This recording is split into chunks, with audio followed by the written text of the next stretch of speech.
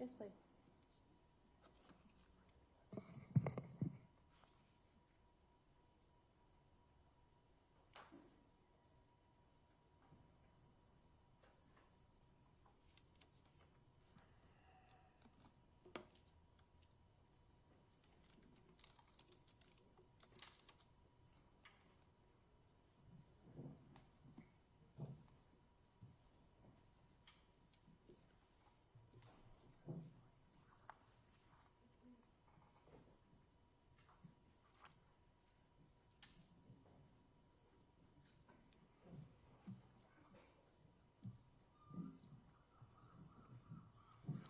Going on the record, calling State of Wisconsin versus Maxwell Anderson, case 24, CF1692, appearances.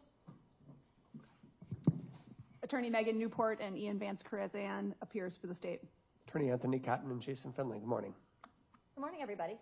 Good morning. So welcome back. Hope we had a lovely evening.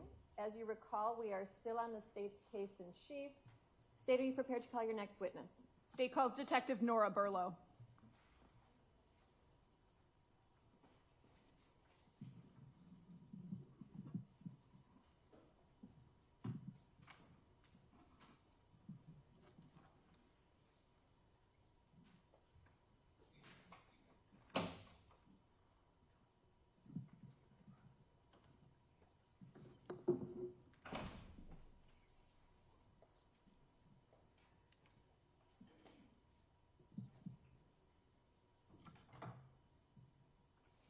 Do you solemnly swear that the testimony you give in this matter will be the truth, the whole truth, and nothing but the truth, so help you God? Yes, I do. If you could please be seated, state and spell your name for the record. My first name is Nora, N-O-R-A. My last name is Donegan, D like David, O-N-E-G-A-N. But I'm formally last name Burlow, B-U-R-L-O. Thank you. Detective Donegan, how are you employed? I'm a detective with the Milwaukee Police Department. How long have you been with the department? 7 years. How long have you been a detective? For about 6 months. Prior to being promoted to detective, where were you assigned and what was your rank? I was a police officer at District 5. Does District 5 encompass the area of 1858 North Commerce Street? Yes, it does. That location's in the city and county of Milwaukee? It is. When you were assigned to District 5, can you explain what your general basic duties on a day-to-day basis were? Sure. We responded to calls for service. We also conducted traffic, foot patrol at times. My partner and I were assigned to the tavern squad or the licensed premise squad, so we had some additional duties of monitoring gas stations and bars and things like that. We also responded to help out with medical emergencies and things like that. Were you working in that capacity on April 2nd, 2024? Yes. Who was your partner that day? My partner was James Terrell. Were you asked to do a welfare check at the address that I mentioned before, 1858 North Commerce Street? Yes. Can you describe what information you received going into that assignment? So my partner and I had actually been in District 7 conducting a specialized patrol that night.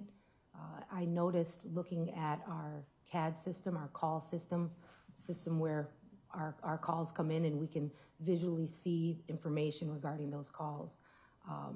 I noticed a call, a welfare check for the address 1858 West Commerce, or North Commerce, excuse me. And upon clicking on that call, it was noted that there had been a suspicious vehicle fire where the owner of the vehicle had tried to be located but hadn't been found earlier on in that day. And it was requested again that officers go back to her apartment and try to locate her. Did you have a name associated with either that apartment or the suspicious vehicle fire at that point? Yes. What was that? Sade Robinson. Approximately what time did you and Officer Terrell make your way to that location? Our shift ends at 3 a.m., but we went at about 4 o'clock. maybe 3:45. And what did you do once there? So prior to getting there, we actually made contact with the maintenance man who lives in the building. And once we were there, he let us in and escorted us up to her apartment. Do you remember his name? Yes, What was it? Eddie Feliciano. Then what happened? He provided us access to the apartment. My partner and I just looked around to see if she was there or if anything seemed out of place or suspicious. Was anyone present inside the apartment? No. What apartment was it? 309. Describe the general layout and your observations of the apartment. It was a studio apartment. When you first enter, there's a bathroom to your left. There's a larger closet to your right. And as you move into the apartment more, there's a kitchenette to your left. And then in front of you is all big open space, a studio. Did it appear to be lived in, like somebody was living there? Describe sort of the contents of the apartment. It actually just reminded me of a college student's apartment. So it was a little messy, but to be expected for someone who's younger. She had a bed. There was a small day bed that was not pulled out, like a trundle, but all tucked in like a couch. And there were lots of purses and clothes and normal for a college girl. And you're referencing somebody younger, somebody that could be in college. Did you know Sade's age at the time that you went to do the welfare check? Yes, so in our call systems, when they give a name, usually there's a date of birth attached to it, or we can also look in our records and try to figure out how old that person is. And do you recall what her age was? I remember early 20s, or not even 21. I think she was 19. When you're in the apartment doing a welfare check like this, are you looking for signs, in addition to looking for someone, are you looking for signs of a struggle or information about what might have happened to that person? Yes, as well as identifiers. Did you locate anything of note that would lead you to believe that something had happened to her? No. And did you find any identification? Yes. What kind of identification? I found a Wisconsin ID in a purse. So nothing suspicious in the apartment at all to lead you to believe that something had happened to her? No. Then what happened? While I located the identifier, my partner did talk to Mr. Feliciano, and once we were done, we left the apartment. My partner and I made note of a few of the surveillance cameras in that building, and then we left and went back to our district and reported to our lieutenant on our findings. Were you able to access the surveillance cameras at that time? No, we were not. How come? Mr. Feliciano does work in the building. However, he is not office staff. He didn't at the time at least have access to the tenant's files or information. Where did you take note of the location of those surveillance cameras? There was one camera in the elevator area, I believe when you got off the elevator on her floor, on the third floor, and then on the first floor, before you, well, I'm gonna start from the outside, actually. So when you first come into the apartment building, there's a camera. As you're walking down the hall, there's another camera. We didn't make it all the way down the hall because it cuts off to that elevator area to go up to the third floor. You could see a camera at the end of the hall on the ceiling, and then in the elevator area, there was a camera.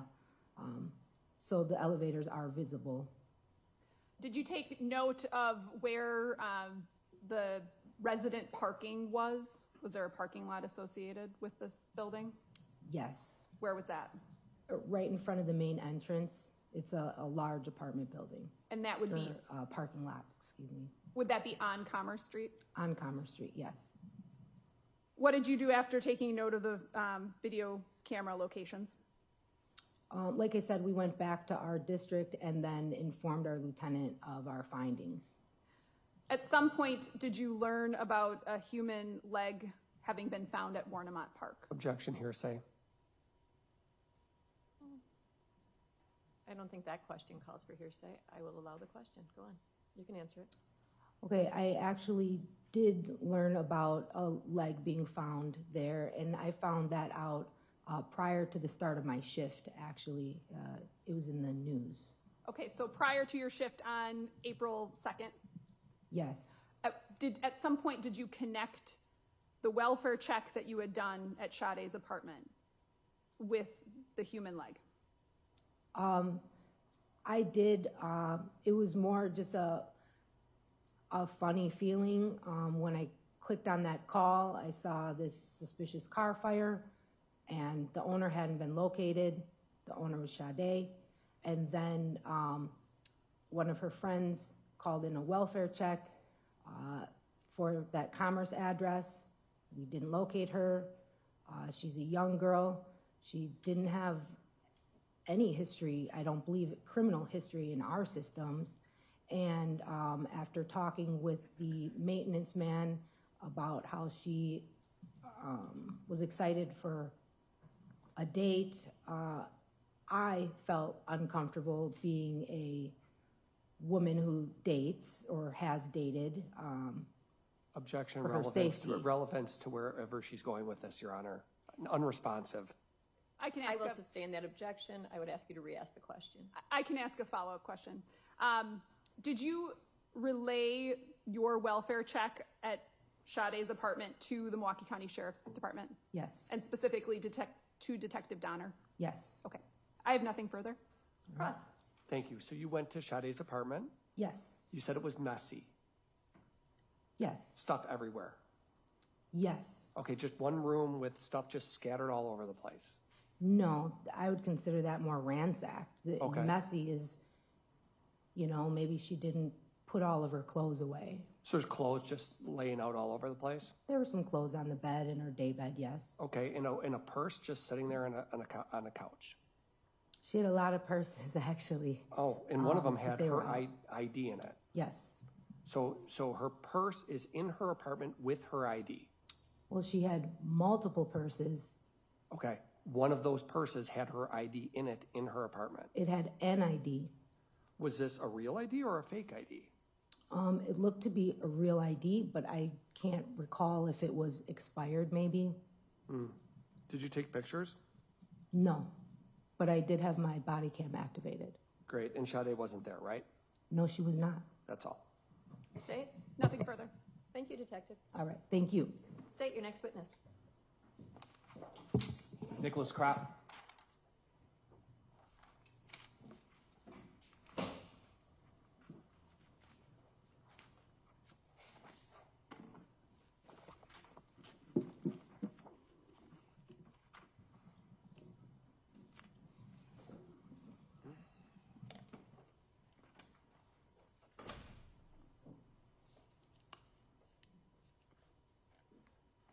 Do you solemnly swear that the testimony you give in this matter will be the truth, the whole truth, and nothing but the truth, so help you God? Yes, I do. If you could please be seated, state and spell your name for the record. Nicholas Kropp, Nicholas Kropp. How are you employed? I'm a police officer with the City of Milwaukee. How long have you been a police officer with the City of Milwaukee? Going on 13 years now. Were you working back on April 3rd, 2024? Yes. What was your shift that day, and did you have a partner? Yes, I had a partner. It was Markel McKinley, Markel McKinley, and we were working day shift, 8 a.m. to 4 p.m. that day. On that day, were you assigned to conduct an investigation into a possible missing person? Yes, I was. Were you provided the name of Sade Robinson for that person? Yes.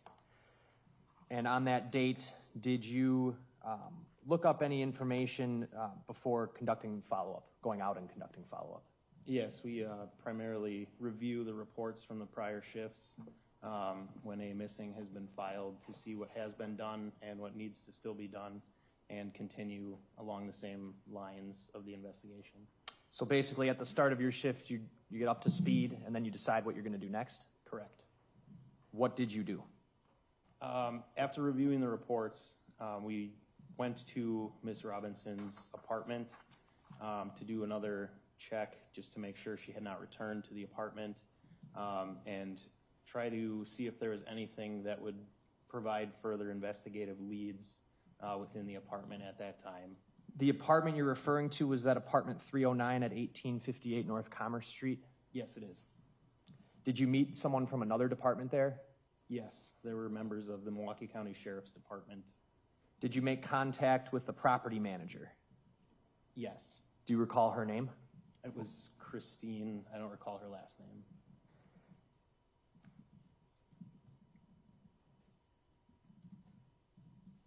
When you made contact with Christine, did you also speak over the phone to someone else who worked at the apartment complex? Yes. And did you gather basic information about Sade that the apartment had?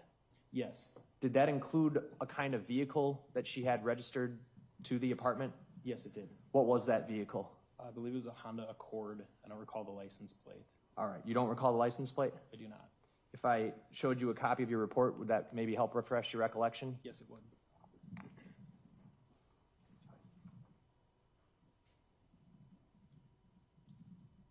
Just going to have you read right here silently to yourself, and then tell me when you're done. Okay. Do you recall what kind of car that was listed as Sade?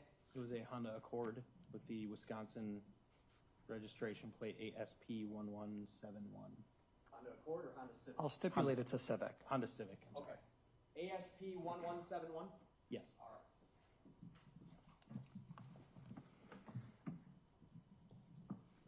After getting that information, did you go to her apartment?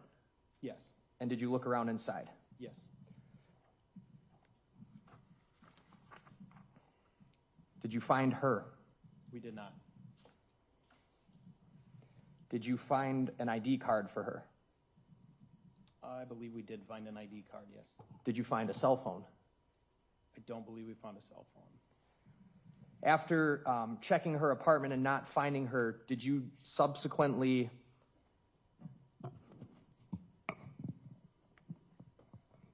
try to see if you could access the surveillance video from the 1858 North Commerce Street building? We did. My partner primarily did more of the surveillance video, but I did view parts of it, yes. Okay. So the cameras were functional. Correct. And do you recall what, if anything, you saw on those cameras? There were cameras that showed portions of the parking lot and the entry and exit to the apartment building, and there was a portion of the video that did show Ms. Robinson leaving the apartment.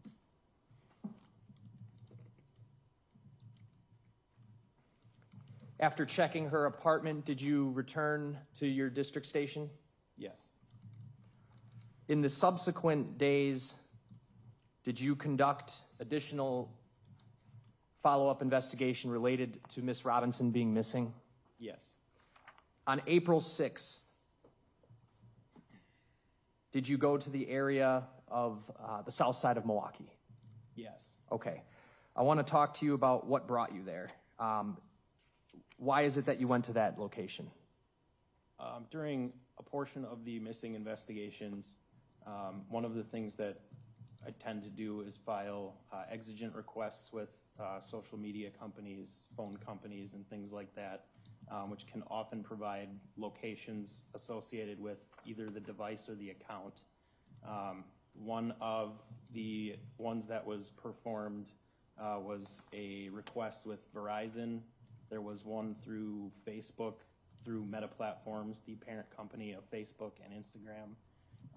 And through those requests, we were able to determine approximate last locations of connections from the phone number associated with Ms. Robinson, as well as the Facebook account and some Gmail and Apple accounts as well.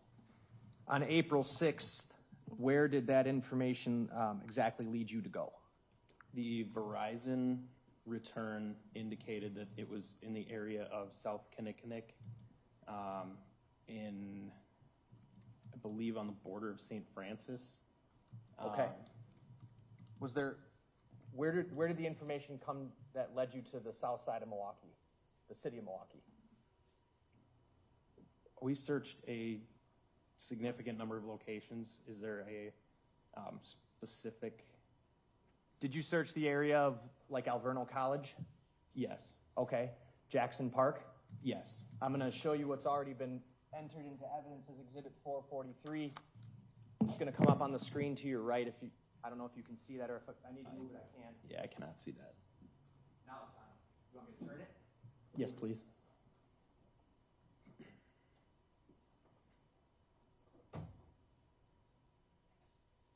You able to see that? Yes. All right.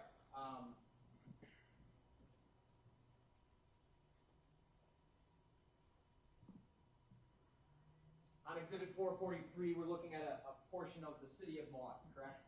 Yes. In the middle here, the street going across is West Oklahoma Avenue, correct? Correct. The main street to the south would be Morgan Avenue, Correct. and that's where Alverno College is, and we got 43rd Street right here, correct? Correct. So did you search the area of Alverno College? Yes. And what areas did you search, and what did you find, if anything? We searched an area along the entry to Alverno College. We did not find anything there, and I believe that search was based off of points off of an app provided by a friend. Okay. So you would have gotten that information as it was briefed to you, as it was provided to other members of law enforcement? Correct. Understood. Then you also, did you indicate you searched the area of Jackson Park? We did search the area of Jackson Park. What did you do there? I believe most of these points, where the points shifted, it was in the area of waterways, which was consistent with other information that we've been given prior. So we did search most of the marshy areas and kind of wetland areas near a lot of the the waterways and such. Did you find anything in either of those locations? We did not. And lastly, before I move on, in the middle of this, right here would be 39th Street, correct? Correct. Okay. This street here is Euclid, fair? Yes. Okay. That would have been basically right in the middle of the two places that you were looking. Yes, that's correct. Thank you.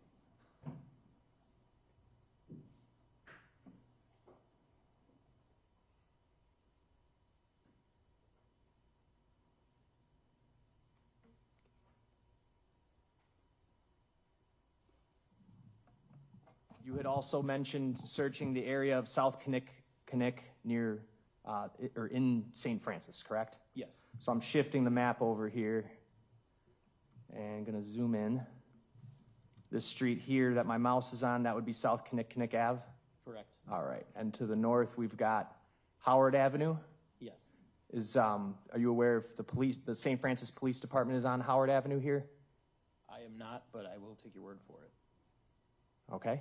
And then on the bottom here, we've got Layton, correct? Yes. Is this about the area you searched in St. Francis? I believe that's the general area, yes. All right. What did you search in St. Francis? So the point that was provided to us from Verizon was a cell phone tower. It gave a specific address, and the return indicated that it was approximately 1/3 mile, I believe it was southeast of that location. So my partner and I went to the area of that tower and conducted a search of the area. In the general area, approximately 1/3 of a mile from where that tower was located.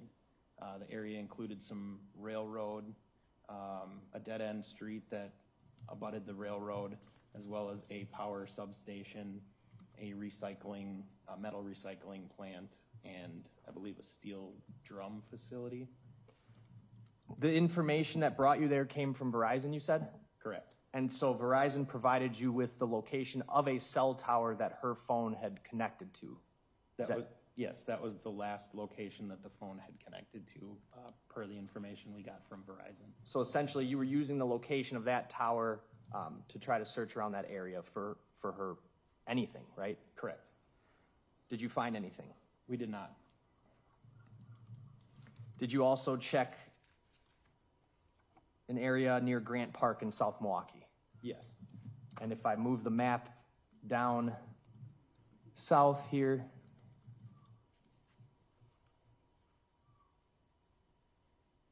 we've got College Avenue is this street here where my mouse is that right? Correct. Okay, and then Grant Park would be this park that I'm kind of circling here, right? Correct. And then if you go just north of that, you have Warnemont Park. Yes. Okay. What part of Grant Park did you search, and tell us what you found, if anything? The day that we went to Grant Park, we were searching for, again, points that were obtained from one of those requests. And the areas that we searched included a lagoon, the South Milwaukee Lagoon, which is in that park. There's also a downstream portion near the lagoon where there's a river, and there were a handful of people that were fishing that day that we asked if they had seen anything kind of out of the ordinary, and they indicated they had not. This was all done on April 7th? Correct. Want to move ahead to April, staying on April 7th, did you also have information through the records you were requesting that the phone had potentially traveled into the River West area of Milwaukee? I believe that information came from the app provided by a friend as well, but there were points along Humboldt Boulevard from approximately North Avenue to Capitol, I believe. And Humboldt, again, in that area is fairly close to a river, which was kind of consistent with the waterway portion of the investigation that we had been investigating. All right, and I've moved the map here. Is this the area on the screen that you're talking about? Yes, it is. At the top here, we've got Capitol Drive. Is this the street that's going across the top? Correct. And then right about the middle of the screen here, we would have Humboldt Boulevard. Correct. There's a number of parks in this area that seem to border the Milwaukee River, fair? Yes. One of those is Pleasant Valley Park here. Correct. All right. And if I go down, there's Gordon Park. Yes. Are there others that you searched? We didn't necessarily define it by which parks we searched. It was kind of just the area between the roadway and the waterway. So it would be, I guess it would include Hubbard Park as well, as we went kind of all the way up to Capitol. Okay. So when you say you went from the river to the roadway, are you talking about the roadway Humboldt? Yes. And there are some other side roads, portions of it that extend to the east from Humboldt that get a little bit closer to the waterway. So we would have gone from whatever the closest road was down to the waterway at that point. And again, you're doing this with your partner? Correct. Okay. That day, did you find anything? We did not.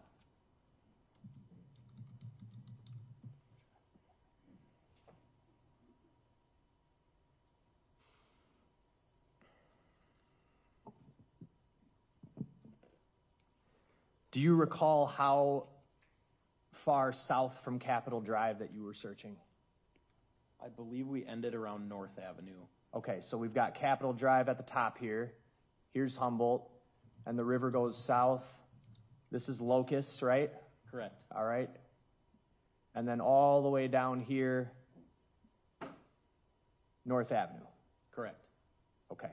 So that stretch of river, that's what you were focused on. Is that fair to say? Yes. As well as the streets between Humboldt and the river? Correct.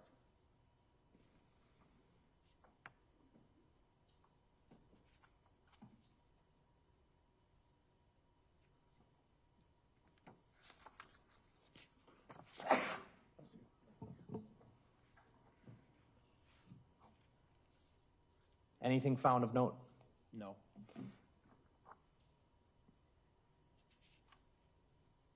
Did you participate in any searches of Warnemont Park? Yes. In what capacity? I'm also a member of the Milwaukee Police Underwater Investigations Unit. that is our dive team. We did respond out to Warnemont Park. I believe it was about a week later to attempt dive operations in trying to locate any evidence of the missing or homicide that may have occurred. Would April 15th sound about right? Yes. Okay. How many people were on the dive team that went out with you? I don't recall the exact number. I believe we are at about 12 to 15 people, but not everybody was there that day. And what area of the shoreline did you search? Can you describe that? There is a kind of almost hidden beach that is at the end of a pathway that goes down to a waterworks area. We searched nearly half a mile of shoreline. I believe it was slightly less than that, but it was kind of the fairly accessible area if you had gone down that entry to the waterway, or I'm sorry, the waterworks facility. That would have been the City of Cudahy pump station? Correct. Okay. And you went there, I assume, because that's where you had known the leg had been found? That's correct. Anything found? No.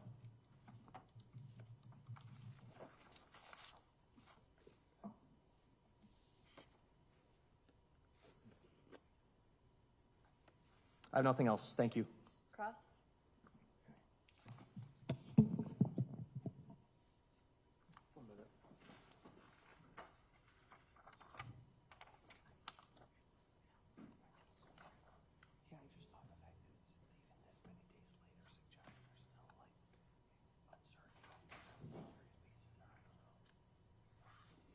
Yeah, just briefly, Judge.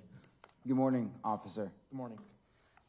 So you just testified about kind of your role in the investigation. The first thing you zeroed in on was her location data from, was it Verizon? That was one of them, yes. And that's why you explained that you had searched all those various parks along the river, correct? I believe the parks were all from the app provided by a friend, but that was one of the set of data points that was involved in the investigation. And you're searching with your partner, correct? Yes. And are you two on foot or on bikes or what? We were on foot.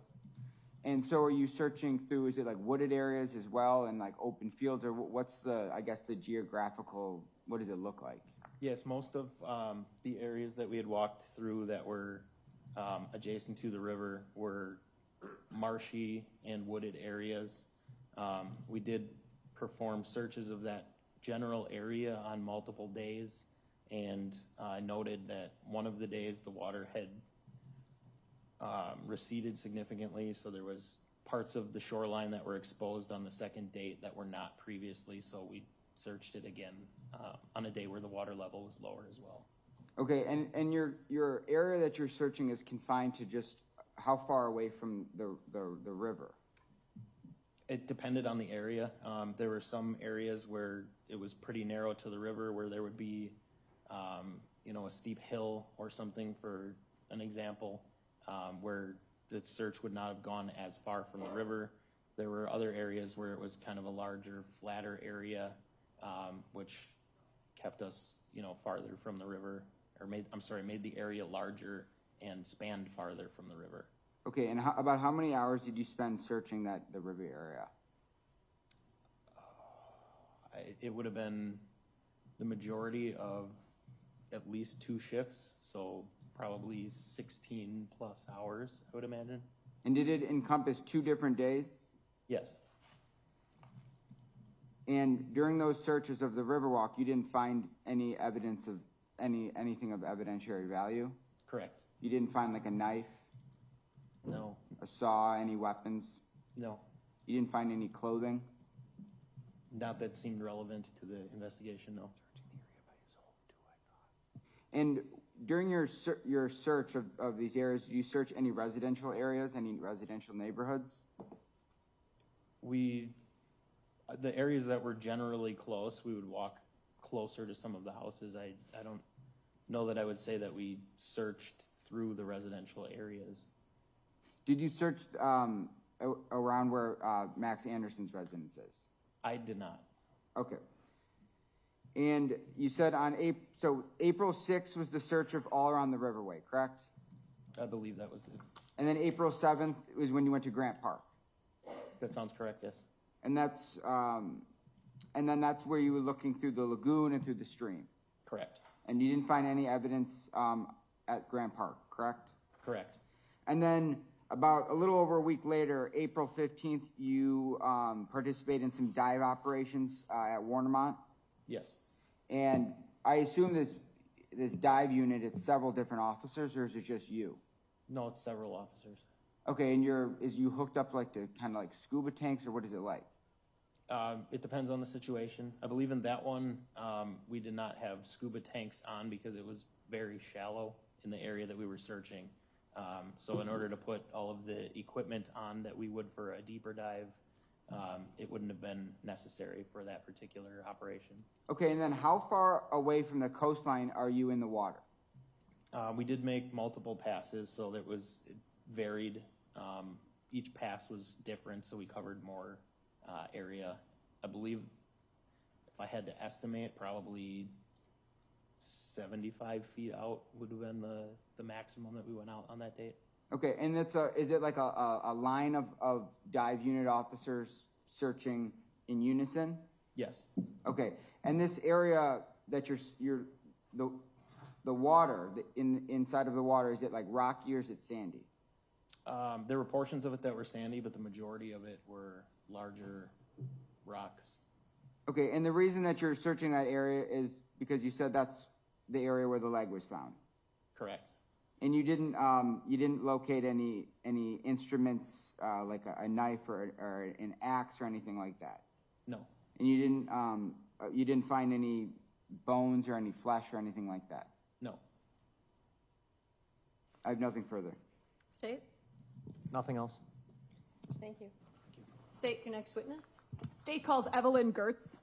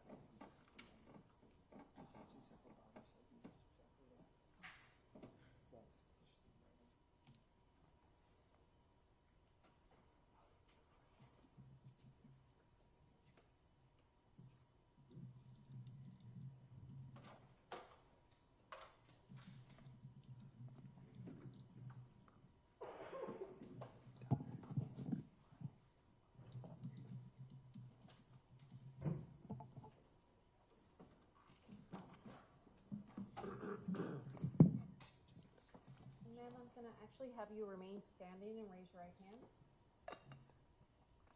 Do you solemnly swear that the testimony you give in this matter will be the truth, the whole truth, and nothing but the truth, so help you God?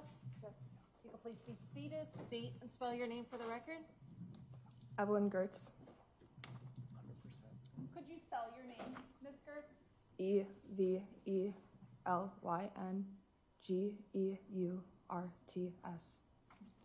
Did you know Sade Robinson? Yes, How did you know her? she was my friend How long had you known her? for about a year. In addition to being friends, did you also work together? Yes, Where did you work? at the Wisconsin Club. What's the Wisconsin Club? It's a membership club. People have dinner there. There's events there. I was a banquet server with her. So a waitress? Yes, Okay. How long had you and Sade worked at the Wisconsin Club together? for almost a year. In addition to working together, did you socialize outside work? Yes. Can you describe some of what you would do for fun? Sometimes she would just come over to my house. A lot of the times we would just work on homework together, stuff like that. One time I went to a work event with her at Pizza Shuttle. Were you also aware that she was working at Pizza Shuttle? Yes. So in addition to the Wisconsin Club, she was working at Pizza Shuttle. Yeah. You described that you would do homework together. Were you both students? Yes. Where was Sade a student? MHCC. Do you know what she was studying? Something with criminal justice. Were you in school with her? No. Can you describe Sade's personality? Very kind, very welcoming, very understanding, very strong, very smart, hardworking. Probably just the strongest, kindest, most charismatic person I've ever met. Is this hard for you today? Yes. In addition to being friends and co-workers, did Sade also share location information with you? Yes. Can you describe how that was shared? Through Find My iPhone. Was there something called 360? I didn't have that with her. Okay, but you're aware of what that is? Yes.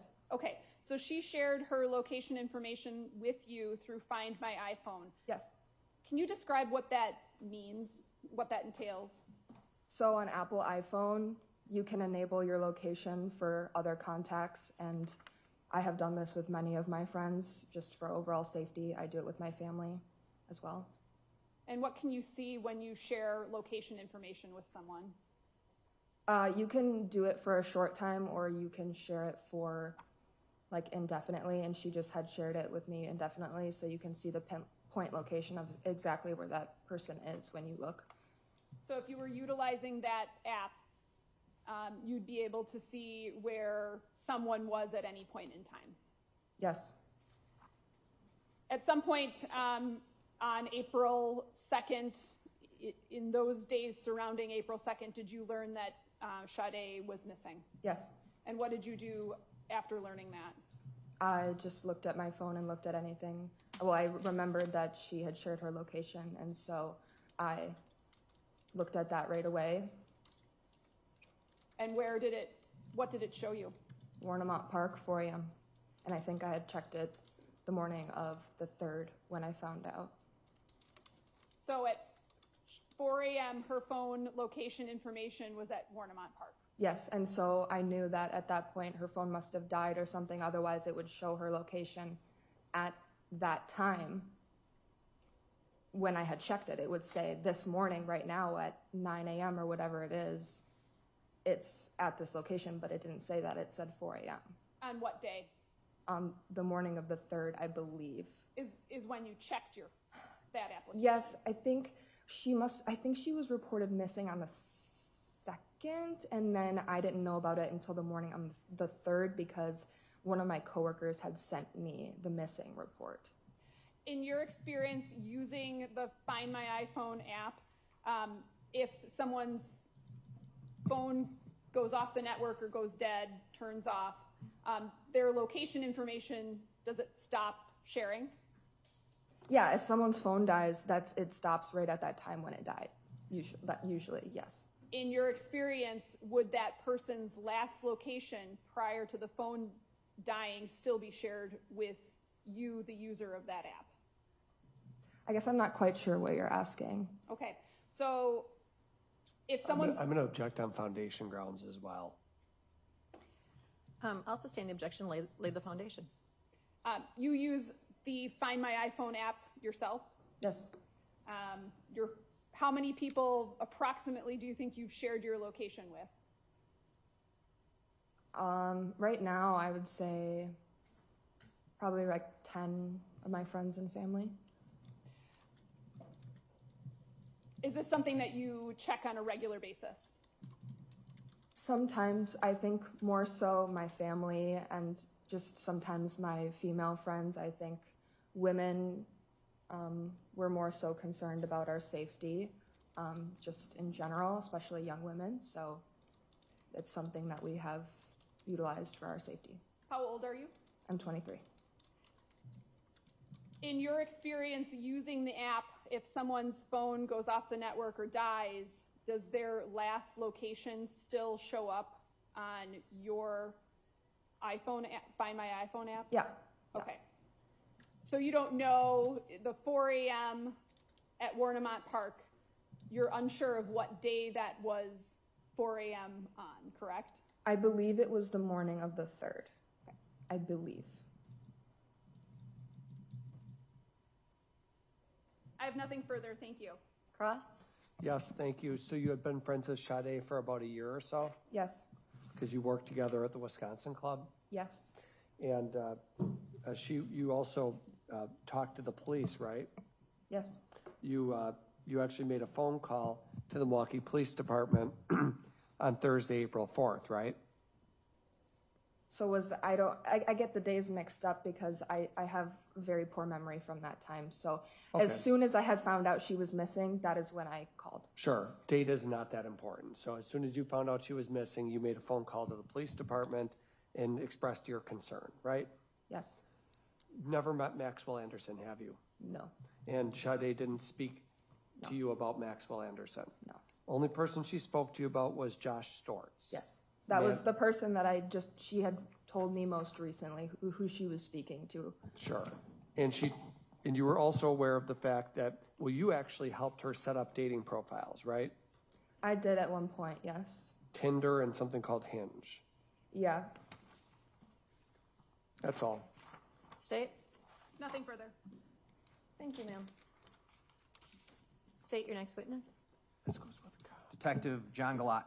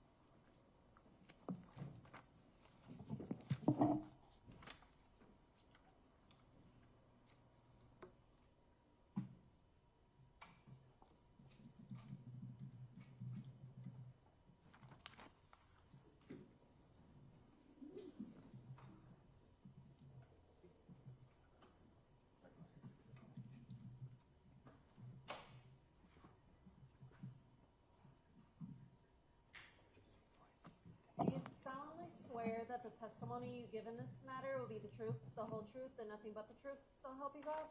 I do. If you could please be seated, state and spell your name for the record.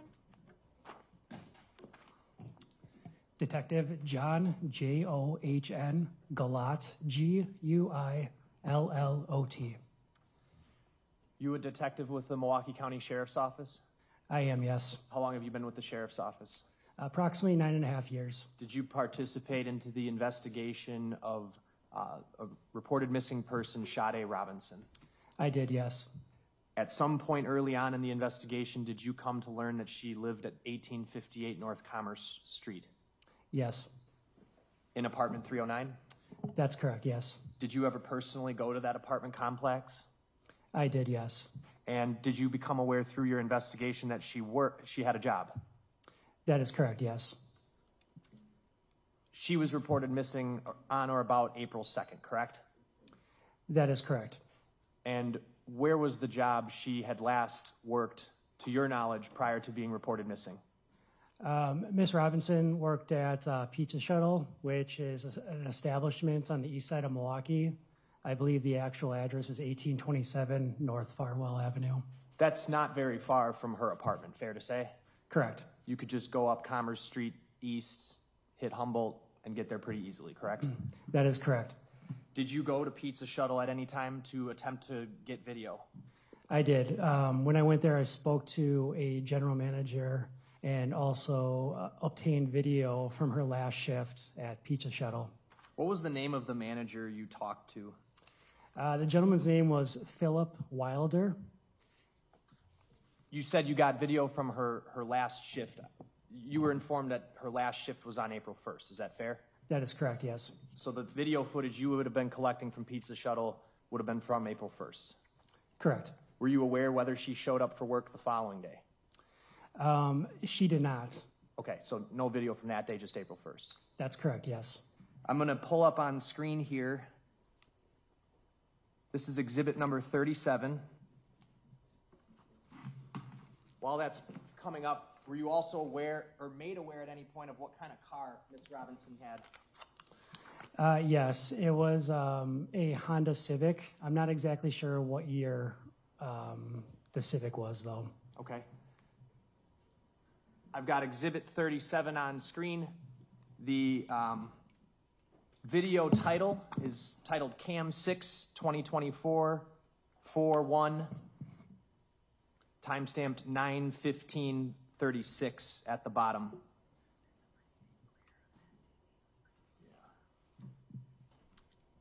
Are you guys getting a glare?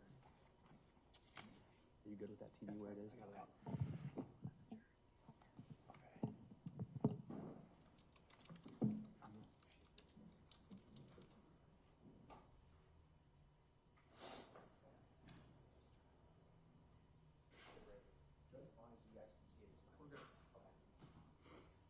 Okay, detective, what are we looking at?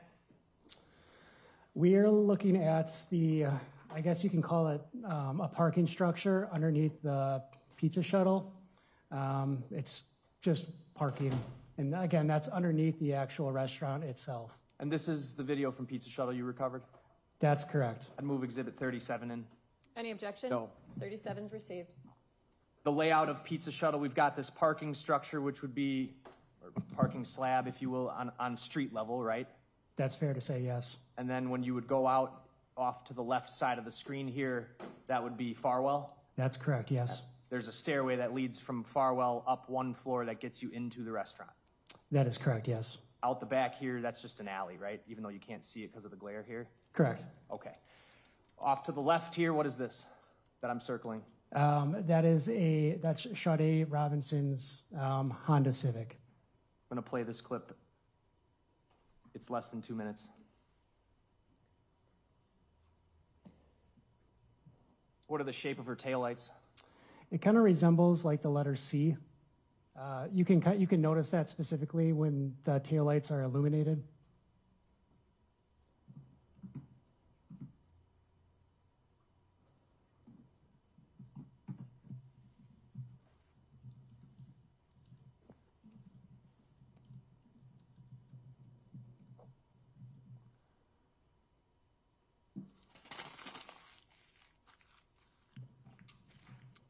Is that her getting out? That is correct, yes. Nobody else gets out of the car? Correct. All right. And the direction she's walking would be to get to the staircase to go up to the restaurant? Correct. Stop that clip at 50 seconds. I'm next going to play camera 3 from the same timestamp. I'm going to advance the video to 50 seconds.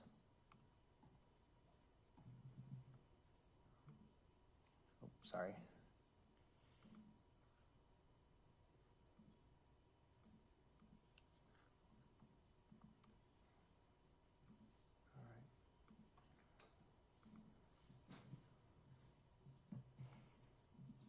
I'm just going to use the fast forward here to get to 50 seconds, but while that's happening, Detective, this is essentially the staircase we were just talking about, right? Correct. So essentially, you have the parking structure on the bottom. You walk out towards Farwell Avenue, and those staircases that you see to the left are essentially what you walk up to enter into Pizza Shuttle. This would be right after she left her car. That is correct. Are you able to tell or provide a description of her clothing? Yes, Ms. Robinson's wearing what appears to be blue jeans. They appear to be having some kind of cuts in them. And then she has a black puffer jacket and then some type of white shirt. All right. Sort of like a cable knit sweater? Yes, that's correct. What kind of coat? I would classify that as like a black puffer jacket. Shoes? White in color. And she's carrying a large purse, correct? That is correct, yes. So she arrives at work at around 9:16 in the morning? Correct.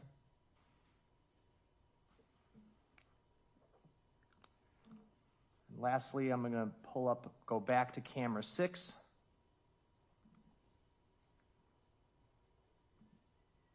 This is camera 6 at 16:57:37 on April 1st, 2024. So this would be what? Again, camera of the parking area of Pizza Shuttle. And that you can see, currently you can see Miss Robinson's Honda Civic. What time is this at? 16:57. So just before 5 p.m.? That's correct, yes. Okay. Playing this clip, it's 2 minutes, just over 2 minutes. I'm going to fast forward here.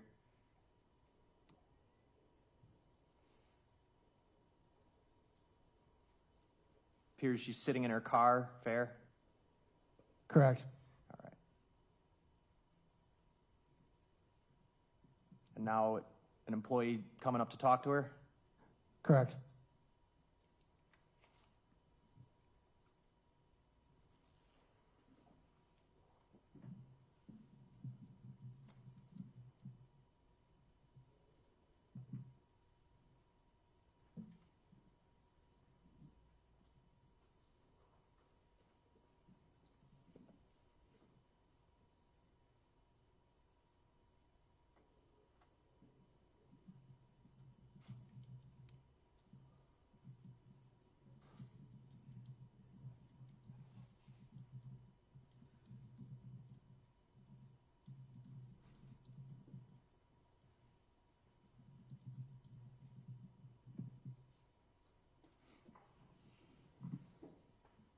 Clock just past 5 p.m., right? Correct. And her taillights come on. She's pulling out of the spot, correct? That is correct. Employee waving bye to her. Correct.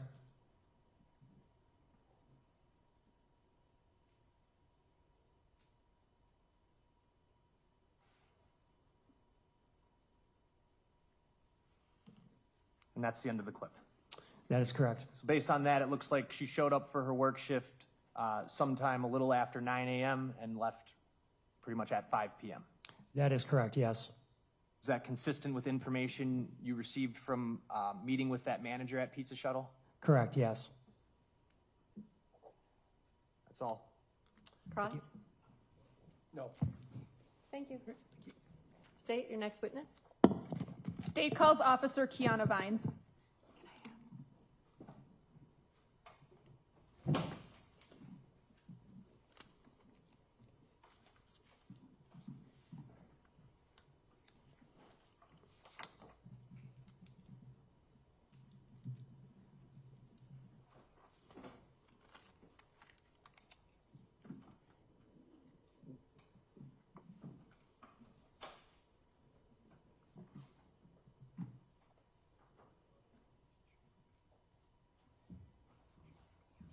Do you solemnly swear that the testimony you give in this matter will be the truth, the whole truth, and nothing but the truth, so help you God?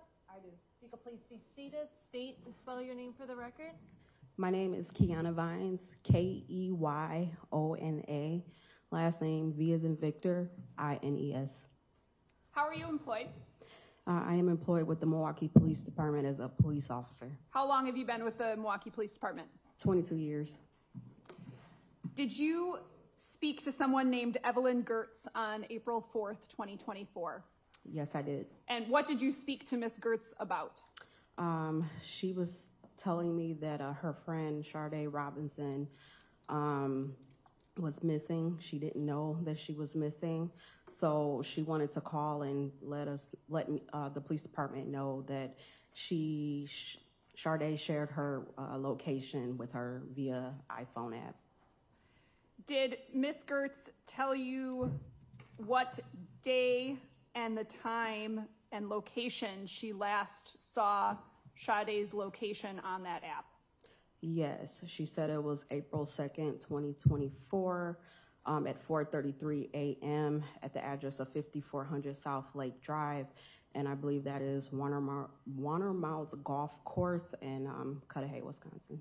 I have nothing further, thank you. Cross? No. Thank you. Thank you. State your next witness. Alana Fisher. Anyone need a break on the jury? You're You're okay? Awesome.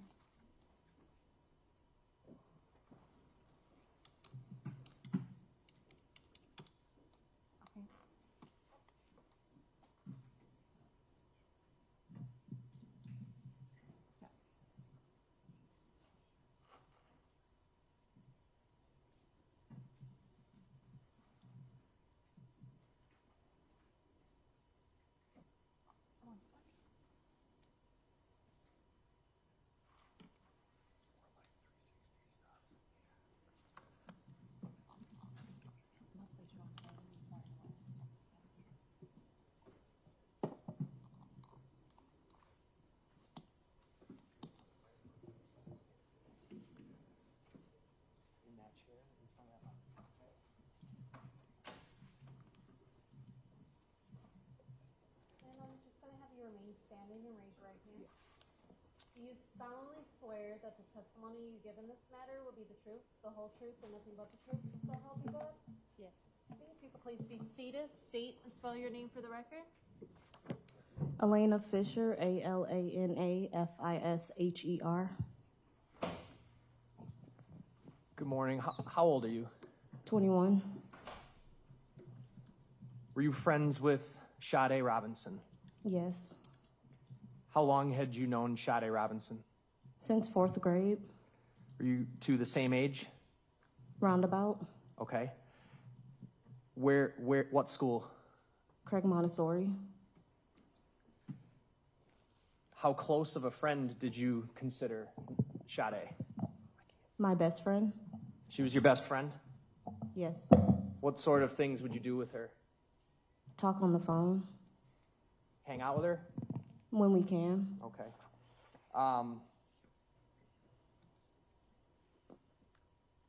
Did there come a time in April of 2024 where you contacted law enforcement because Sade was missing? Yes. Can you tell us how you came to find out that Sade was missing? I was at work. I checked my phone. My cousin asked me if I was okay. I called her. And then she said that she saw something on social media about Sade went missing. And then that's how I found out. This was around the beginning of April of 24, right? I can't remember the exact date, but Sure, fair enough. Do you recall how long prior to that you had last seen Sade in person? I can't remember. The last time you hung out?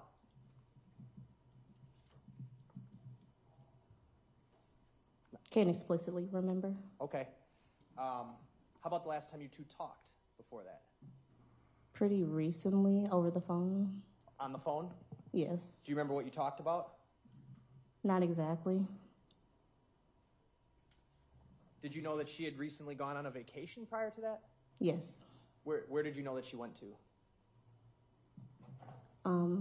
If I remember, that's when she went to her Jamaica trip. Okay. You found out about that from her directly? Yes, we were on the phone when she was on the trip. Had you talked to her from the time she got back from the trip up until the time she had gone missing? Yes. On the phone? Yes.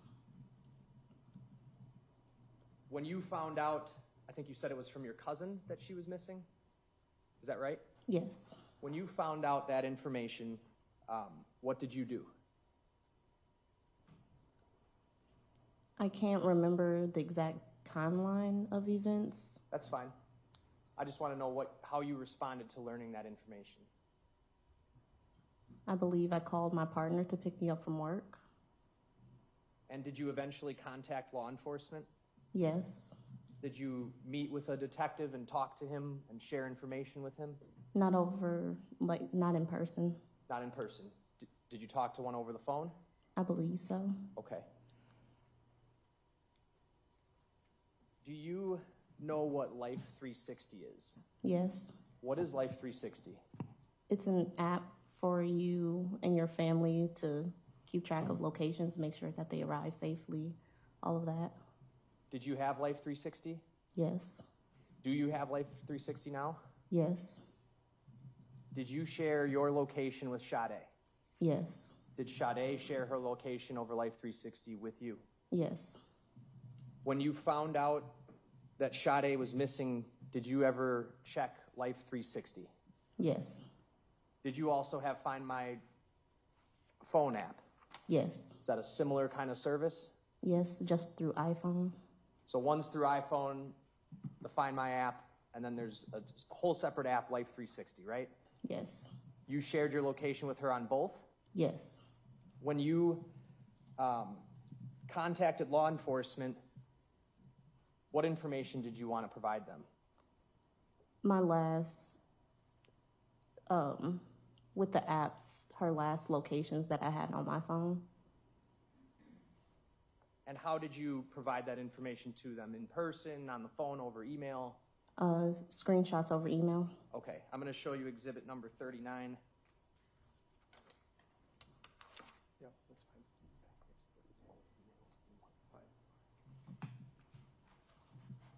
All right, I'm going to hand you exhibit 39. It's a stack of papers. Just looking at the very top. Do you recognize the first page? Yes. What is on the first page? Me contacting the person to say, hi, I have information. This is an outgoing email from you to a detective? Yes. And the detective that you emailed, what was his name? It looks to be Detective Brian. Okay. I'm going to move up a little bit here. About halfway through the packet, did you send another email? Yes. And was it to the same detective? Yes. What was the content of both of these emails? What were you sending him? Information related to her whereabouts that I had. From those apps? Yes. Both of them or just one? Well, I see the first one says Life 360 and Find My. Okay. Can I see the second? Sure.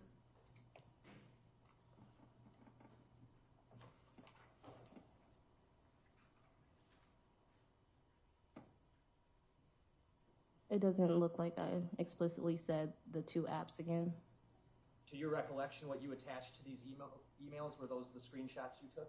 Yes. And is that what Exhibit 39 is showing? If you can page through it if you'd like to.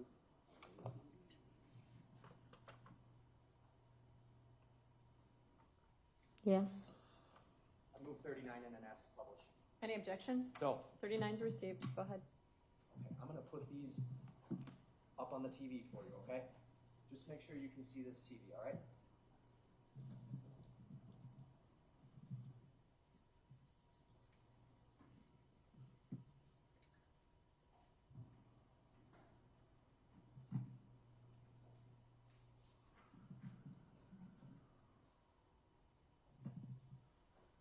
Okay, Elena, the first page that we're looking at here, are you able to see that on the screen next to you?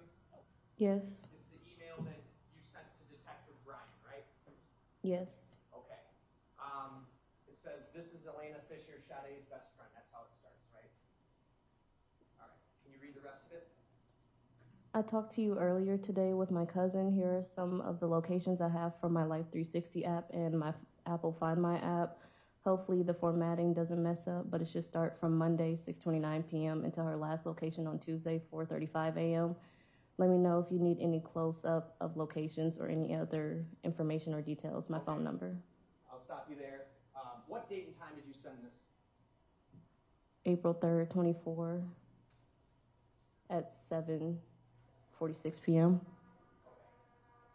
I'm going to go flip to page 2 here. This is a part of a screenshot you sent, correct? Yes. What app are we looking at here? Life 360.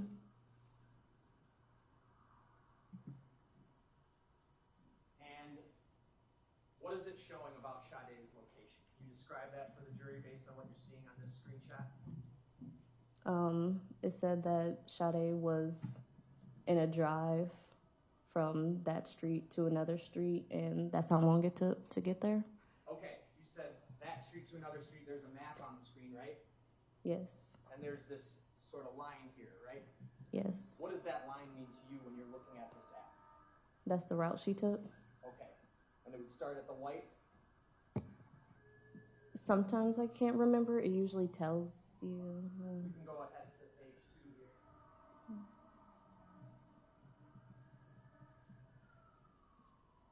It says drive details, right? Yes. And where does it say that she drove to and at what times? She drove to 1137 North Water Street at 6:30 and arrived at 6:35 p.m. So basically a 6-minute drive, and on the previous page, that's the route she took. Yes. Fair to say? Even tells you the top speed, right? Yes. 38 miles per hour? Yes. This would have been from April 1st, is that right? I'm not sure. Okay. We're going to go to the next page here. You sent a screenshot of another drive, is that right? Yes. A little bit of a glare, I'm going to see if I can break this. Does that make the route clearer? Yes. What do you know from looking at this screenshot about this drive? That she took another drive. At what time? 9:06. Ending at what time? 9:28. If we go to the next page, does it indicate where she went from and where she went to? Yes. Can you read what times and where? 1215 North Water Street at 9:06 to South 40th at 9:28. Top speed was what? 69. And if you go back to the previous page, are you familiar with the freeway systems in Milwaukee? Not exactly. All right. From looking at this, does it look like she used the freeway, or are you not able to tell? I would assume she used the freeway, but Why are you assuming that?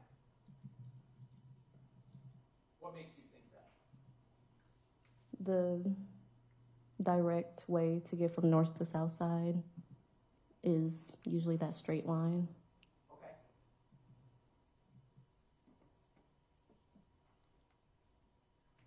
Go to the next screenshot. This one kind of goes across 2 pages, so I'll actually start at the second page. What are the trip details telling us about here? That she was at South 40th Street at 12:48 a.m. to 3335 North Gordon Place at 1:38 a.m. And that white dot where the beginning of the trip, the map, the cutoff piece of the map here at the top of the page, that white dot I'm pointing to right here, correct? Yes. Okay. Right under where it says Jackson Park. Do you see that? Yes. Okay. Then going back to the previous page.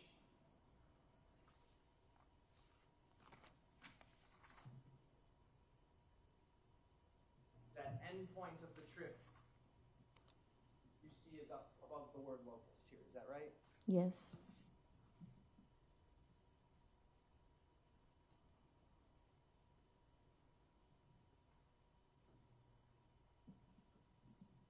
So that trip ended at 1:38 a.m. And then on the next one, did Life 360 notify of another trip? Can you repeat that question? What I have on the screen right now is this another trip after the one we just talked about?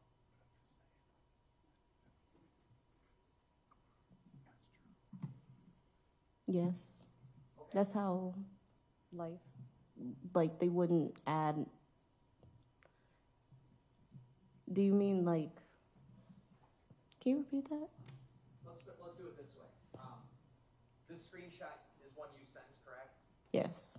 What are we looking at here? What is this screenshot showing us? Or showing you? A trip. All right. What time does it say that the trip began and ended? 2:01 to 2:53.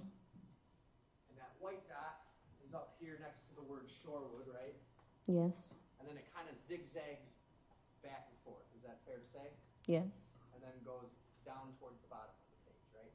Yes. All right. And then if we go to the next page,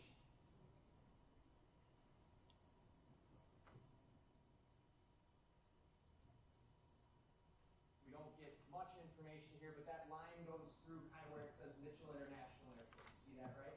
Yes. And then it goes up north again. Back to the previous page, do you see at the bottom of the screen where the trip ends? Cudahy? Okay, that dot at the lower right side, is that what you're talking about? Yes. And to reiterate, Life 360 was telling you that this trip ended at 2:53 a.m. Is that what that says at the top? Yes. Thank you.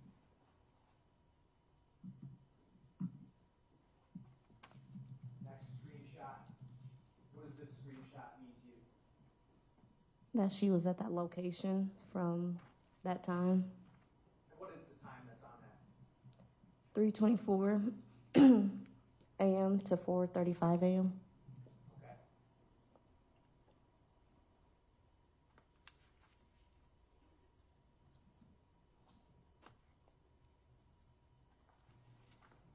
And the next page, that would just be the location details from the previous page, right? Yes. This is different. This isn't showing us a trip, right? No. It's showing us what? The location she was at. Okay. The next page. This one looks a little different. What are we looking at here? The Find My app. So the ones we were looking at before were Life 360, Yes. and this is Find My. Yes. This icon right here, it's a photo of Sade, right? Yes. That's how it appears when you pull up the Find My app and search for someone? Yes. It depends on if you have the contact photo for that person. You had Sade's contact photo, I take it? Yes. And that's why it's showing up here? Yes.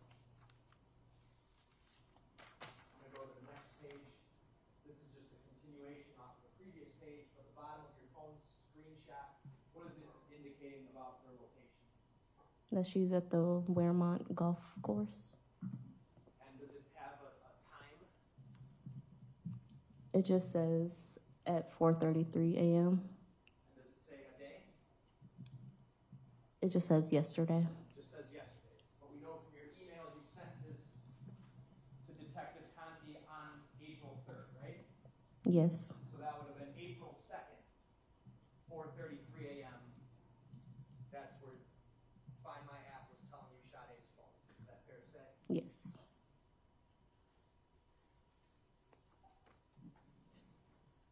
This is the second email, right? Yes. And you sent a few more screenshots, right? Yes. What made you want to send more?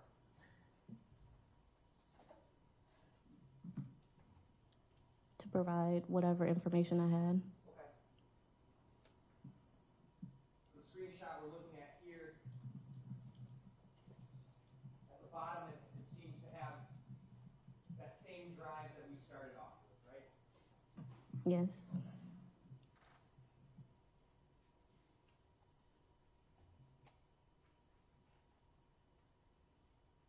It also indicates that she made a 3-mile drive from 4:55 p.m. to 5:04, right? Yes. And if we go to the next page, we're moving ahead 9:06 p.m. to 9:28. It even tells you phone usage, right? Yes. This time frame would talk about Sade's 9-mile drive that she made from those times. Yes. And the map, are you familiar with what part of town is on the map here? Semi. Okay. What part of town is it, in your own words? Downtown East Side. Do you recognize what this is?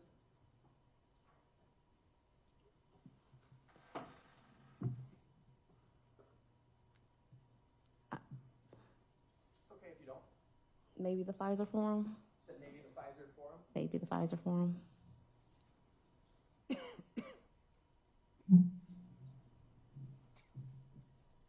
Next page, just more details about that trip, right?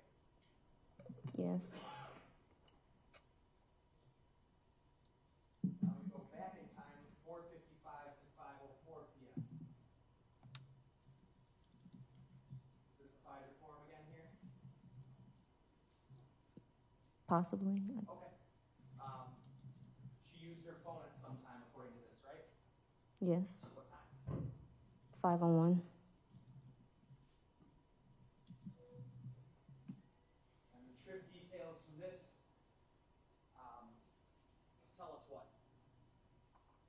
That she went from 1619 North Farwell Avenue at 4:55 p.m. to 598 West Canal at 5:04 p.m. Top speed? 38. Says hard braking 1. Yes. Do you know, are you familiar with the area of 1619 North Farwell Avenue?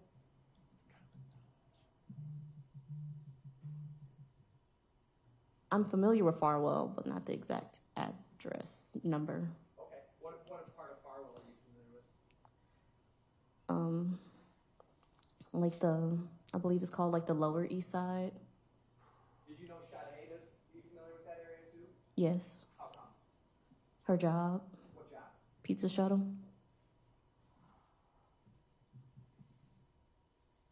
Next page. Just a screenshot from that trip, right? Yes. Next page. This is part of that last page, right? Same screenshot. Yes.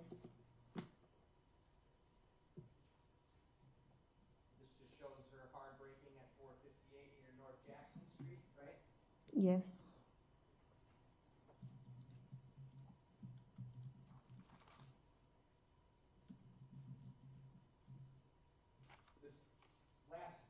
This screenshot that I have up here, is this Find My or is this Life 360?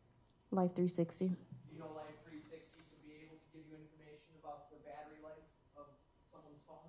Yes. Okay. Why don't you tell us what we're looking at here in your own words? That she did a 29-mile trip from 2:01 to 2:53 a.m. That her battery was low, so what it shows is that low battery drive detection is disabled, so some of the features start to, and then that she was at 3335 North Gideon Place from 1:38 to 2:01, and then from 12:48 to 1:38, she did a 10-mile trip. All right, if we go to the next page would show that 10-mile trip began near South 40th Street, correct? Yes. At 9:28. Yes. And in those trips, according to the screenshot, her phone's on low battery, right? Yes. Can you repeat what you said about, or explain what the app does when your phone is on low battery, from what you understand? So when it's low battery, because I know it's a different subscription that you have to have that I don't have currently, but some features get disabled, most likely as like a battery saving feature. Okay.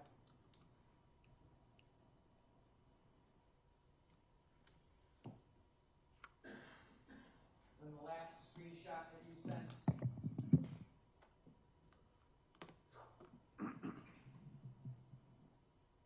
Says Tuesday, near 5152 South Sheridan from what time?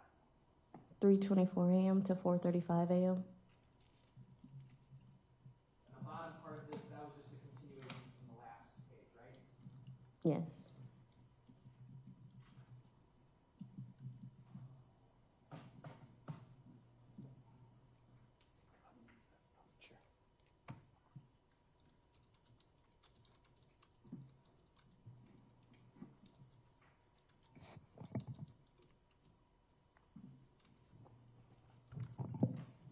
after that 4:35 a.m. location from Life 360, were there any future notifications for you from where her phone was through either app that you used? No. That was the last one? Yes.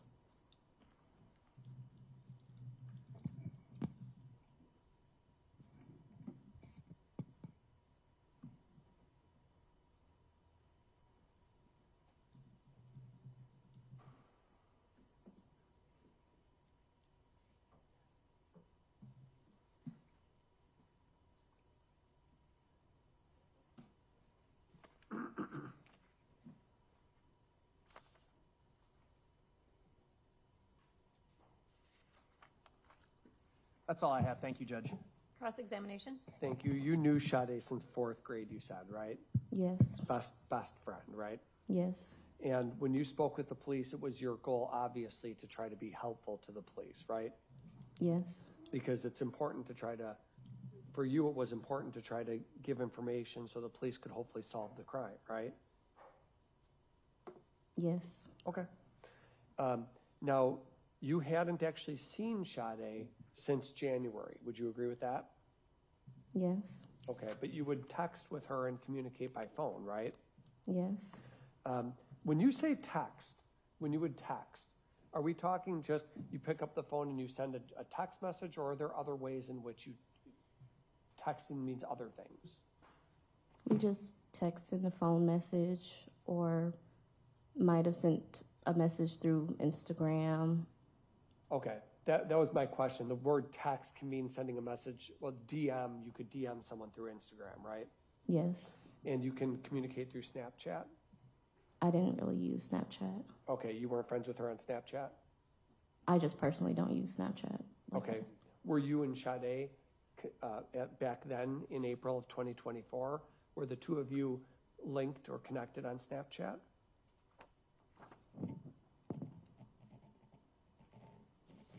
I believe so. I just don't typically use the app, so. Okay. Facebook is another way to message someone? I don't use Facebook. Okay. Now, because you were friends with Sade, you knew that she lived over on Commerce Street in that apartment building, right? Yes. And you had been over to her apartment, hadn't you? Yes. Now, do you guys talk would you talk every day, or how often would you talk or text with Sade? Relatively often. Yeah, daily? Sometimes daily, sometimes once a week, depends on how busy. Okay, and this Life 360 app, when Sade elected to use it as a tracking service, she provided you with the information so that you could keep tabs on her whereabouts. Isn't that the idea? Yes. Who else did she provide that access to? I'm not sure. Never told you. I'm not sure. Okay. So when you look at Life 360, when you open up the app, can you see all the different people with whom she's sharing her location? No. All it shows you is where she's going or where the phone is going, right? Yes. Very good.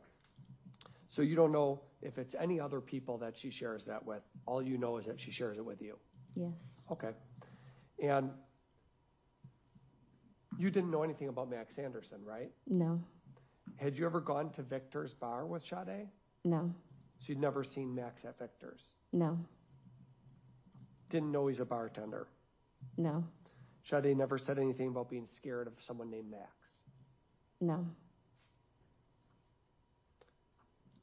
But Sade would talk to you about, because you're friends, Sade would talk to you about various dates she was going on and various men she was seeing, right? Yes. That's a common thing to talk about amongst friends, right? I met this guy, I met that guy, right? Yes. This guy's creepy, this guy's weird, this guy's nice, this guy's mean, that type of stuff, right? Yes.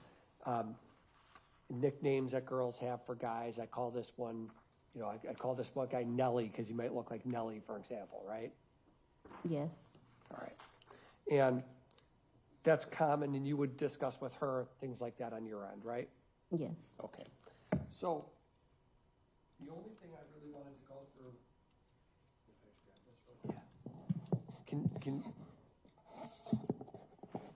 I just wanted to show you these records right here. Is this how you did it? Zoom it in, right? Okay. Thank you. This is Exhibit 39, Judge, for the record. And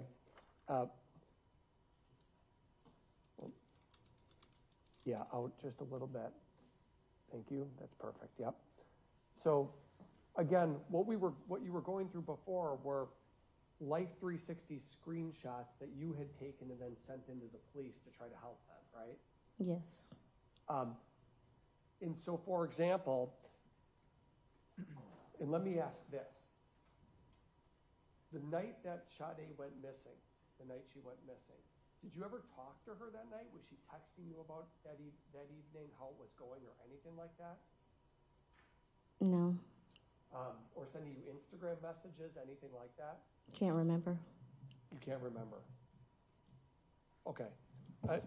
If she had been messaging you, you would have wanted to turn that over to the police because that would be important, right? Yes. All right. So what we have here, for example, is just a map of Sade's 2-mile drive, right? It says at the top, Sade's 2-mile drive, right? Yes. And shows the Menominee Valley, and then shows some place off of Juneau Avenue. But it doesn't tell you didn't have any idea where specifically she was going, right? No. Did you know, for example, if she was going to the Twisted Fisherman? Did you have any idea? No. And then when we see Sade's drive details, Clybourne Street to Water Street, you're familiar with Water Street, right? Semi. Semi. Okay. Well, it's a street that has a lot of bars on it. You know that, Yes. right? And that was a place that Sade would go periodically, right? Not sure. And then here, I know the state went through this with you, but again, it shows a 9-mile drive from Water Street right down to 40th Street, right? Very precise. Doesn't it? Yes. And it even shows, when you're looking at it in real time, it shows a starting location and a specific endpoint, right? Yes. And you didn't hold anything back from the police, right? You gave them every single thing that you had. Yes. And then the state was going through the reports with you, but there's a variety of places that Sade's Life 360 app showed her going that evening, right? There's numerous trips. Yes.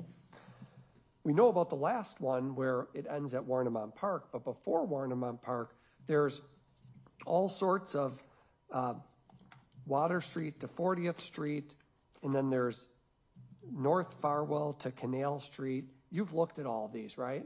Yes.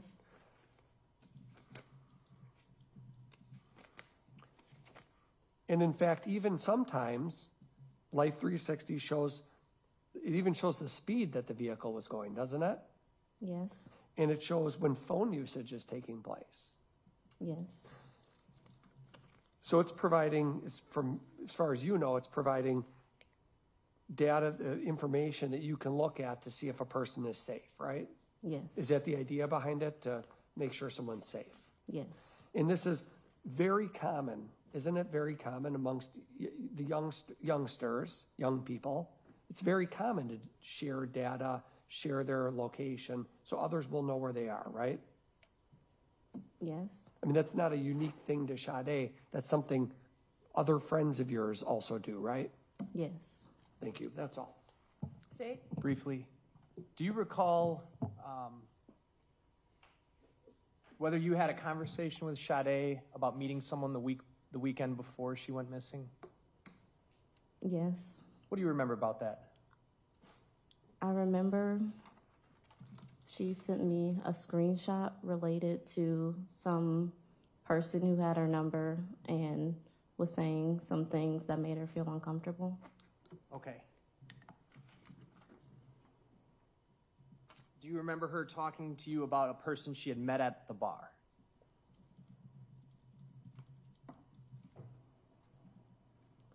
I I can't remember the place, but I remember she met somebody. Would that have been the weekend prior? Like with the dates, I can't remember the exact dates. I just remember before this incident, she told me about some person who was. That she met at a bar? The bar part, I can't remember. Okay, nothing else. Cross? No. Thank you, ma'am. You may step down. Thank you. Okay, anyone need a break at this point? It's 10:40. Okay, we're gonna take a bathroom break for like 10 minutes and then we'll bring you right back. Please leave your notebooks on your chairs.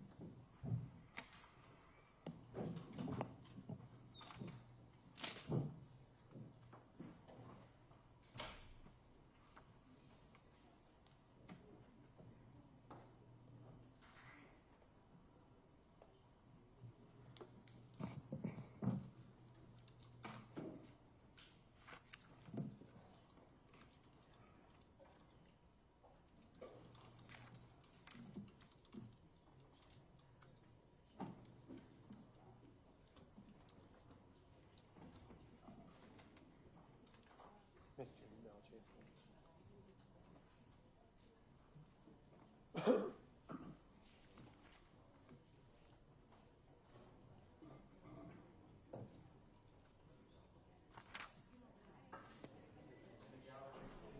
Anything further to address on the record, State? No. Defense? Just while the jury is out, I did want to mention, just for the record, for what it's worth, that there are times where I notice there's leading questions or hearsay, and I just want to be clear, I'm not objecting to every one of these things, even though I'm well aware of all of them, just to sort of move this along, because a lot of it's foundational stuff, and I don't think it's important to lodge objections when there's every leading question. I may do that later. I just wanted to make a record of that. If you find something objectionable and wish to object, Sure. feel free at Thank any you. point. Anything further? No. No, thank you. Okay, we'll take a 10-minute break. We'll be back shortly. No. What's your?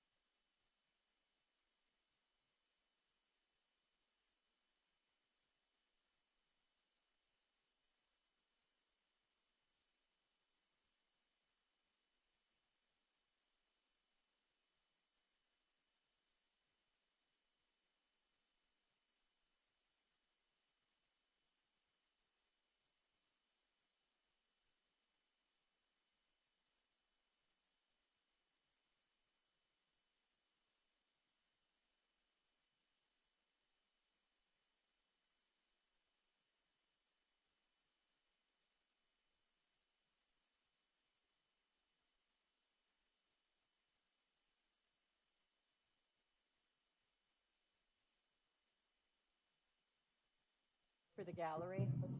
Oh. Oh, no, no worries. Let me know whenever.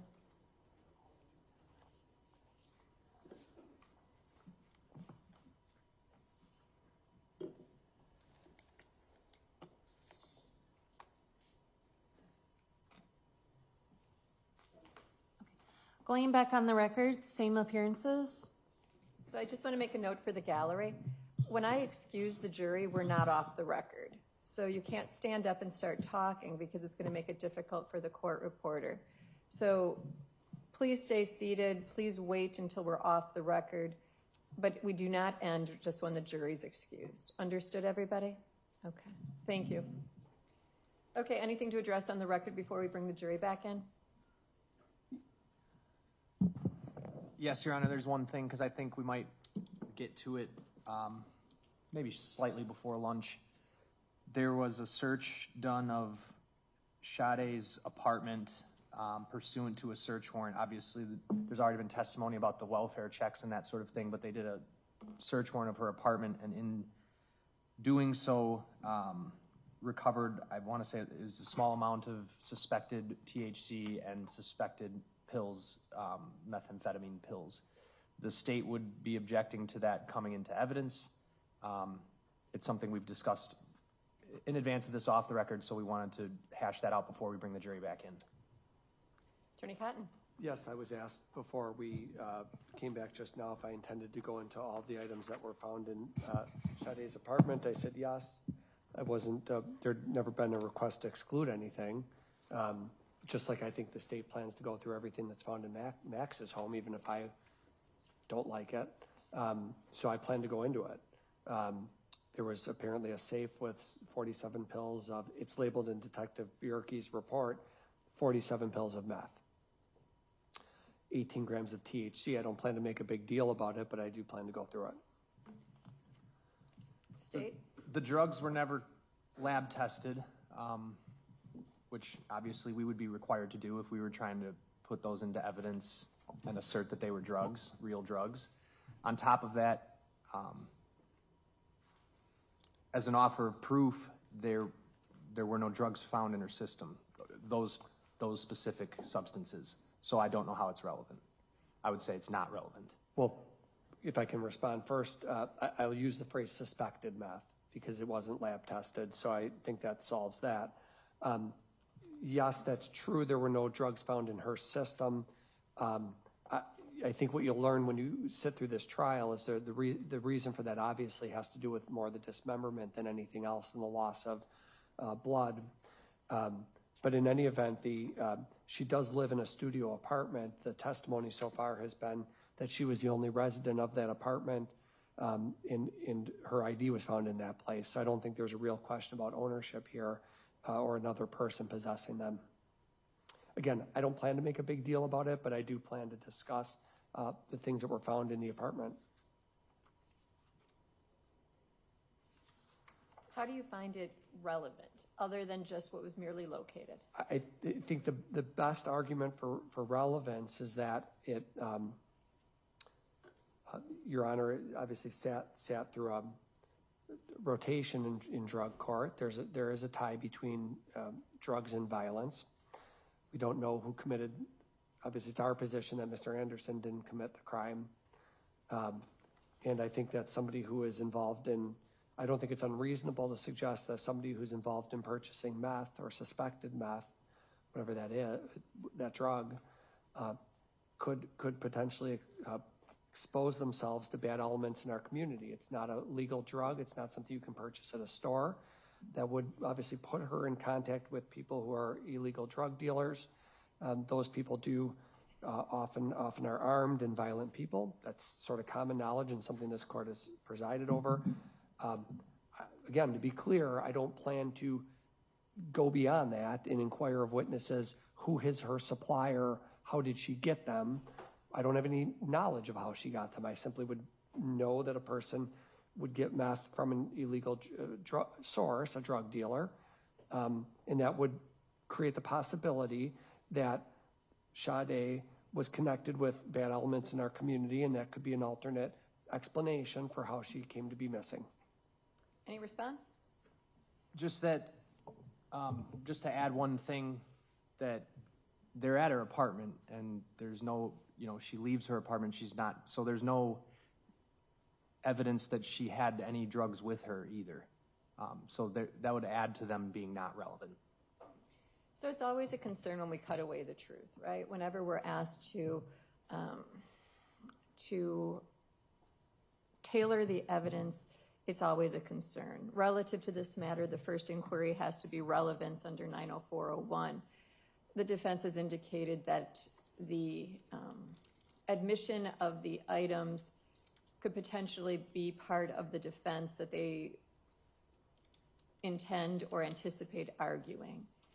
Based on that, I think it's a concern to preclude the defense from having the ability to move forward with their defense.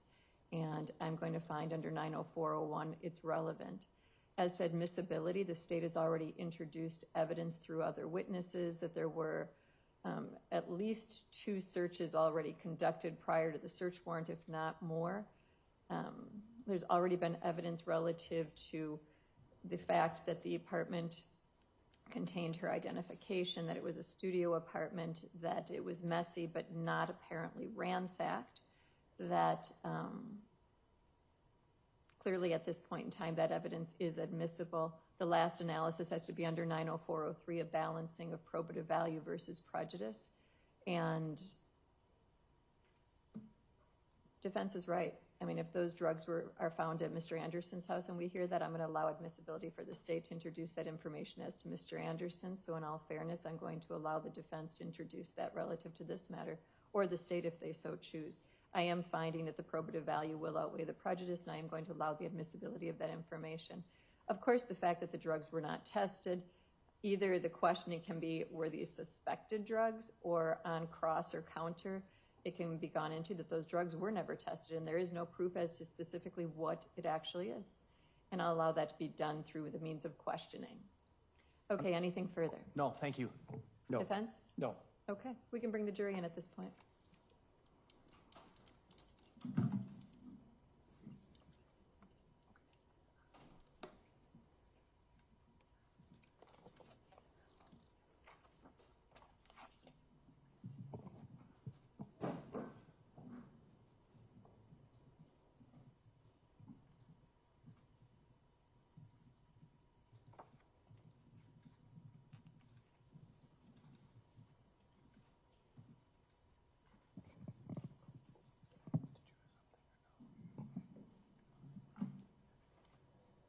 Yes, please.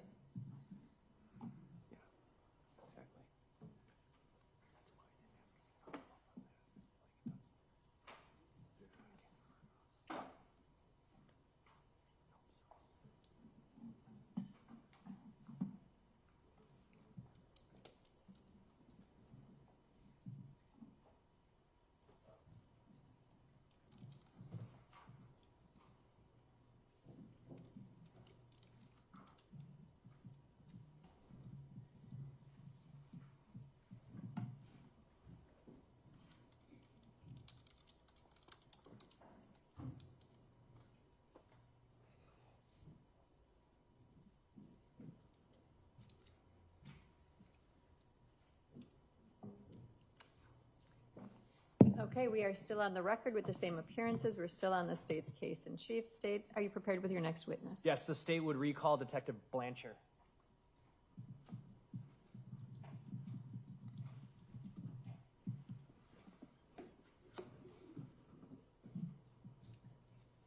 Do you solemnly swear that the testimony you give in this matter will be the truth, the whole truth, and nothing but the truth, so help you God? I do. You can please be seated, restate, and respell your name for the record. It's Joseph Blanchard, Joseph, Blanchard, Blanchar. Okay, Detective Blanchard, another role that you played in this investigation was to go to Sade's apartment building, is that right? That's correct. You first went to her apartment building on what date? The first, when we found out, I believe, when we found out she was missing for the welfare check, I believe. I could be getting my dates wrong, I'm sorry. It would be the day after she was reported missing? Yes. Okay. So that would have been April 3rd, right? The 3rd. Okay. Apologies, yes. When you went to her apartment building, did you speak to a woman named Christine Shuda? I did. Who is she? She's the complex manager, individual who runs the residence there. After speaking to Ms. Shuda, did she allow you to conduct a welfare check of Ms. Robinson's apartment? She did. Did you do that with people from the Milwaukee Police Department? Yes. After conducting the welfare check, did you find Sade? We did not. Did you then attempt to retrieve video from the apartment? Yes. It's a large apartment building, right? Yes, And it borders North Commerce Street on the Lower East Side? it does. I have up on the screen here, I believe it's Exhibit 35.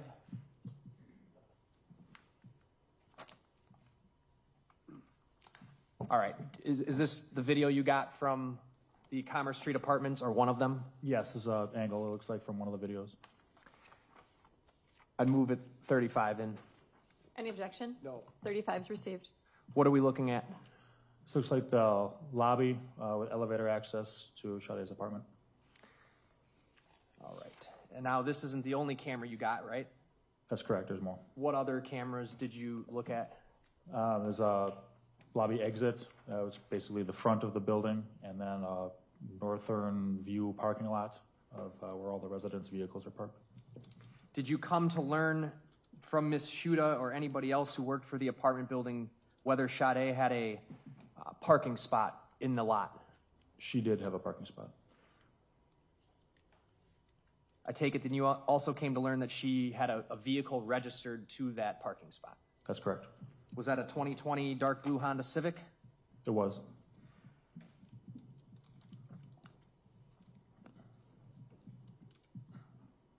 The video you got, did you attempt to obtain video from when she left the apartment that day? Yes. Is that what we're about to see here? Yes, I can't see the numbers. It looks like it's Very yeah. small up in the corner. I can zoom in briefly. I believe it's roughly 9 o'clock. I believe. Oh, I guess I can't zoom in on that. Zoom back out. Are you able to see it now? Yeah. What is the date and time stamp on there? This is April 1st, 2025, and roughly 9 o'clock in the morning. In the morning? I believe so. I'm sorry, I didn't hear your answer. The 1st of April, and this is 0900 hours. Playing that clip.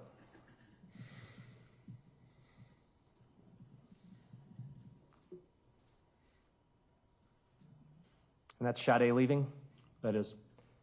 She's got a black coat on, white top, looks like ripped jeans and white shoes. That's correct. She carrying anything in her hands? It's like her cell phone and keys in her left hand. How about her right? Her right, it looks like it's got a, she's got a shoulder bag, looks to be darker color. Bigger than a purse, but a type of bag. All right. That was the clip titled Robinson Leaving Lobby. And the next clip is Robinson Leaving Lobby Exit. Now this clip, the time and date stamp is basically just picks up where the last clip left off, correct? That's correct. Off to the left side of the screen here where my mouse is that where that elevator would be? Yes, with a short hallway to what we are now viewing.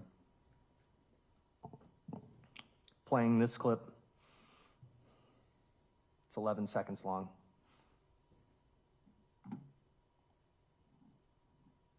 And what does it show? Shows her exiting the front of the complex. That would be the exit out towards Commerce Street, correct? That's correct.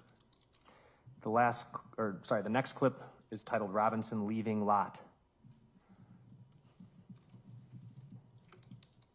All right. This clip is about 2 minutes long. What are we looking at? Can you orient us? Yes, this is a northeast facing camera system, and you can see Sade just in front of that black, I believe it's SUV, and walking north towards Commerce Street is going to be in the upper portion of the video screen. All right, so we got the parking lot, obviously, the street at the top here, that's Commerce Street. Yes, it is. Okay, and Do you know where Sade's parking spot is? Yes, it's right in the middle of the frame. I kind of point to it here. Yes, please. This will be right about here. Okay. And in fact, there's kind of a reddish car there. It's actually the one behind that. It's kind of blocked by the camera, right? Yes, it is. All right. This over here, this street, Commerce Street, kind of travels northeast, right? Yes, it does. This bridge over here, that would be the Holton Street Bridge, right? It is. What business or building is on the right side of the screen if you kept going up that street? Water Street Brewery, I believe, or one of brewery? the breweries to the right, yes. Okay. I'm unfamiliar which one, I'm sorry. All right. And then this individual here, That is Ms. Robinson. this timestamp, really hard to read, April 1, 2024, 9:00:44. Yes.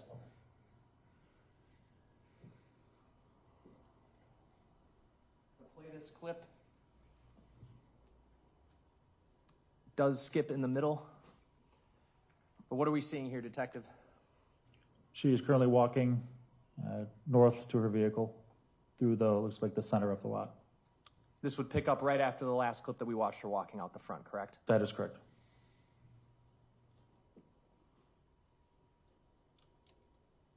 Now it's froze.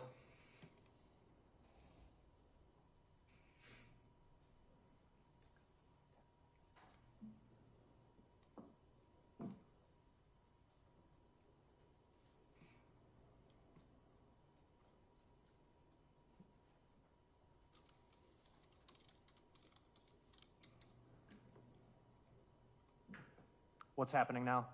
So she's entered her vehicle, and now it's making a partial U-turn to go to the exit of the lot, which is north on Commerce Street.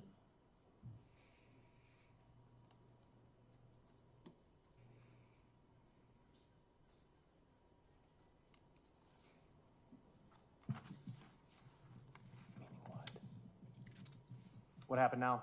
Now she's making a east turn through out of the parking lot and onto Commerce Street, heading eastbound. Are you familiar with where Pizza Shuttle is? Yes. Would that be the logical turn you would make if you were on your way to go work at Pizza Shuttle? That would, yes, be. All right, I paused that clip at 1:29. So it appears from those clips she left her house somewhere right at around the 9 a.m. hour, right? That's correct. Okay. Did you then also obtain camera footage from a different camera we haven't seen yet to try to discern whether or not Miss Robinson returns to the home or to the apartment? I did. Can you describe the information you had and what segment of footage you sought out from these apartments to do that? It was the nighttime hours and trying to ascertain whether or not she came back to her apartment at a time of 1 to 8, 1 p.m. to 1 a.m. to 8 in the morning. Why did you pick the time period of 1 a.m. to 8 in the morning? From other records that we disseminated, that was the time that she should have been home, or something that we went off of. Maybe she would return to the apartment. So based on records you had, you thought the period after 1 a.m. would have been the time that her phone kind of traveled back towards the area of Commerce? Is that what you're saying? Yes, I believe that's what you're asking. I apologize if I didn't understand that correctly. I'm going to bring up the last clip. It's titled N_lot, and then some numbers. Okay. Detective, we're looking at the same parking lot, correct? Yes, we are. Just a different angle? That's correct. And if we're orienting ourselves to Sade's parking spot, her spot would be somewhere right around here, correct? Yes. And then, so this street at the top, that's Commerce? That is still Commerce, yes. And this bridge-looking thing over here is that same bridge we could see in the daytime video? Mason Street, yes, correct. This video picks up at 1 o'clock, and if you look down on the timestamp here, it says it's 5 hours long, but you said this is a clip from 1 to 8? I think that it should be near that, and that the video is compressed different. I'm not sure why the time is different. Does the video speed up at times? I don't know if it does. It might have a a motion sensor thing, kind of like that. Sometimes those are part of the camera system. All right. So what time period of video did you review? From 1 a.m. to when? To 8, I believe. Is that what it is? And that's what this is? Yes. At any point in time, through reviewing that video, does Sade Robinson's car return to her parking spot? It does not. I'm going to play just a brief clip. Actually, before I do that, the timestamp on the video from this camera, do you know whether it's accurate or off by any amount? It is behind, I believe, by just a couple minutes. Okay, just a couple minutes behind? Yes. But generally showing around what we see here to be the 1 a.m. hour? Yes, that's correct. I'll play the start of this video. And I'm going to play it kind of in fast forward here. It's 3 times sped up.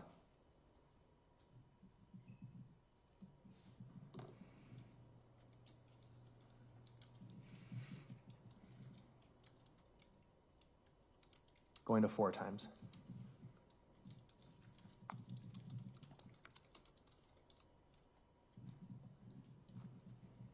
There's a car driving by, right? Correct.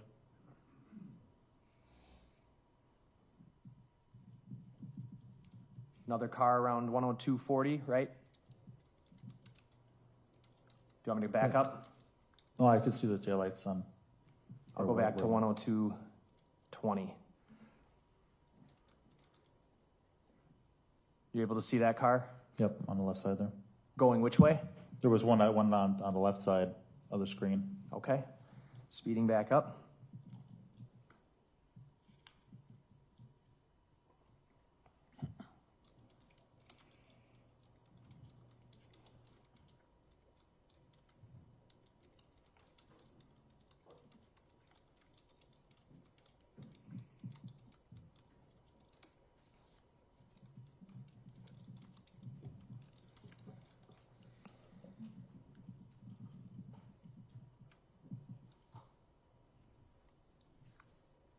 $104.30, what are we seeing? What do you see on the screen? See a car traveling, would it be eastbound on Commerce?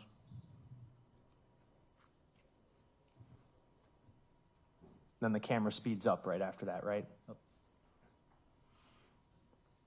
Car doesn't stop in the lot? It does not.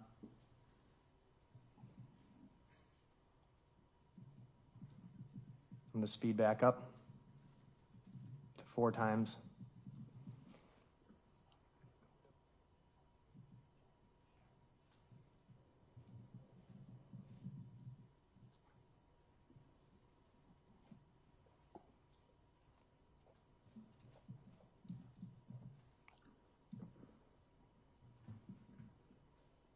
Looks to be another vehicle traveling eastbound. 106.50, fair? Yes.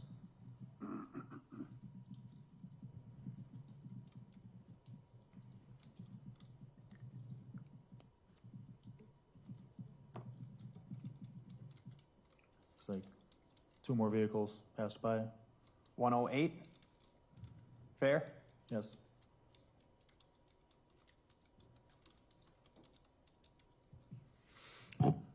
One more. 9. 109, okay. All right, and I'm going to stop it at 1:10:11 a.m. Again, this is a couple minutes behind, so this would be around what, like 1:12-ish, 1:13, or what? Yes. Well, 112, 113, that would be accurate. All right, and if I go all the way to the end, I've taken it to the 4-hour, 55-minute, 41-second mark of the clip. On the screen here, it's April 2nd at 7:44:53, correct? Correct. So this clip must, by that math, travel in fast increments at times, correct? Yes. Okay. And what your testimony is here today is that you've reviewed all of this footage and her car never returns to that lot? That is correct. Nothing else? Cross? No. Thank you. State your next witness. State calls Detective Kayla Berkey.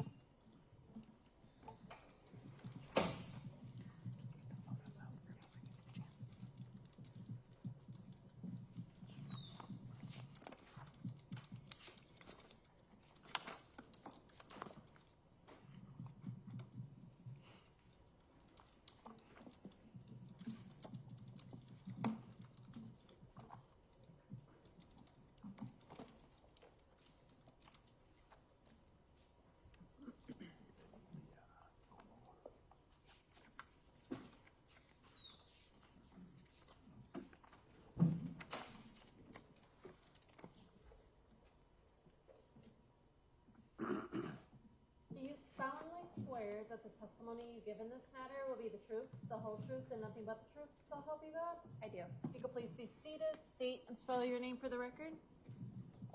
Detective Kayla, Kayla, last name Bierke, B as in boy, J as in John, ERKE. How are you employed?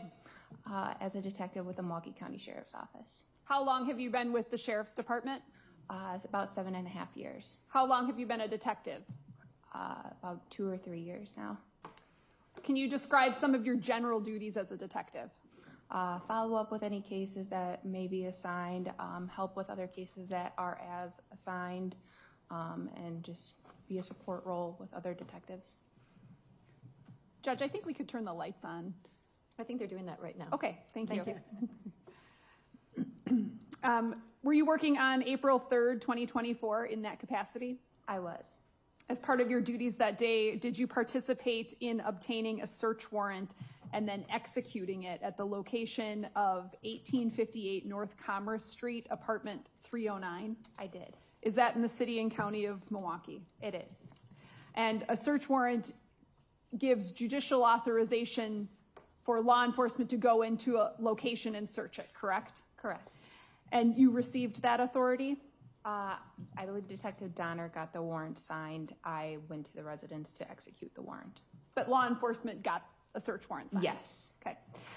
What is at the address of 1858 North Commerce Street? And as you're saying that, can you describe how big that building is and what it consists of? Yeah, it's a multi-story apartment unit building. It's near Lakefront Brewery. On the east side, it faces the rivers. The river's right behind the apartments. So it's easily a multi-floor apartment building. Prior to going there on April 3rd, were you aware as to whether or not another law enforcement jurisdiction had been inside that apartment? Yes. Who was that and when? I believe that was Milwaukee Police Department, and I believe it was the day prior. And what, were you familiar with why they went there? Yes, for searching for Sade Robinson. Something that would be termed a welfare or a wellness check? Correct. Do you recall approximately what time you went there? I believe it was mid-afternoon. The reason why the Sheriff's Department obtained a search warrant and wanted to go search that apartment was what? To look for like DNA, and then just to check the status of the apartment, see if we could find anything that would help locate her. Okay. And you're talking, when you say her, who are you referring to? Sade Robinson. So you mentioned looking for DNA. Why was that important for you at this time? So that we could use it for a comparison if we found anything of hers, such as we found the leg, so we could use that for a comparison. So at this point, is it fair to say that you were searching her apartment to aid law enforcement in the search for her? Correct. Can you describe her apartment? Yeah, it was a studio apartment. So the bed, how it worked is you open the door, and right away to your left was a bathroom. The bathroom was quite large, had a shower, every toilet, everything like that. And then if you kept going forward, past the bathroom, on the left side was the kitchen. After the kitchen, it was a studio apartment, so the bed was right there on the right side wall, while the closets were on the other side. And then she had a couch that faced the windows, or that faced against the windows, and then you could see the river on the other side. Can you describe how the apartment was furnished, what types of contents it contained, what types of personal items, just in general? Yeah, anything personal you would say like a 19-year-old girl. So all clothes, shoes, it had some Nintendo Switch games, it had food in it, bed in it, the closet was fully stacked with clothes, the bathroom was fully stocked with like hairbrushes, makeup accessories, everything like that. Upon entry, was one of your goals to determine whether or not there had been a struggle or a forced break-in, anything of that nature? Yes. And did you make any of those determinations? No, we determined that there was no force of anything, of like a break-in or anything like happening. Did it appear that any struggle had occurred inside? No. And can you describe what you did in order to execute the search warrant? So to execute a search warrant, we take photos. So when we start to take photos, we do start on the exterior of the building. So I took pictures all around the building to make sure that you understood where our location was. And then that would include then going up to the floor, taking pictures outside the door, and then overalls of the rooms, just for everybody to understand what the room looked like, what was in the room, if anything was moved in the room or anything like that. So that's how we started off. And then we would start a search of the room. So you document the apartment as is before you start searching? Correct. And did you locate anything in your search to indicate what had happened to Sade or where she was? No. And those are specific things that you were looking for? Yes. Okay, what did you find and what did you collect? We did collect a toothbrush. We did locate and saw some like different credit cards and debit cards. We found a Nintendo Switch. We found just different cups and materials that we believe she could have drank out of. We just weren't sure if at any time she drank something that she wasn't supposed to, whatever it may be. So we collected a bunch of cups and other materials that would have her DNA on it. Okay, so the toothbrush, were any other brushes recovered? I believe one other brush we grabbed. Toothbrush, other brushes, any, and then receptacles to drink out of. You're searching and recovering those for what purpose? To collect, or we could use for that comparison DNA. Because at this point you were aware that there was a human leg that had been recovered at Warnemont Park, correct? Correct. So were you recovering these things in an effort to try to connect her DNA to the DNA of that human leg? Yes. What else did you locate in the apartment? We located a pink safe. We located, she had a TV in the apartment. We left all of that. And then anything that might have been valuable, so we weren't sure who had access to the apartment, we took out of the apartment. What was inside the pink safe? Inside the pink safe was, I believe she had some cash as well as she had some narcotics inside the pink safe. And what do you refer to when you say narcotics? I believe it was pills. I believe they came back as positive for meth, and then some THC. So that was it. Okay, and THC is the active ingredient in marijuana, correct? Correct. And when you say come back positive for those two drugs, what does that mean? You use a test to test the narcotics, and it's I can't remember the test for the meth, but for the marijuana was the Decoys-Levine test to test the marijuana. Those are called presumptive field tests, correct? Correct. And were these ever sent out to the state crime lab for conclusive testing? I'm unaware. Was there anything to indicate how long those items had been inside the safe? No. Was the safe locked? Yes. You indicated that there were photographs taken, correct? Correct.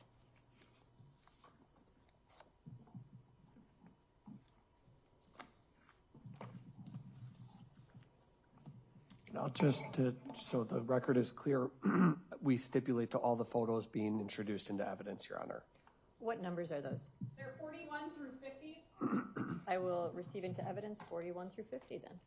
Showing you exhibits 41 through 50, first of all, do you recognize what those are? Yes. And can you identify what those are? That's the 41 is the exterior of Sade's apartment building. That's a photograph, correct? Yes. Are all of those exhibits photographs? Yes. Yeah, they are. I'd ask that exhibits 41 through 50 be admitted and permission to publish. Already received and feel free.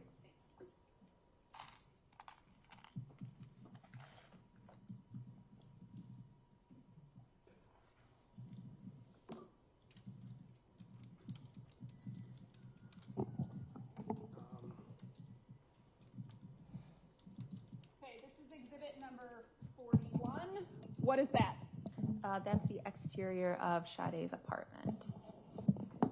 So that would be like the front entrance to the apartment building. Showing you Exhibit 42. What is that? That would be the door to her apartment. Exhibit 43. That was the bathroom right upon entry of the apartment. That was on the left-hand side. So is that one of the first things that you see when you walk in? Yes. And what was recovered out of that room? That's where we were located, the toothbrushes and the other brushes. What about exhibit number 44? That was her kitchen. That was on the other side of the bathroom. Exhibit number 45? So if you turned around, if you were looking at the kitchen, if you turn around and look the other way, that was her closet next to her bed. Okay, and so this is the end of the kitchen counter, correct? Correct. Where my pen was? Yes. And then this is her bed? Yes. Exhibit number 46? That was her bed, and then you can kind of see the end of her kitchen counter there. Exhibit number 47? That was, you can call it a makeshift living room with her couch and then TV. Exhibit number 48? That would be the toothbrush that we collected. What did you ultimately do with that toothbrush?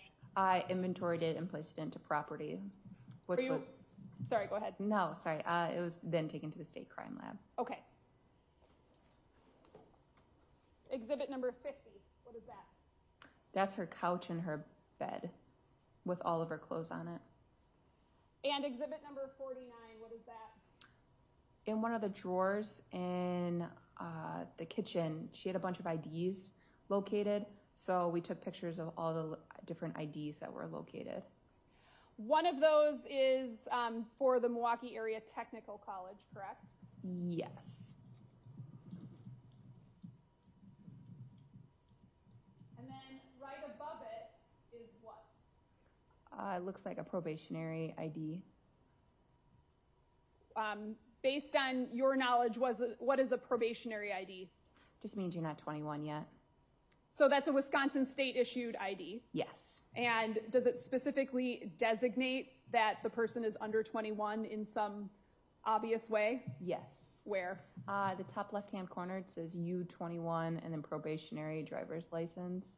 And then it says age attained at the bottom. And you found that where? In her apartment, in one of the drawers. So in theory, if one were to try to get into a bar with that ID, they should be denied, correct? Correct.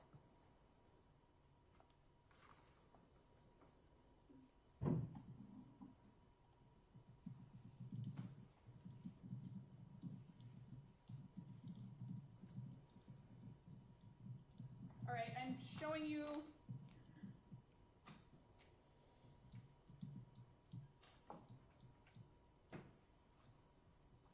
in a minute. I'm going to show you something.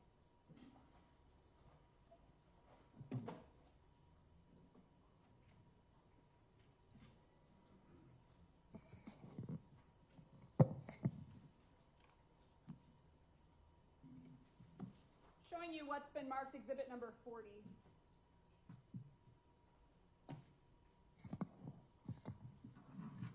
Do you recognize what this is?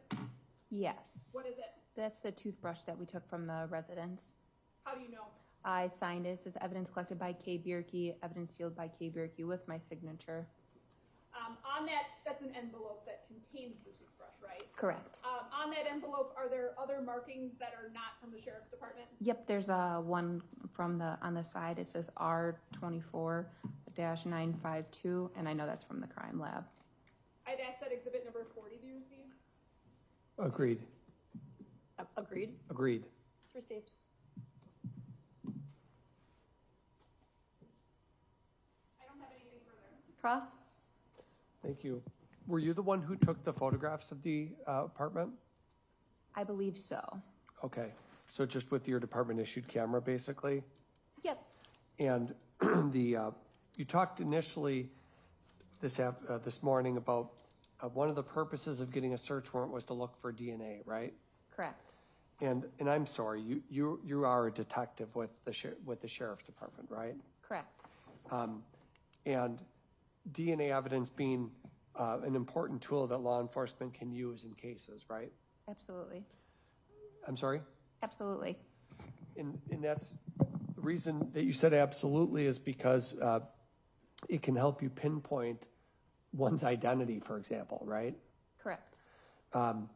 And you've worked with DNA in your experience as a detective, right? Yes, I have. And the way in which we go about collecting DNA samples is to do swabbing. Correct. But you as the detective don't do the swabbing, you call in lab personnel, don't you, that go through and actually swab for it? Depends. There's times I am trained as an evidence technician. I can do the swabbing. However, I did not swab any of these items. Got it. But so either way, you specifically could choose to swab if you wanted to because of your training, or you could call in people to do that for you. Correct. And then that type of evidence, DNA evidence, when you're going through we can take down the photos. I don't need that up. When you're going through Miss Robinson's apartment, you're using your eyes to look for things that might contain DNA, right? Correct. Because you know that it can be shed from skin, for example. Correct. And it can come from saliva. Yes. One of the reasons you had, I don't know if it was one of the photos you looked at, but you had noted a glass, for example. We would like to test the rim of a glass because it might have one's DNA on it. Yes. And so that's crucial piece of evidence could help you link up, as I think you were saying, the leg that was located to Miss Robinson. Correct. But that wasn't the only reason you were searching the apartment. It's not just for DNA and identification purposes, is it? Correct. We also wanted to look at a pink safe you testified about. Yes. And I'm sorry, did you say the safe was locked? Yes, it was. So did you yourself open it? I did not open it. One of my partners did open it. In your presence? Yes. That's why in your report you documented the contents of it? Correct. Why did you not photograph the contents of the safe? I don't recall if I did or did not photograph them. You did prepare a police report, didn't you? I did. And in your police report, you identified, you tried to be thorough in your report, didn't you? Yes. And in your report, you did identify a description of everything that you found, right? Correct. And there were other things in the apartment of note that beyond just, well, there was a number of, we could see from the pictures, it was there was a lot of things in the apartment, I guess, for lack of a better expression, right? Correct. The closet was sort of piled up with stuff, and there was, I mean, we've all been 19 once, right? Right. Okay. So, but there's a lot of things to sort of look through and read through, right? Correct. And including mail and letters and notes and things like that. Yeah. But your partner opened the pink safe, and that's where the meth was located. Correct. Because you said on direct, I thought, that it was a field test that was done that the department can use, right? Correct. Meaning that there's, and you wrote that in your report, didn't you, that there was methamphetamine recovered? Correct. And you described it as 47 pills of meth, right? Correct. Disposition sent to the property room. Correct. Meaning that it gets recovered and taken into evidence, right? Yes, it did. What does meth mean? Meth? Yeah. I just use the short term for methamphetamines. But that's a street drug, right? Correct. And then 18 grams of THC, obviously marijuana is not able to be purchased lawfully either. Correct. And when we hear meth, they're pills though? Correct. Okay. Not something you'd smoke? Not in that form, no. And then the weed, that was just documented also, right? Yes. And then the various notes and letters and things like that are documented as well? Correct. $888 in cash inside the safe? Yes. And that's the same safe with the drugs? Yes. That's all. Thank you. State? Was there anything else that was drug-related in the apartment that you located? No. And then the photos that you were shown as exhibits 41 through 50, those weren't all of the photos taken, correct? No, it was not.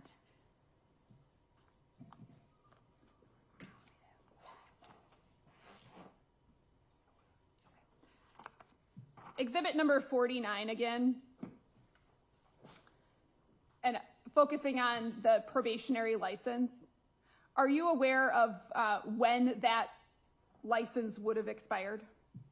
I can look at it and see. If you can, yes. It's a bit blurry, but I believe it's 5/15 of 2025. And that would correspond with Sade turning 21, correct? Correct. Nothing further. No, nothing for us. Thank you. You can step down. Okay, we have like 15 minutes left. Do you have a quicker witness? Yes. Awesome. Captain Christian Hoos.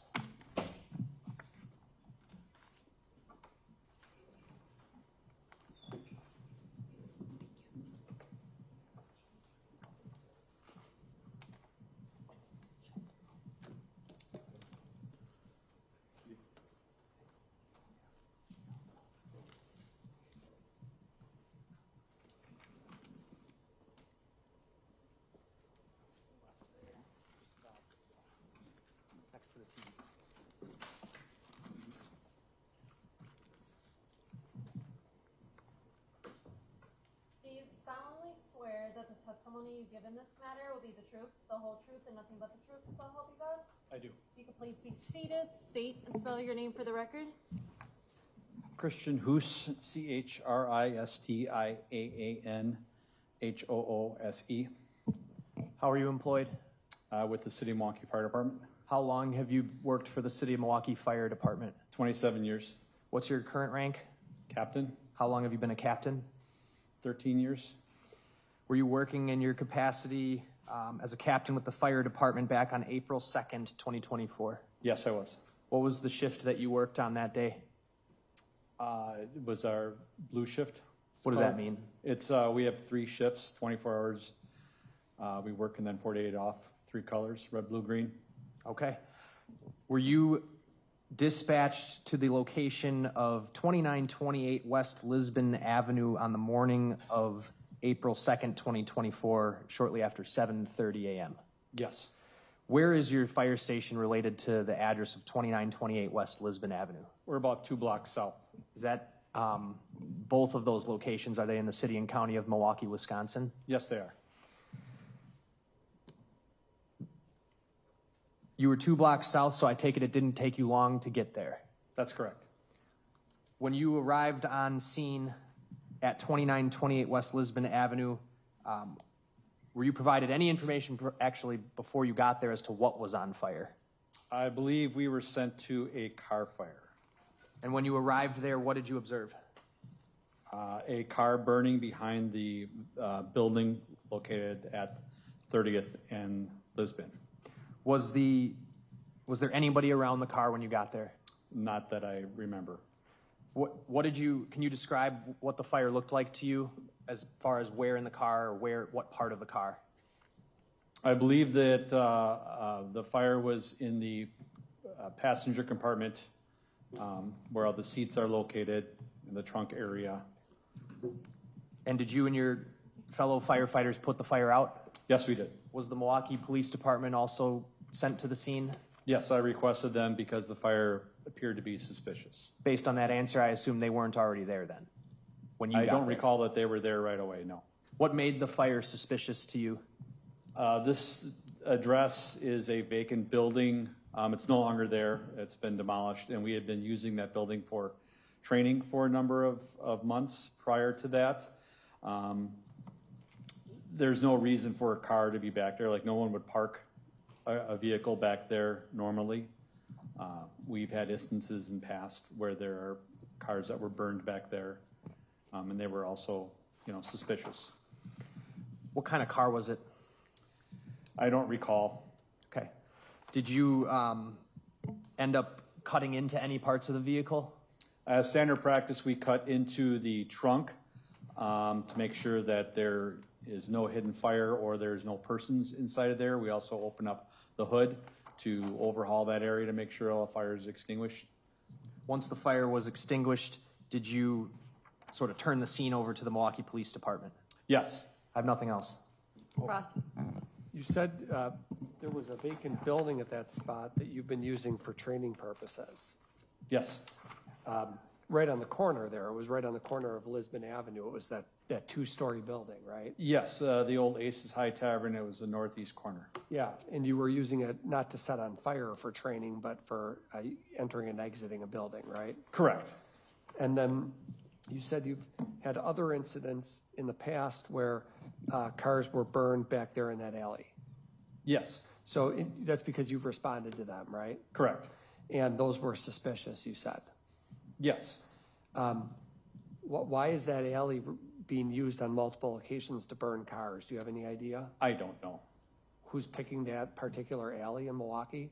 I don't. Okay. How long have you been, when you say plural incidents, how many are you? I can think of two recently, on either side of the date of this April 2nd. Okay. We consider. Go ahead. I'm sorry. Finish your answer. I'm sorry. I'm just saying we consider something suspicious if we don't have an owner there to say, this is my car, and there was no one there to do that, so we automatically call for the police for that. You were saying like one before this incident in April of 2024 and one since then? I believe yes. When you responded, were you it was a fire engine, obviously, right? A fire engine and a ladder truck. I'm on the ladder truck. You said that the fire started on the passenger compartment of the vehicle? The fire was involved in the passenger compartment. I don't know where the fire started. Oh, involved meaning that's where the majority of the flake? Yes. The fire is happening. Correct. That's all. State? One thing, how did you put it out? With a reduced hose line of water.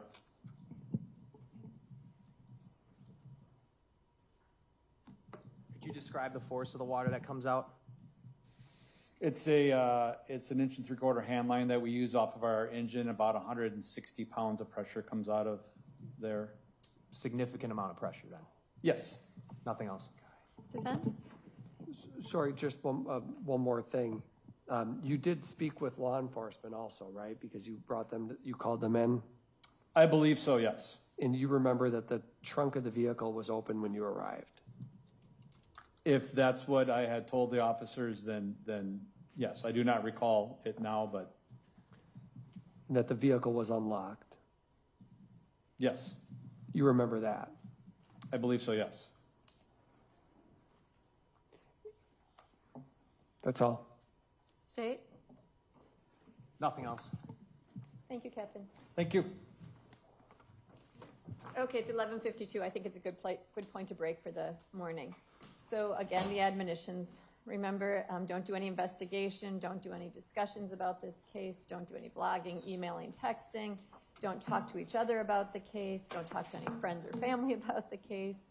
Put it out of your mind until you come back this afternoon. I have just a couple of matters to handle right at 1:30, so I'm thinking we're going to start back up at 1:45. If you could come back between 1:15 and 1:45, that would be wonderful. Again, I cannot start until all of you are present. And again, remember to wear your juror badges prominently so everyone knows who you are over the lunch hour. Okay? God bless you. Okay, leave your notebooks on your chairs. Have a lovely lunch. We'll see you back afterwards.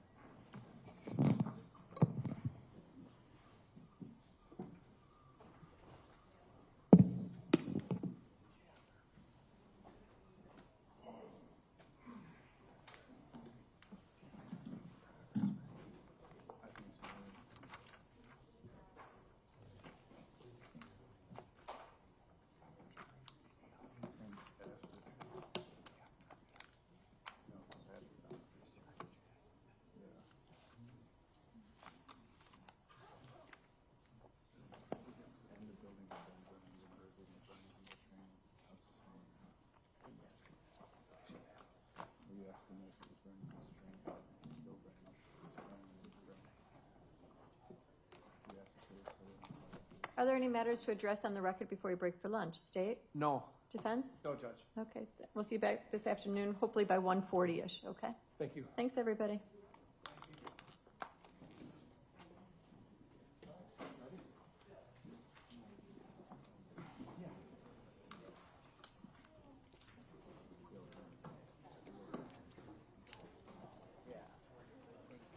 Celeste, do you need me for anything? No, Judge, thank you.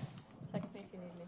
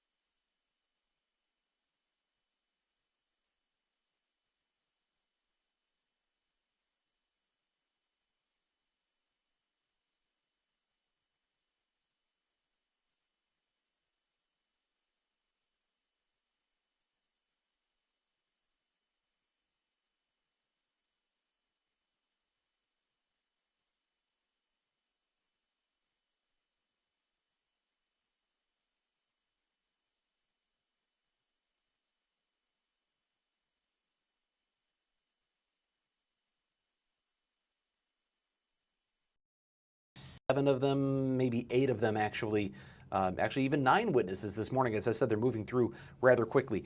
We're still in the place right now in this trial where the state is laying the foundation of what happened. Unlike many crimes, particularly homicides, there is not some individual location where all of this occurred, because of not only the uncertainty over where the actual homicide took place and with what method. There's also the trail of where these 2 individuals, Maxwell Anderson and Sade Robinson, spent their time in the hours leading up to her death, and then what happened after. You have today law enforcement officers being called to talk about some of those Life 360 pings. That is an app on a phone that Sade Robinson had so that she could share her location with family and friends so they could make sure that she arrived to her destinations safely. A lot of people have it. You may have it or know someone in your family who does. It is something that uses cell phone technology, GPS and other things to keep track of where you've been or where you are right now. Of course, it only works as long as the phone still has battery life, and that comes into play in some of the testimony that we heard today. One of the people we heard from was Evelyn Gertz, who is a co-worker and friend of Sade Robinson, and I believe it was Elena Fisher, another friend of Sade Robinson's we heard from, who had that Life 360 app and was sharing location with Sade. She did talk to police. She called Sade Robinson her best friend, and she said that while they hadn't seen each other very much in person recently, they regularly communicated over the phone, and of course she had her location. She said that she noticed through that Life 360 app that Sade's movement had stopped at 4 a.m. on April 2nd and showed her in the area of Warnemount Park, and at that point the battery had died. And in fact, Elena Fisher provided screenshots from her Life 360 app to Milwaukee police, either Milwaukee police or the Milwaukee County Sheriff's Office, but to law enforcement, to indicate what that showed about her movements and where her movements ended. Among the things they presented to the jury today were screenshots of those movements that showed that toward the end of the night or early in the morning, between 1 and 4 a.m., her phone had gotten a low battery, which meant it was sending less detail about her movements. Earlier in the night, it was saying things like you could tell what speed her phone was moving, 69 miles per hour, or there was hard braking at a certain intersection. But as it got later into the morning, that battery had gotten low, there was less specific information. Ultimately, the phone stopped sending any further signal. The last known location was near Warnemount Park. We, of course, know that's where Sade Robinson's leg was found by a passerby on the morning of April 2nd. What happened in between is, of course, all the subject of this case. Among the other witnesses we heard from today, we heard from Milwaukee Police Detective Nora Donegan, formerly Police Officer Nora Burlow, who worked for District 5. That is the police district that received the notification that Sade Robinson was missing. She hadn't shown up for her work shift at Pizza Shuttle on April 2nd, and co-workers and friends became concerned. They went to police. Then Officer Burlow, now Detective Donegan, went with her partner, Officer James Terrell, to 1858 North Commerce Street. That is the Brewers Point Apartments. If you're not familiar with that specific name of an apartment complex, you might know what it's right next door to, and that's Lakefront Brewery. So this is right along the Milwaukee River, and it's immediately next door to Lakefront Brewery. They went there to check on Sade and find out what was wrong. Now, one of the things we heard from Detective Donegan is that then Officer Burlow, when she was headed to the apartment to do this welfare check, she knew that the apartment and the missing person, the name was Sade Robinson. She also knew there had already been an earlier report of a suspicious car fire from earlier that same morning. Around 7 o'clock in the morning on April 2nd, we've talked about the car fire that occurred near 30th and Galena, a car that was apparently set on fire intentionally behind an abandoned building, sort of out of view, and it looked like it was, firefighters would later say it looked like it was immediately suspicious.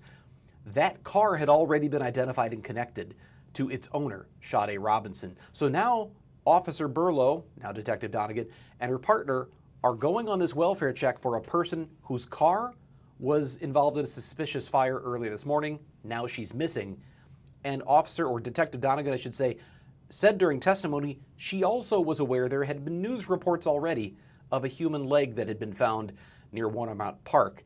There was no immediate connection, but she said she got a funny feeling that all of these things might be tied together. There's this human leg that's found in a park.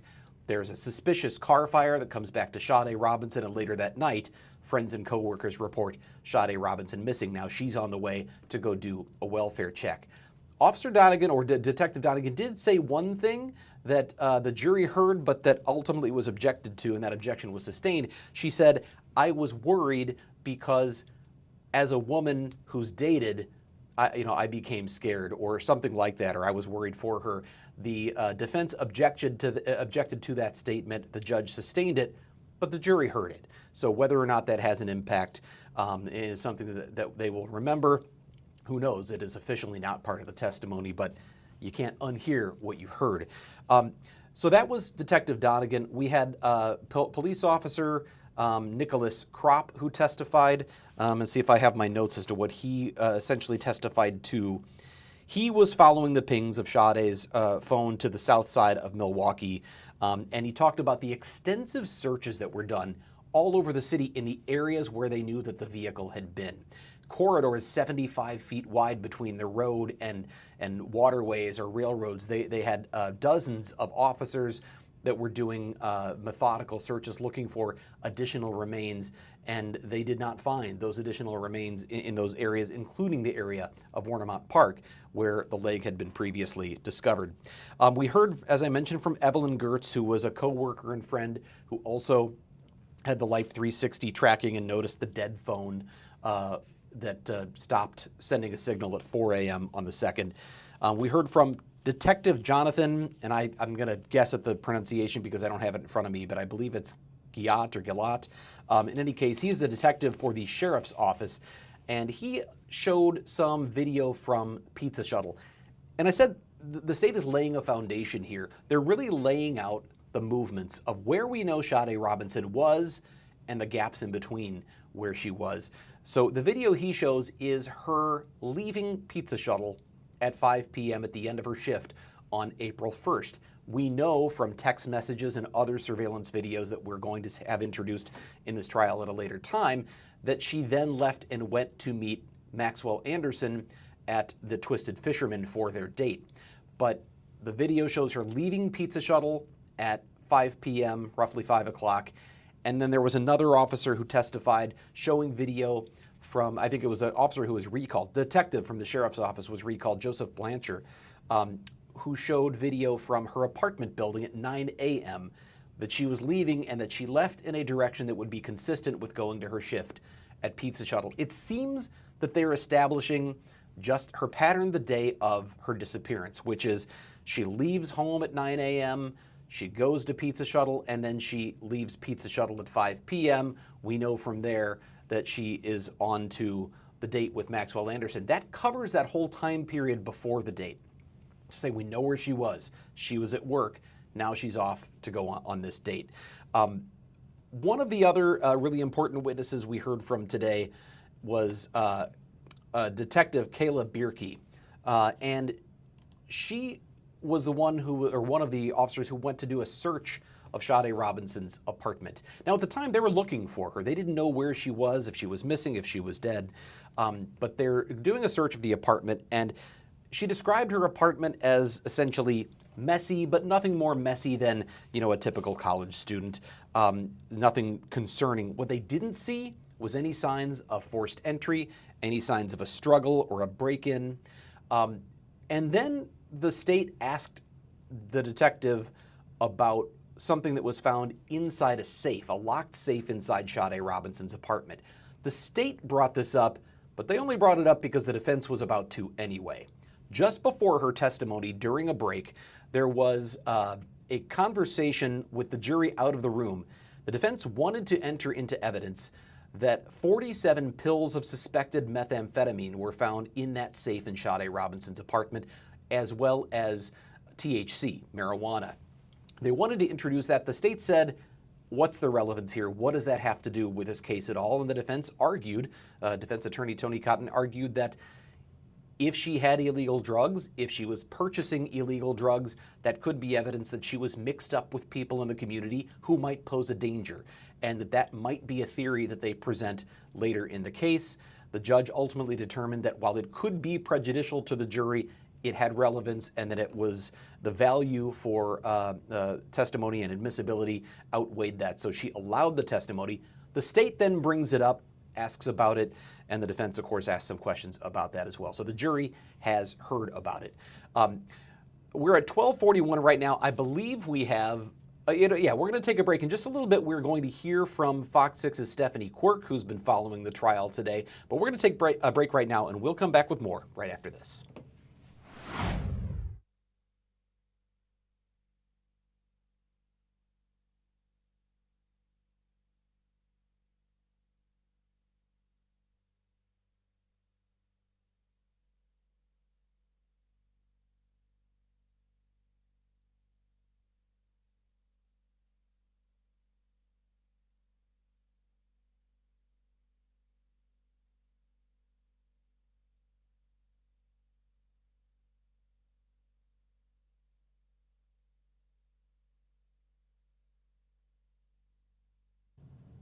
I don't hear anything from Steph at the moment.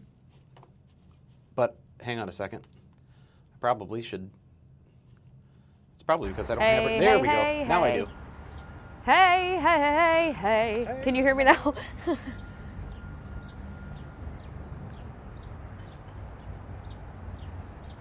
Wait. Oh, he hears me. Okay. Hi, Brian.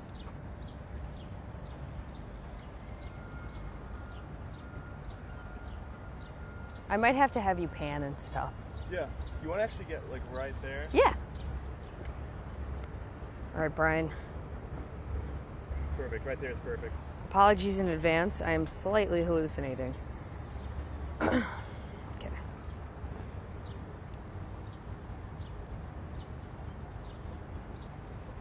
The thing is, do I pan to the safety building? Like, 'cause I that's where it know. is instead of the courthouse? We've been panning to the courthouse. Courthouse? Yeah. I think it's...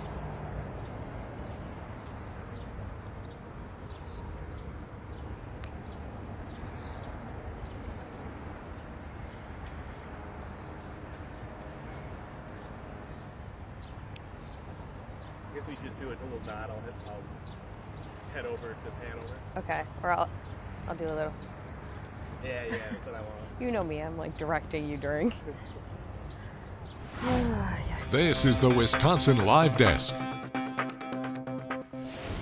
And Fox 6's Brian Polson here again at the Wisconsin Live Desk. We're going to go out in just a moment to talk to Fox 6's Stephanie Quirk, who's outside the Milwaukee County Courthouse. But one thing I want to tell you is you can look right here at the bottom of your screen. Right there, you see not only my name, but our email address, fox6investigators@fox.com. As we're doing this coverage here on our live stream, if you have any questions about the trial, if there's something you missed, if there's something you'd like some clarification on, any comments you'd like to make, send them to that email address. If I get a chance to keep up with that throughout the trial, I'll try to address some of what we see, but wanted to let you know there's that way to reach out to us. I do want to reach out right now to Stephanie Quirk, who is live outside the Milwaukee County Courthouse. Stephanie, you have been following this trial. You've been watching testimony today. Tell me a little bit about what you've seen and what has stood out to you so far. Yeah, absolutely. There's a lot of focus I noticed today. Prosecutors seem to be focusing on Robinson's final locations through witness testimonies and evidence that's been presented. We know there were several witnesses today. Those include law enforcement officials as well as some of Robinson's friends who testified about cell phone data that showed, Robinson's locations pinged on the day before she was reported missing, which was April 2nd. Again, this is all going on in the courthouse right now.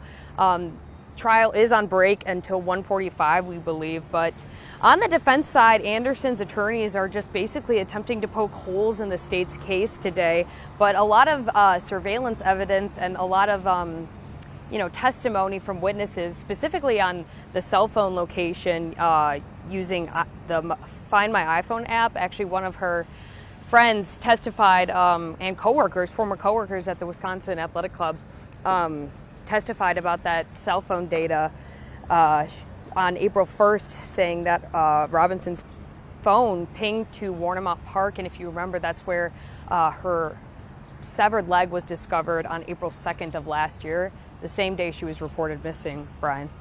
Are you, I'm just curious, are you, as you're in the courthouse, are you watching this from inside the courtroom? Have you been outside the courtroom watching a video feed? I'm just curious about the setting here. Yeah, so I've been filling in on the wake up shift this week. So we've been kind of parked right out here outside the courthouse, and we've been watching it through the stream and just obviously monitoring the chat that we all have, just kind of logging and taking notes through there, and giving viewers live updates of it pretty much as it's happening. Well, you know, it's funny if you give people a real behind the scenes look at what's going on, Stephanie. You think about the fact that we've got you outside giving these updates throughout the morning. I'm here in the live desk trying to keep people up to speed. We have a couple of different reporters and photographers who are in the building taking care of all of this, and of course all the people back here. It's a lot of resources devoted to following this case, which is going to take quite a bit of time. Obviously, that underscores kind of the importance to the community of a case like this, right? Oh yeah, absolutely. We heard from the judge that the case is anticipated to last up to 2 weeks, and just even, you know, in any case, any trial, you know, jury selection is a process, but you could tell that the community and just viewers and the Milwaukee people, they, you know, there is a lot of attention on this case, and you know, the way that it's the way it'll play out, I guess. From where you are outside, have you seen anything? Are there any sort of demonstrations, any family members, community members out there today, or has that been pretty quiet? For the most part, you know, we've noticed, actually Aaron Mabin, who I know was on the live desk yesterday, he's been seeing some people who have just been coming out to sit in the courtroom gallery throughout the course of the trial just to support the family and loved ones of Robinson. As, you know, obviously you hear the details that are read by prosecutors and defense and everybody, all the evidence that's shown in the courtroom. It's heavy stuff, heavy, very gruesome stuff, and, you know, you imagine your loved one, that's your loved one. So I think that the community has showed up in that part, even just going there to support in the gallery. I haven't seen anyone out here specifically today, but I'm sure there's people in there supporting as well. I would imagine we'll see a lot more as things get closer to this case wrapping up, whether it's in a couple of weeks or whenever this is. I do wonder, you know, just in following this, you've had to sit and watch this testimony. I'm watching it. We're all keeping eyes on this. We have a digital manager who is transcribing each and every witness so that we can go back and review those things. But one thing that stands out to me, and I wonder how it is for you as you watch this, sometimes you watch a trial and the testimony is emotional and it's gripping and it's personal and it's human, and this is a case that's going to have some of that, but then a lot of it is really technical and dry. Like I said, we're reviewing video surveillance and time stamps and what does this image show versus and let's look at the pings of a cell phone. Some of this it's kind of hard to keep your focus and then make sure you don't miss something critical, right?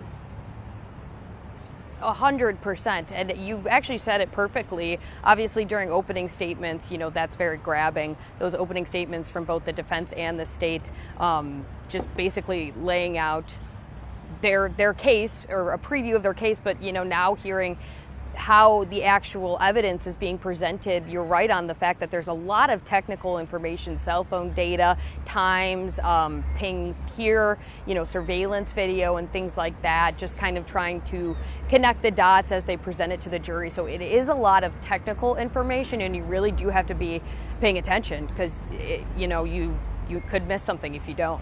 I know that we heard in opening statements from the defense that for the first time they get to sort of give their story, and one of theirs, a big thing they're focusing on is there's no murder weapon that's been found, there's no bloody crime scene, there's no DNA that gives a direct evidentiary connection between Maxwell Anderson and an action that kills Sade Robinson. So they're saying, you know, don't just listen to what the state has, listen to what they don't. But today I thought it was interesting that they really wanted to focus on those pills in her safe.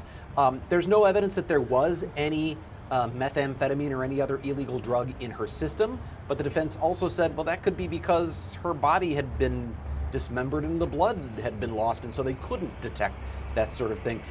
But they raised it because they said maybe it means she was mixed up with the wrong people. She was mixed up with the kind of people who have a propensity for violence. I feel like that's the first we've heard of any kind of potential alternative theory that, hey, maybe it was someone in the drug trade who might have killed her and not Maxwell Anderson. Any thoughts on that? Yeah, I mean, it's interesting to see, you're right on the fact that it's interesting to actually see the defense side of how they're kind of handling this and how they're approaching this, and, you know, their approach in order to try to prove that, you know, Anderson is not guilty of this. It's interesting to hear that, and I remember from the opening statement, his attorney actually said that, and I quote, he said something along the lines of when he was making his opening remarks, he said that, you know, just because they knew each other, he said he doesn't deny any of the evidence that shows that they did in fact know each other and went on a date, but just because they did doesn't mean he killed her. So it was interesting, and that kind of stuck with me out of the opening remarks on the defense side, hearing that. So it's interesting to see how the defense is kind of approaching this and how it's playing out in the courtroom. It seems like that's why it's so important for the state to try to cover every minute of time where Sade was and where she might have been, because if not Maxwell Anderson, then who did it? Because she certainly didn't kill and dismember herself. Someone did.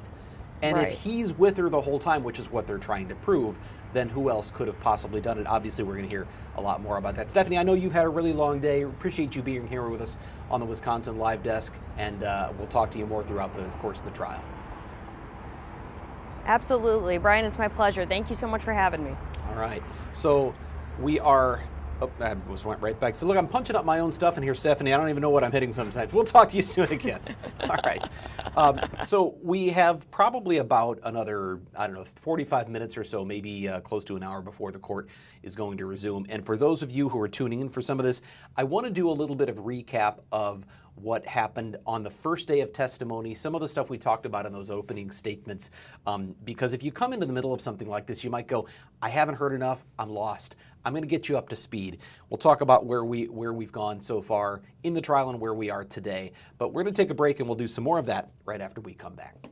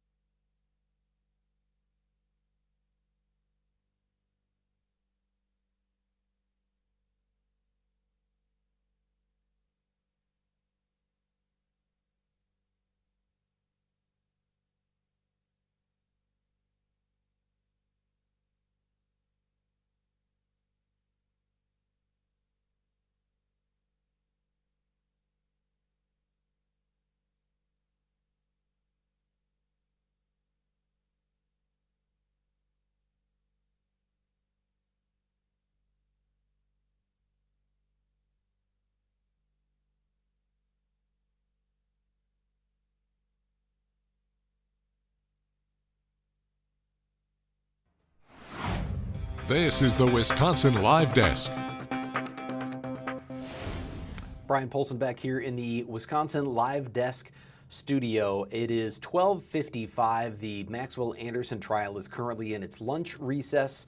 here on day 3 of the trial. This is the trial in the death and dismemberment of 19-year-old Sade Robinson of Milwaukee, a young woman who went on a first date and never came home.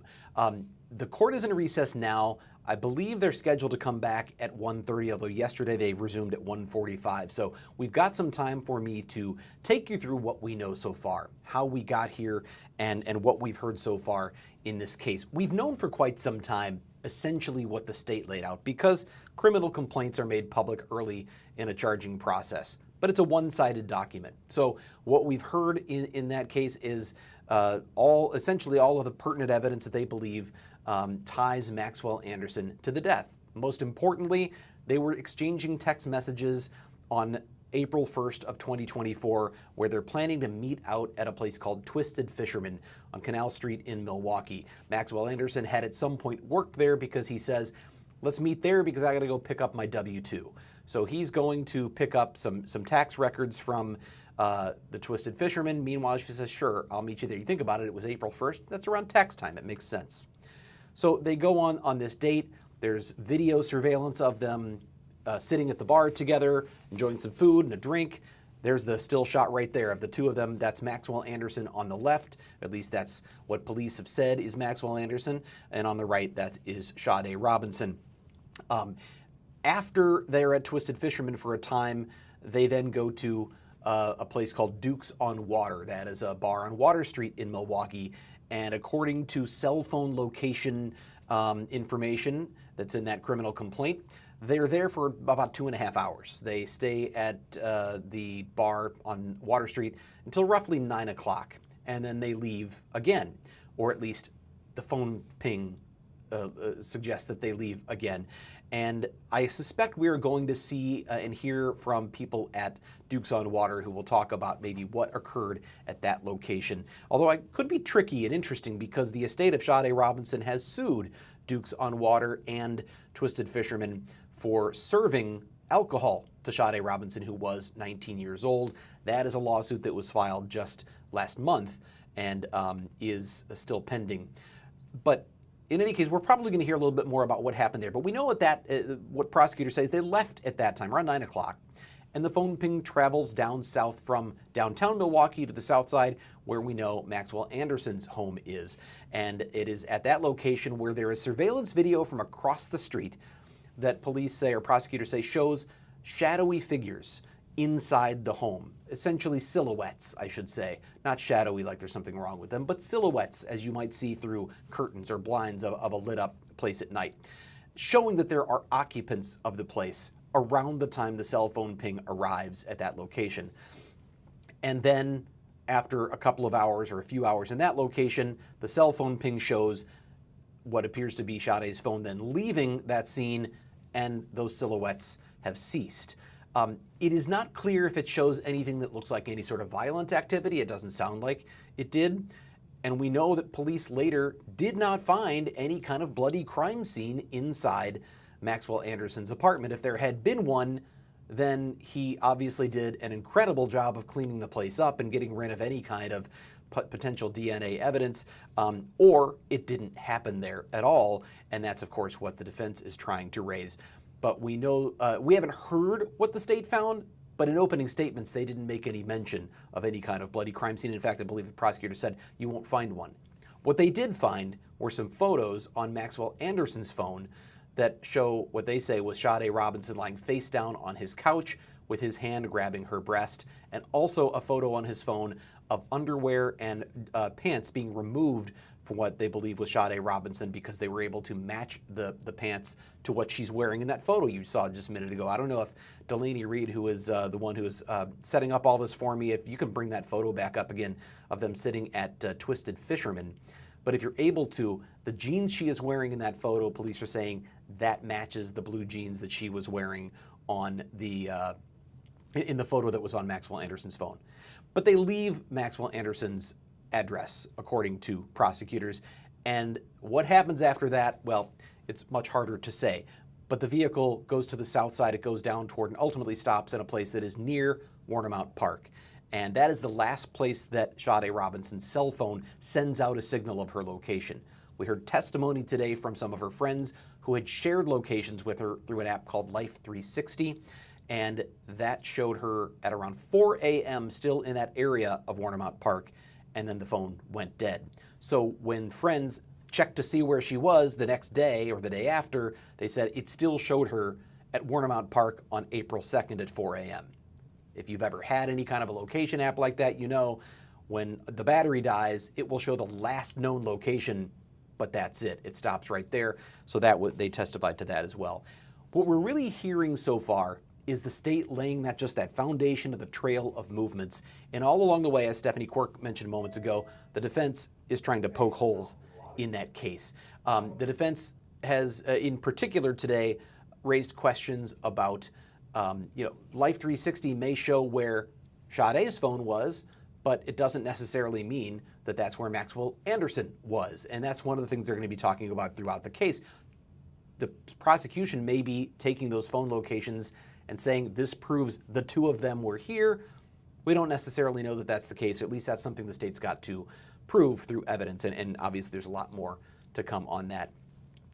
We did hear at the very end of the morning shift today from a firefighter from the Milwaukee Fire Department, and I want to try to see if I can bring up that testimony if you bear with me for just a moment.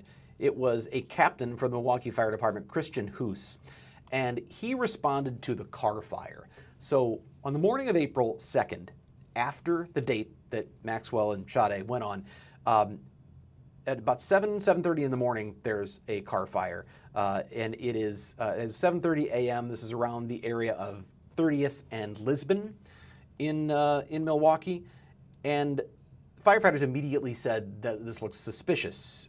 Why? Well, because it was behind an abandoned building. It looked like it's not a place someone would necessarily park for any legitimate reason, and then so they felt that it was a suspicious fire at that time. We know there has been video surveillance, or we've seen video that bystanders ultimately took of that fire. There is no surveillance video showing who set the fire, but there is surveillance video that was mentioned in opening statements that we have not seen yet of passersby who are coming by, and apparently, at least prosecutors say, based on their reactions and what they can be heard saying, they saw the person who set the fire, and they pointed and said, he did it.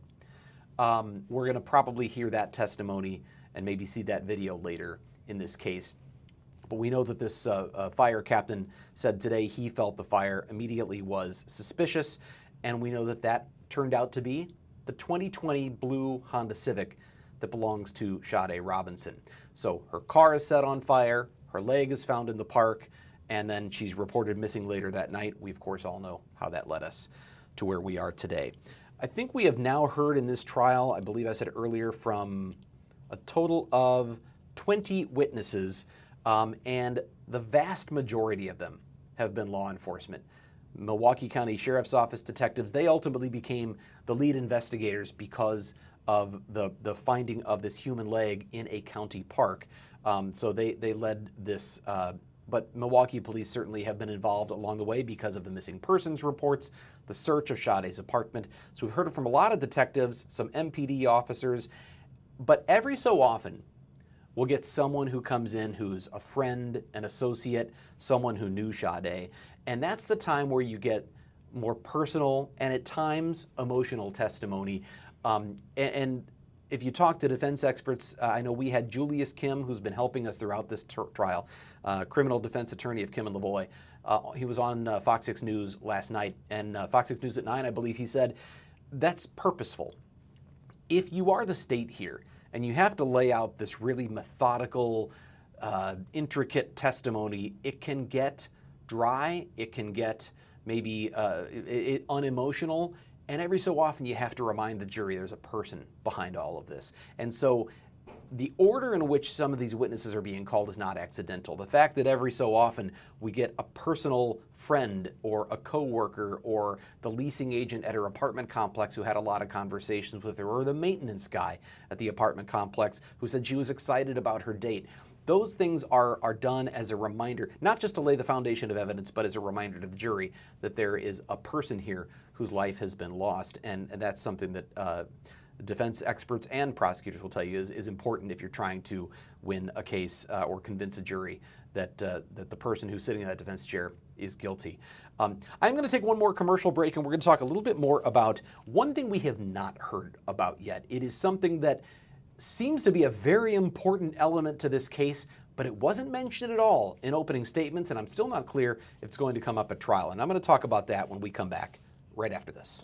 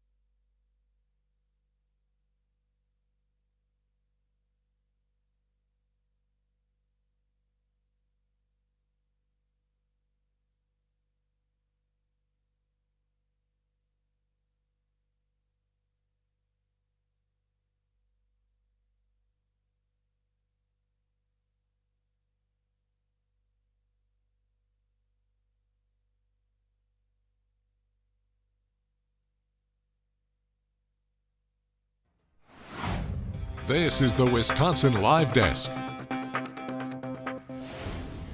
Fox 6's Brian Polson here at the Wisconsin Live Desk. So I told you right before that break, we're going to talk about something that was not mentioned in the opening statements by either the prosecution or the defense, but that was something we have talked about on Fox 6 News. That is, I think, a pretty important piece if it comes up at all. I've been trying to find and so you're watching me live as I do this, I'm trying to find this particular document in our files. And if I don't, I'm just going to tell you what I know from memory. But what I'm getting at here is there was a search warrant filed, a number of search warrant affidavits filed throughout this case as police wanted to search cell phone records. They needed to search Sade Robinson's apartment. They needed to search Maxwell Anderson's home. They actually went into Anderson's home not once, but twice. And the second time was because of information that came to light after they had done their initial search. And I am not locating the actual search warrant affidavit that talks about this right now, so I'll just tell you what I recall.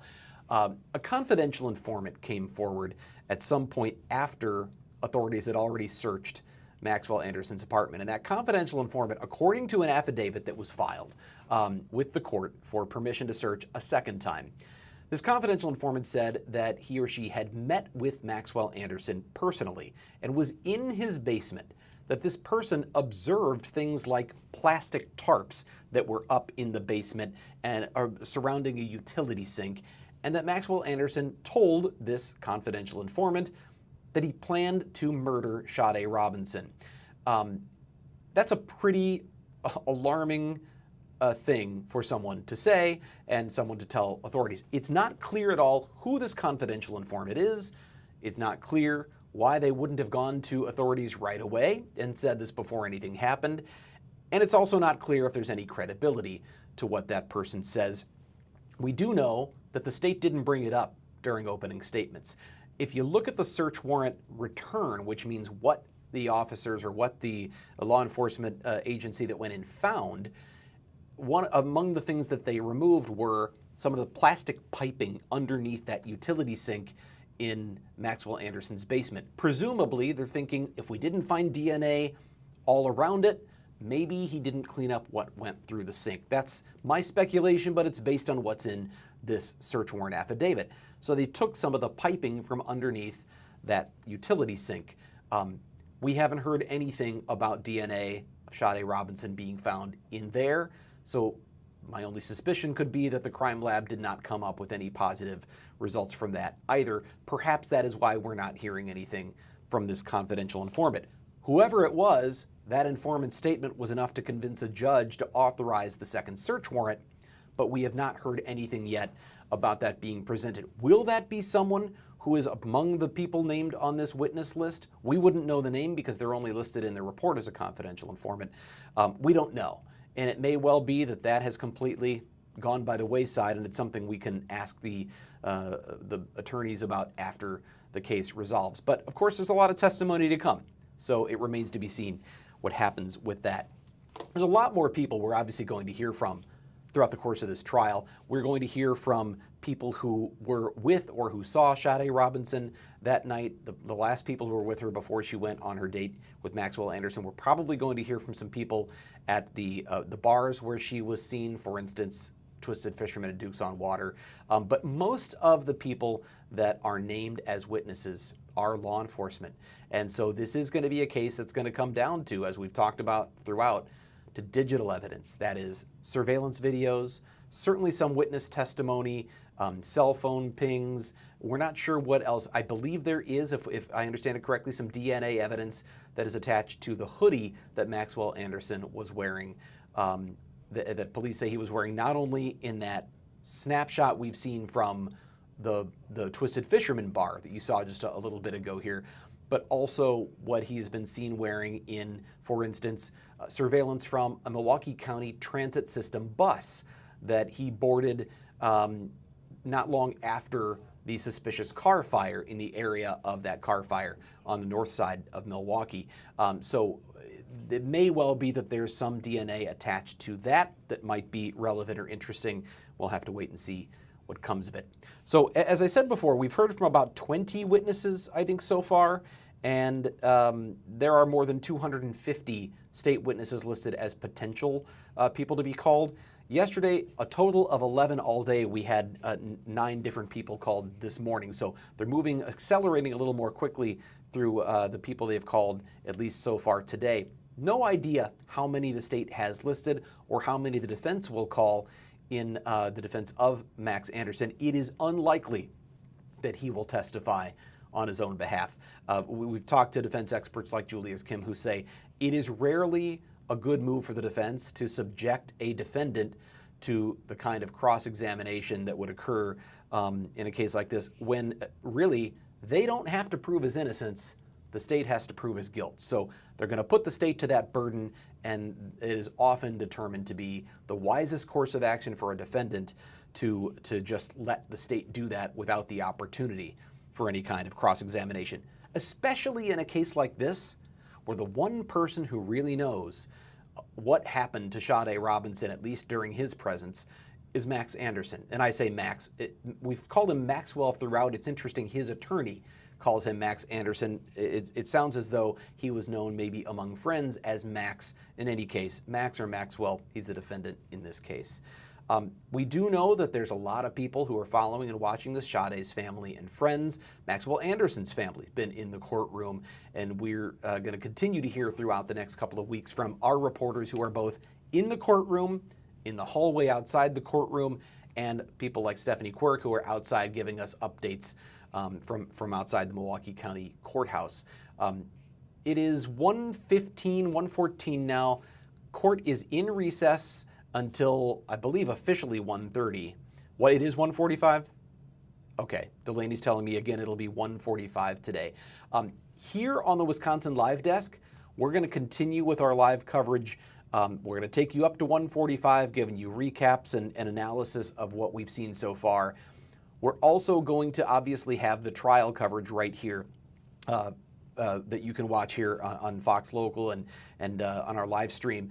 At any time, you can go to our FOX6 News Milwaukee YouTube channel, and you can watch there. There's no commentary, there's no introductions, it's just a raw feed direct from our pool at the courthouse. So you can watch that there as well throughout the course of this trial. Lots of ways to keep up with, well, probably the biggest trial of the year here, certainly in Milwaukee County and in the Milwaukee area.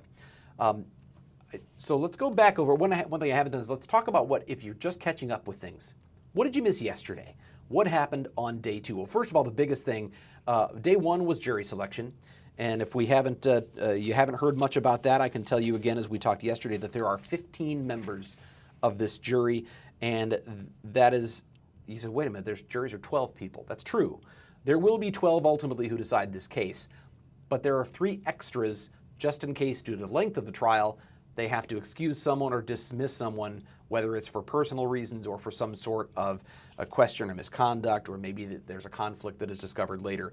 So there's usually at least 1 alternate in the case, sometimes 2. In this case, there are 3 to try to safeguard against getting under that required 12 juror number. Among the 15 jurors who are watching this case, 4 are from Oak Creek. By happenstance, it just seemed to be really popular in the jury pool. There were an awful lot of people from Oak Creek for whatever reason.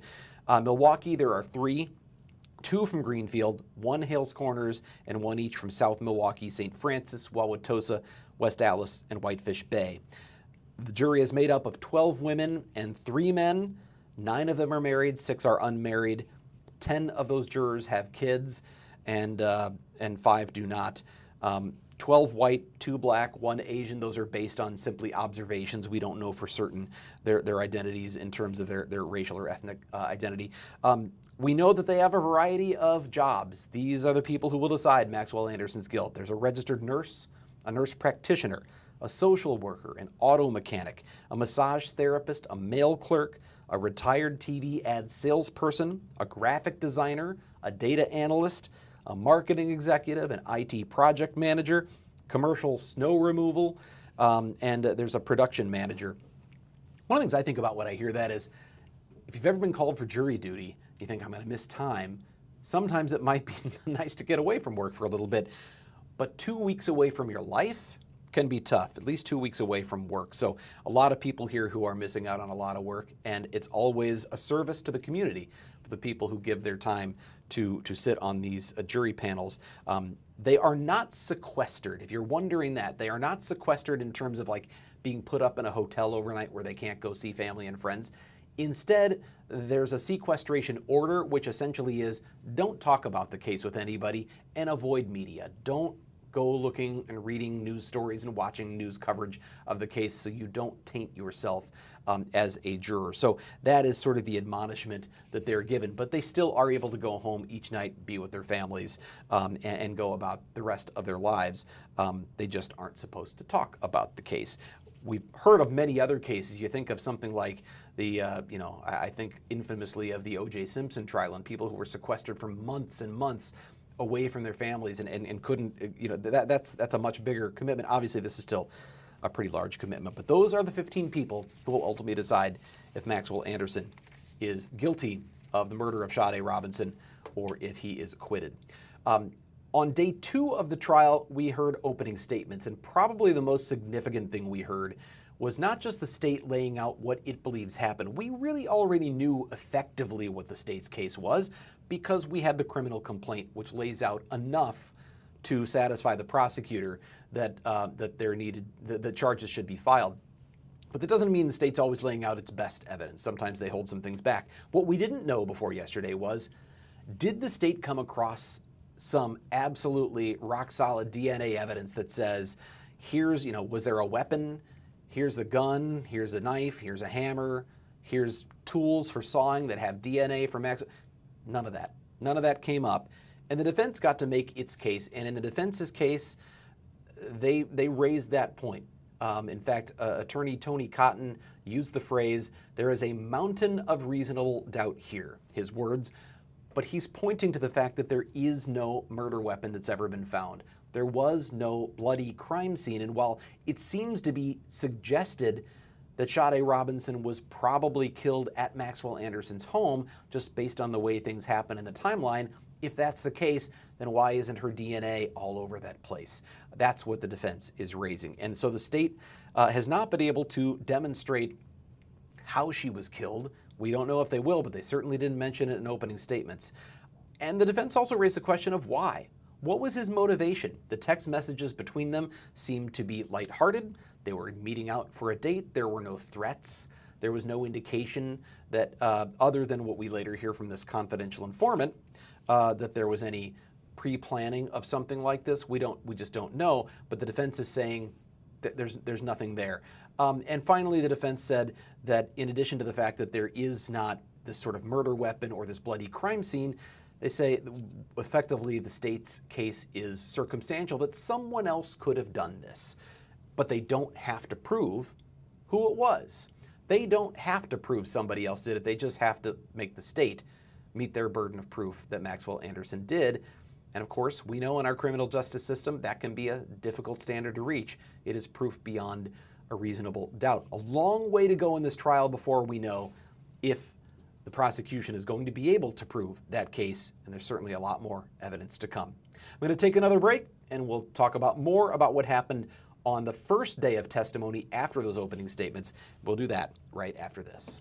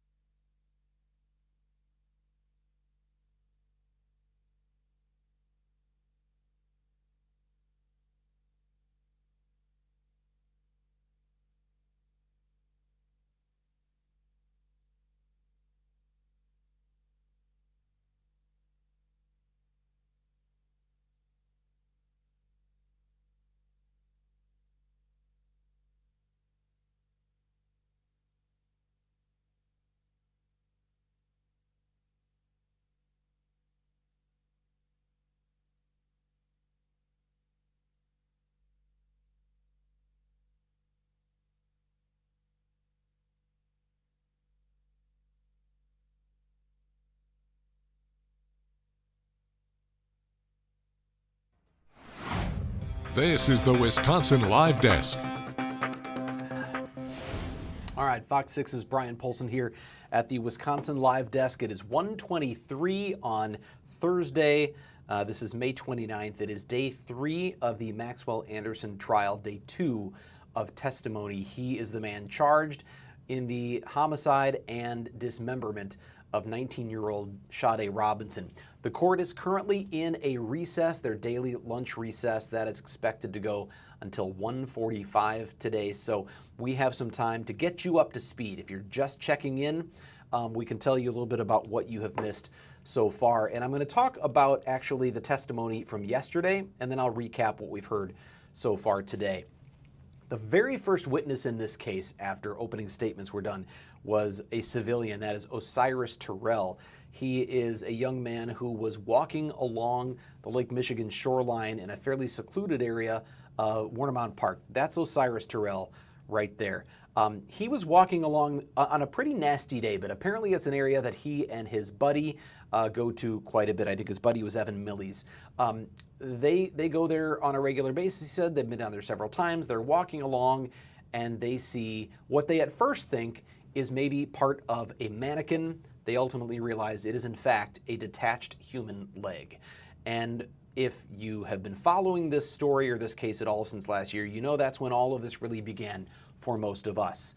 An unidentified human leg is found in a public park right along the Lake Michigan shoreline. And your first question is, well, whose leg is it? Where did it come from? And you start asking questions like, do we have a serial killer in Milwaukee? That's the kind of thing you read about in books and novels and see in the movies. In this case, it didn't take long before we found out who that leg was believed to belong to, because while his testimony was the first in the case, it was not the first indication that there was something awry with Sade Robinson. In fact, that happened earlier that morning. At about 7:30 in the morning, firefighters were called out to the area of 30th and Lisbon on the north side of Milwaukee to a car fire. They found a car burning behind an abandoned building. That's a still photo of it after firefighters had responded right there. Where it was parked, they said this looked immediately suspicious. They ultimately discovered there was nobody inside, but that vehicle, a 2020 dark blue Honda Civic, belonged to Sade Robinson. That was the owner. It was registered in her name. So you now have a suspicious car fire that matches to an owner that can't be found. That was at 7:30 in the morning. Well, it's around 5 o'clock that this leg is discovered in Warnemount Park, and they don't yet know anything about whose leg that is. But a few hours after that, Milwaukee Police District 5 get somebody who stops in and says, I'm concerned about my friend, my coworker. She didn't show up for work today, and the pings I'm getting from her Life 360 app, I'm not getting any response. So they go and the office, this is actually someone who testified today, Detective Nora Donegan of the Milwaukee Police Department. She was at the time Officer Nora Burlow working in District 5. She and her partner, James Terrell, actually were sent out to do a welfare check on Sade, but she tells the jury today that she already knew about this car fire that was attached, this mysterious, suspicious car fire attached to somebody named Sade Robinson at the address on Commerce Street where her apartment is located. And now they're getting a call concerned about her welfare. She's missing. And Detective Burlow, or Detective Donegan now, said she already knew about the media coverage of this leg found in the park, and she started to connect the dots. She said she got a funny feeling that this all might be connected. And as I mentioned earlier, she said something that the defense ultimately objected to, but she got it out before the objection. She said, as a woman who's dated before, I was concerned.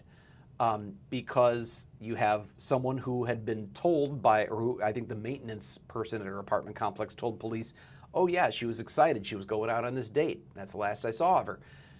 And then there's the car fire, and there's the leg found, and now she's missing. And the detective says she immediately became concerned that this was a single woman who'd gone out on a date and something terrible had happened. We now know that is, of course, the very theory that prosecutors are trying to prove, is that it's exactly what happened. That she went on this date with Maxwell Anderson, and ultimately he killed and dismembered her and tried to cover up his crime. The defense is saying all the state evidence is circumstantial, doesn't look great, but they can't prove that my client did this, and they have to prove it beyond a reasonable doubt. So the first person was Osiris Terrell, who found that leg. The second person was the first police officer who came to view what had been found, because the guy who found the leg in the park does what we all should do. He called 911 right away. And it was Cudahy police officer Zach DeSmet who was the first on the scene responding to that call. We then heard from Leon Martin, a Milwaukee County Sheriff's deputy. Remember, this is a county park, so they get the sheriff's office involved, and he comes and there's body camera video along the lakeshore. You can see the conditions aren't great that day. Waves are coming in pretty high. There's a lot of wind. It's rainy. It's muddy. It's sloppy. This wasn't a place where someone like Sade Robinson was probably likely to just go for a nice stroll.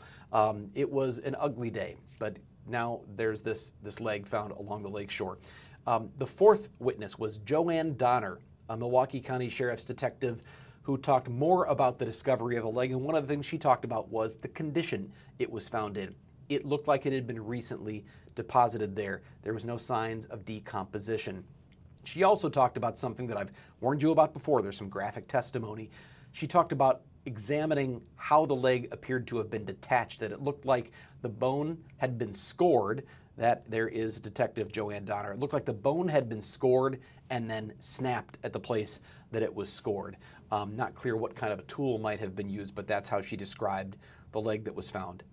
After Detective Donner, we had Francis Miller, who was the former water superintendent for Cudahy, and he talked about a gate that had been smashed on the way, that's a gate to a service road that leads down to the lakefront there at Warner Mountain Park. There's a pump house for the water department. That fence had apparently stood there for something like 30 years without anything like this happening, and on the very day that a leg is found, they find this gate has been smashed. So it appears that a vehicle smashed through it on its way to going down and someone depositing these human remains. In addition to that smashed gate, and I think Delaney's probably going to bring this up for me next, but there's a piece of a vehicle that's left behind, and there it is. It's a broken taillight from the car, which prosecutors say belongs to a 2020 Honda Civic. And you notice the shape, that sort of C shape of the light.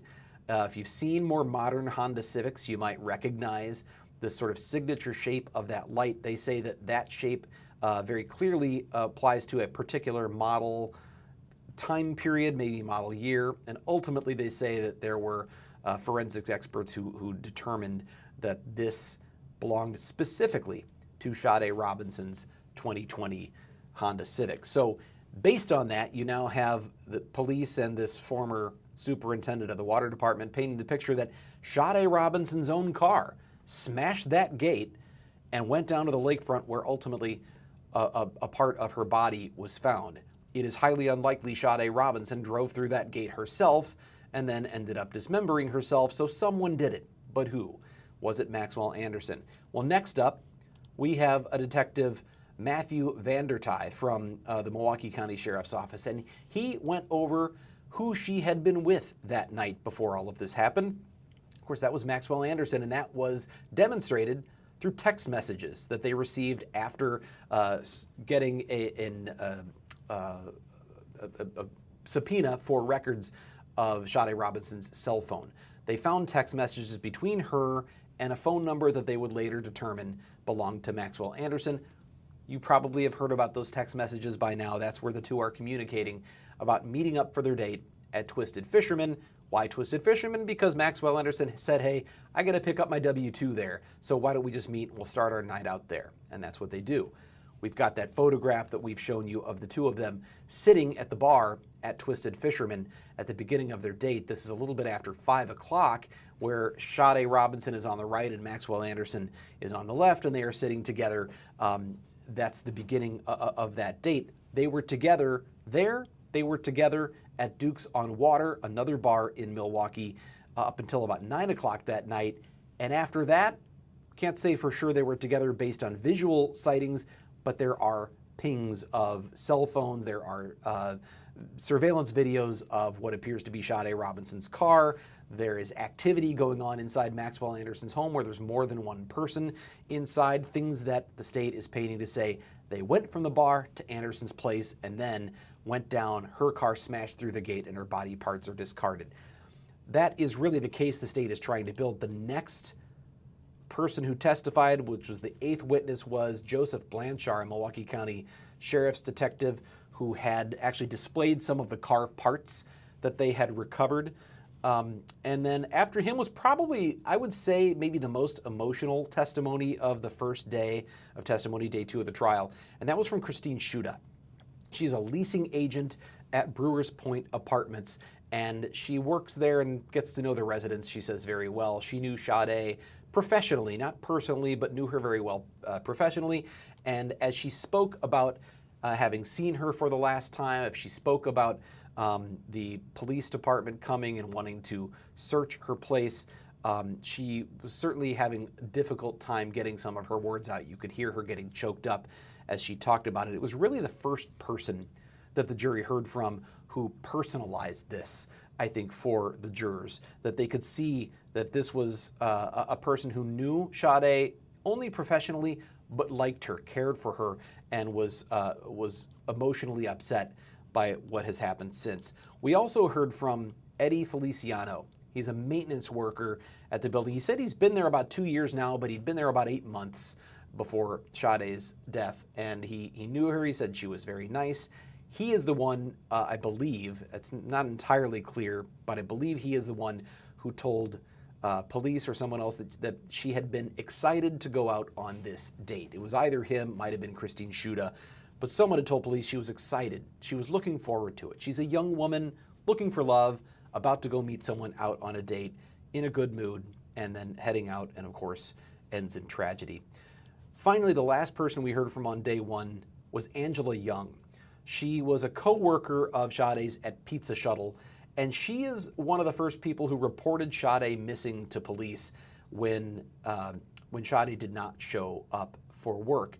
When you get an idea of the kind of person Sade was she somebody who showed up for work late, called in sick a lot? No, she paints the opposite picture, that not only was Sade reliable and showed up on time, if she was ever going to be late, she said she'd send me a message, she'd let me know. Or if I reached out, this is Angela's words, if I reached out and said, hey, where are you? She'd respond right away. So when Sade didn't show up for work on April 2nd, and when she wasn't responding to any of Angela's messages, Angela said she became scared and worried for her friend, and that was why she decided to go to police. That's ultimately what led to police going to do a welfare check on Sade Robinson and visiting her apartment. That was the end of yesterday's testimony. Today we started off, as I mentioned, with Detective Donegan, who talked about the welfare check they did, and then we heard from Nicholas Kropp, another Milwaukee police officer. I'm going to check my notes on what his relevance was in terms of why they talked to him. He talked about the following the pings of the vehicle travel and then how that guided a lot of the searches. You probably saw in the news a lot of video of police officers walking through, combing through areas along roadways and along railroad tracks and near rivers. A lot of these places they went to search were near public parks, and they were things that were along the trail of the vehicle pings. And he talked about why they did those extensive searches and honestly how little they found in those searches. When I go back to Detective Donegan, she talked about the apartment, what they saw inside. I don't think we have those photos to show you right now, but if we get them, maybe we can show them to you later this afternoon during another break, or we can show them to you tomorrow. But we saw pictures inside Sade's apartment today. And if you try to imagine, it's a studio apartment. There's a bed, there's, kitchen area, there's kind of a makeshift living room, but it's all in one room. And there's a closet that's got a bunch of clothes. It's not super organized. It looks like a college student. She was a college student, MATC. It's messy. But the detective said it was no messier than you would expect for someone of that age. What they found inside, well, it's not only what they found, it's what they didn't find. They went there looking to see, are there any clues? At the time, they didn't know where Sade Robinson was. Are there any clues to where she might be, or if something was wrong? They found a purse. They did find an ID inside, an ID that belonged to a minor. It was a probationary ID, meaning she'd not reached the age of 21. She was 19 at the time. They said that they were, but what they didn't find is they saw no sign of a struggle. There was no sign of a break-in. There was no sign of a fight. There was no blood evidence. There was nothing turned over or where it looked like that had been any kind of crime scene. They did find something else inside, though. And it wasn't something that I believe the prosecution wanted, and I shouldn't say I believe. I know the prosecution didn't want to talk about it, but their hand was forced based on one of the rulings of the judge. Inside a locked safe in Sade's apartment, there were 47 pills of suspected methamphetamine. It was never lab tested to prove that's what it was. It was field tested, and the a police officer who conducted that search says they believe that was, and wrote in her report that it was methamphetamine. Pills, not powder. And then there was some marijuana found in the safe as well. The safe was locked. There is no evidence that Sade Robinson had any illegal drugs in her system, but the defense also raised the point, at least with the judge outside the jury's presence, that while there wasn't any direct evidence that, or whether there wasn't anything detected in her system, it may well have been because of the manner in which she was killed and the amount of blood that was lost, that there was no way to detect that. So in other words, he's leaving open the possibility that perhaps she was taking illegal drugs. Why does that matter? And that's what the state said. What relevance does that have to any of this than to try to maybe, attack the character of the victim in this case? Well, what the defense argued to the judge was, if she purchased illegal drugs, and these drugs were indeed found in her apartment, it's in the police report, the defense argument is if she bought them, that means she probably bought them from someone who's involved in the drug trade. And what do we know about people in the drug trade? They tend to be violent people, or they have a higher propensity for violence than people who are not involved in the drug trade. The judge listened to that argument and said that she ultimately weighed did a balancing test here. There's certainly the chance that this could be prejudicial to the jury, that it paints the victim in a negative light in a way that really isn't relevant, but she ultimately determined it was relevant and admissible because of the potential theory the defense could raise, which is that someone else might have done this. Maybe she subjected herself to a crowd of people who were not so savory, who could potentially have committed violence. Whether or not the defense is going to make that case later, that was the argument they used to be able to introduce this evidence. So the state did bring it up, knowing that the defense was going to anyway, and then the jury heard about that today. We heard from a couple of friends today, including one who described herself as Sade Robinson's best friend. They talked about having Life 360, which, in case you're not familiar, is an application you can have to share location information with someone you choose. Could be a family member, could be a friend, could be anyone. But it's a way that you can keep track of someone's whereabouts, especially if you're concerned, did they make it to their destination safely? Are they home? Where are they right now? And this particular friend, two of these friends, said that they had this kind of sharing with Sade. They both became concerned when they saw that not only was she not responding to them, but that her location information last showed her with a dead battery on the phone at Warnemount Park at 4 a.m. on April 2nd. One of them said she had checked her phone maybe the next day, April 3rd, and saw that she still hadn't had an update since April 2nd, and she became concerned and talked to police. We had one witness today who was recalled, who was brought back in, and that was Joseph Blanchard, a Milwaukee County Sheriff's detective. He was called in for a second time, and in his second set of testimony, he talked about not only that welfare check, but some surveillance video that showed that Sade Robinson left her apartment at 9 o'clock in the morning on April 1st, the day she ultimately turns up missing. 9 o'clock April 1st, and looked like she was going in the direction of her job at the Pizza Shuttle. Later, there's video that was played that showed she was leaving Pizza Shuttle at 5 p.m. that day. So it appears she worked an 8-hour shift at Pizza Shuttle on the 1st and then left to go on her date with Maxwell Anderson. And of course, we know what the prosecution says happened after that. I'm going to take a break. It should be fairly soon that we're going to be returning to the courtroom at the Milwaukee County Courthouse. It is right now 1:43. They're expected to resume at 1:45. We'll keep you posted and get you set up for the afternoon of testimony here from the Wisconsin Live Desk. I'm Brian Polson, and we'll be back again in just a minute.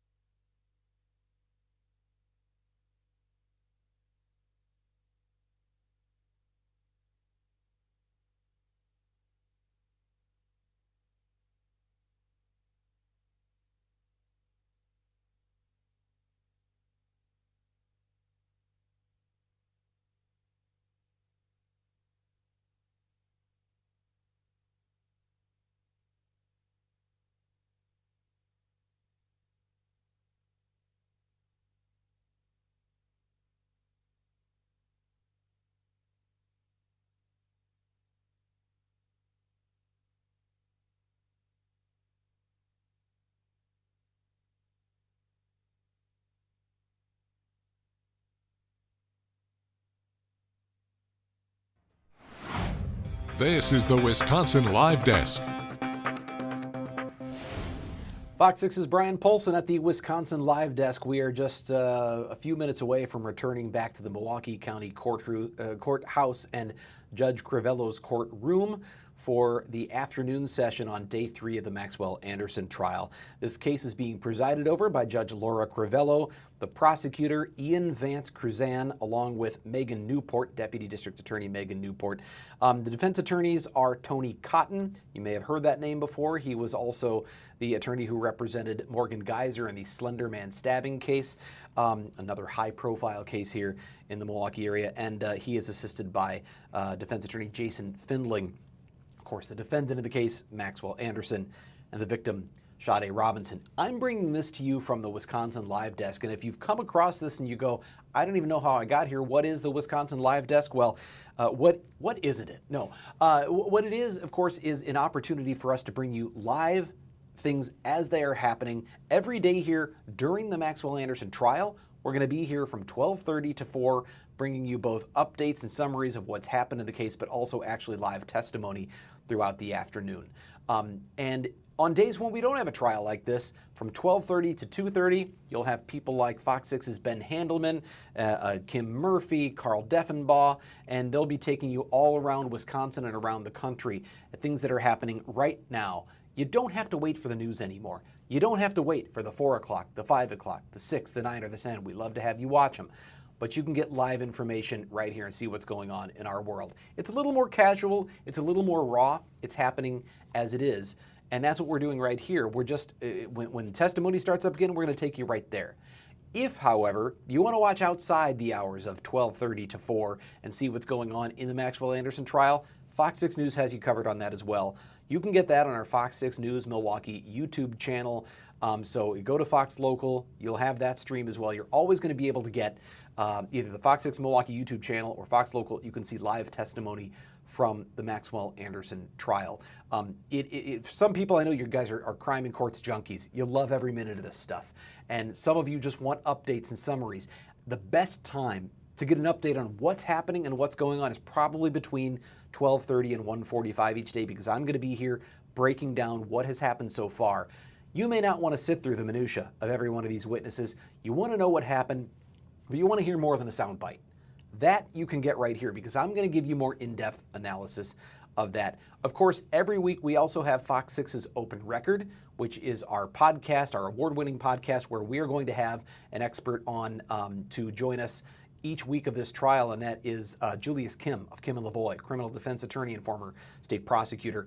We'll have him to give us a breakdown, what he sees going on in the case, where he sees each side succeeding, maybe some holes in what they're trying to present, and how the jury might be viewing what is happening. And if you look here at the bottom of your screen, you see my name. You also see an email address, fox6investigators@fox.com. Make note of that, because if you have any questions for us, if you have comments, if you have feedback, reach out to me right there, and I'll try to get you answers. Or if it's something, a suggestion you have, we'll listen to your comments. If it's just feedback, if you want to tell us we're doing a great job, or you want to tell us I'm rambling and saying way too much, I'm totally cool with it. My mom always told me I talk too much. But that's my job, right? But anyway, we'd love to get your feedback, fox6investigators@fox.com. I'm keeping an eye out on my sort of left corner of my eye here as we're watching the courthouse. We're still seeing the image of the eagle on the top of the American flag in the courtroom. That's where the camera operator has to focus when the court is not on the record. So once they zoom back out, and I know I've got Delaney Reed, producer, in my ear, who's going to be telling me if she hears the audio come back on, that we know they are about to come back in the courtroom. They will open back up here in a few minutes. Yesterday it was right around this time, right around 1:49 and 1:50. And they will probably go until 4:45 or 5 o'clock before they break.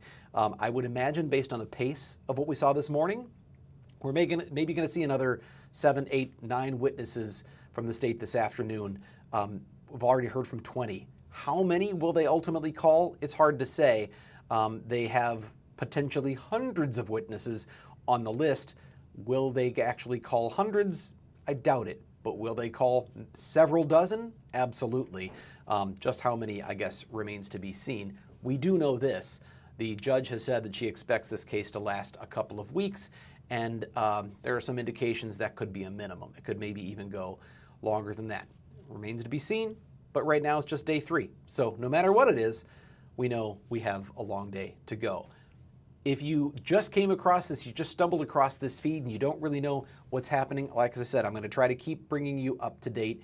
We are covering today, tomorrow, all through the rest of this trial, between 12:30 and 4, right here from the Wisconsin Live Desk. We're going to be bringing you analysis, summaries, recaps, and of course, live testimony as it happens from the trial of Maxwell Anderson, who is charged in the death of 19-year-old Sade Robinson.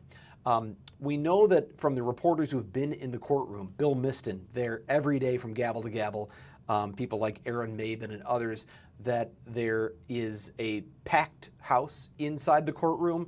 There are a few rows of members of the local news media, but there are also rows of family members for Sade Robinson, family members of Maxwell Anderson, and community members there to support whether it's supporting the victim, in this case, Sade Robinson, or I'm not sure if there are community members who are also present supporting Maxwell Anderson. We know the Robinson supporters have certainly been more high profile and more vocal. It looks like we do have the judge back on the bench, so we are going to take you out to the Milwaukee County Courthouse in the courtroom of Judge Laura Crivello. Oh, that's the wrong place, but let me send you here. No? Well, she was there for a moment. Delana, did you hear what might have been said? Okay, she's calling. They're probably going to wait for the jury to come back in before they come back off that flagpole shot. So I'll keep it here just another moment or so. But when I'm going to bring up the audio, at least in the background. Okay. Okay, so Maxwell Anderson is back in the courtroom. They're waiting for the jury to come back in the courtroom. As soon as the jury is back, we will send you there. Okay. Bill Miston, our reporter on the scene, tells us the jury is heading back into the courtroom. So we are moments away from the resumption of testimony in the Maxwell Anderson trial. And again, throughout the afternoon up until 4 o'clock, you can watch that right here on this stream. At 4 o'clock, we'll switch over to Fox 6 News at 4. After that, as testimony continues, you can watch this, of course, on the Fox 6 News Milwaukee YouTube channel if you want to keep watching the actual testimony. If you want to see our news coverage of that, you can see that on Fox 6 News at 4 right here on this stream. So again, just keeping an eye as they're not quite off that flagpole shot just yet. Same appearances. I hear voices. Okay, good afternoon, everyone. I think we are back, so we're going to send you out there now. We are still on the state's case in chief. State, are you prepared with your next witness? Yes, the state calls Officer Derek Kolb.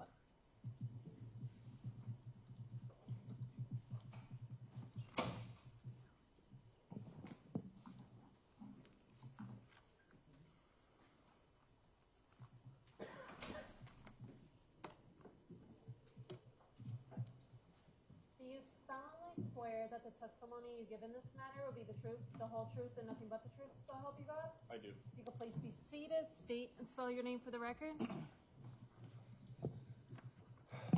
All right, I'm Officer Derek Kolb, D-E-R-E-K, K-O-L-B. Police officer with the City of Milwaukee Police Department. Yes, I am. How long have you been an officer?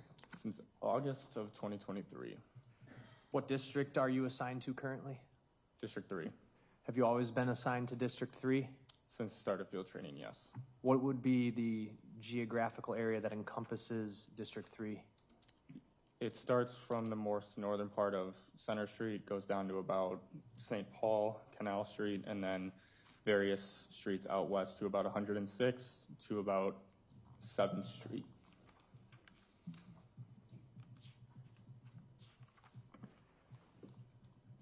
And you work patrol? Yes, sir. Can you describe your general daily duties? Generally, we'll be patrolling around, taking calls for service, doing traffic stops, anything that dispatchers dispatch to on a daily basis, so any sort of calls that we need on the day. The calls for service come from a dispatch center from the city, right? Yes, sir. Were you working on the morning of April 2nd, 2024? Yes, sir. Were you alone or did you have a partner? I was with a partner that day. What was your shift?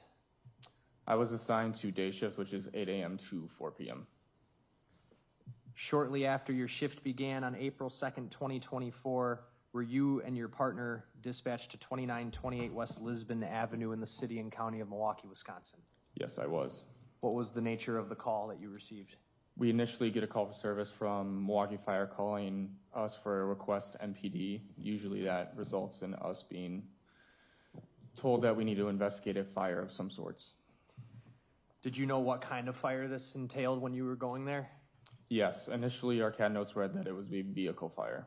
Are you familiar with what's at the address of 2928 West Lisbon Avenue? Yes. When I started there, it was an abandoned building, and it continued to be until it was torn down. Do you remember about when it was torn down? It was approximately about 6 to 7 months ago, roughly. Okay, after April 2nd, 2024. Yes, sir. Your partner that day was who? His name is Miles Kowalik. Mileskowalik for the record. When you were dispatched to that location and arrived in that location, were you and Officer Kowalik already there, or had the fire department already been there? Milwaukee Fire Department had already been there and extinguished the fire prior to our arrival. Did you speak to a member of the fire department? Yes, I did. Who? I do not recall his specific name. Okay. Was he the captain that was on scene? Captain Hoos was his name. Hoos? Yes. Thank you. That conversation, I presume you just got basic information about what they encountered when they got there? Yes. Do you recall what that information was? Essentially, we run down if the fire was suspicious or not suspicious, what essentially they first got there, what they observed, and essentially we just get a debrief of the situation before we do our investigation regarding the fire. And what did they observe? When they got there, they observed a blue Honda Civic engulfed in flames, which prior to our arrival, they put out before we got there. Was there anything notable about the trunk that they had noticed when they got there? When they got there, I do not recall, but when I arrived on scene, the trunk was ajar. Was there any noticeable damage to any part of the vehicle that did not look to be from a fire? Not to my knowledge, no. You had a body camera, correct? Yes, it was equipped and activated during this investigation. And you also made contact with an individual who had called 911, is that correct? Yes, I do. She, at the time, was a resident of a house on North 29th Street, correct? Yes, sir, just east of the location of where the vehicle was set on fire. Do you recall what address? I do not recall. I'm going to show you Exhibit 190.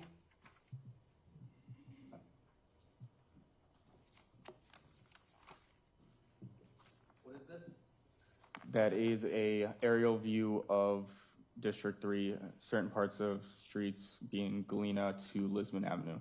Move 190 in and ask to publish. Any objection? No. It's received and go ahead. I've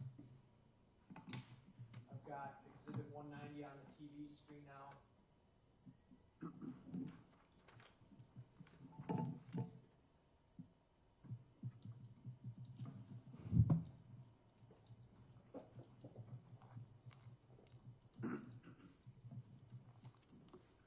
Officer, at the top of the screen, there's an angled street, is that right? Correct. What street is that? The angled street that runs west to east is called West Lisbon Avenue. The street that runs north to south on the far left side, that's North 32nd Street. Yes, sir. And the map depicts as far east as North 29th Street, almost to North 28th Street. Fair enough? Yes, sir. Is the location where you found, or where you went to find this car on this map? Yes, it is. Your Honor, would you allow the witness to point out where the car was? Sure, go ahead.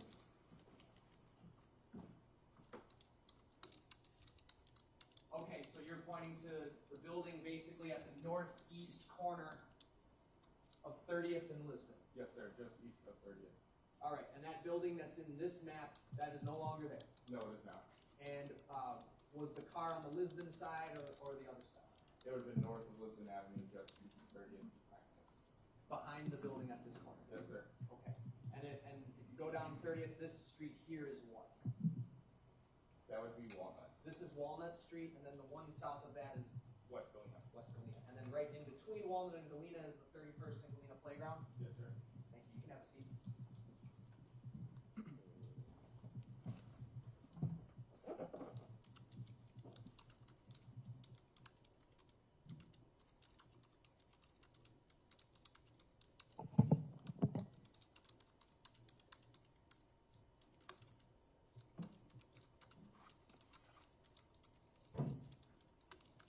going to show you what's been marked as Exhibit 51. Should come up on the screen momentarily.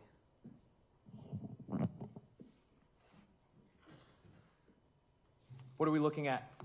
That was the blue Honda Civic that we got dispatched to for the vehicle fire. I should have asked a better question.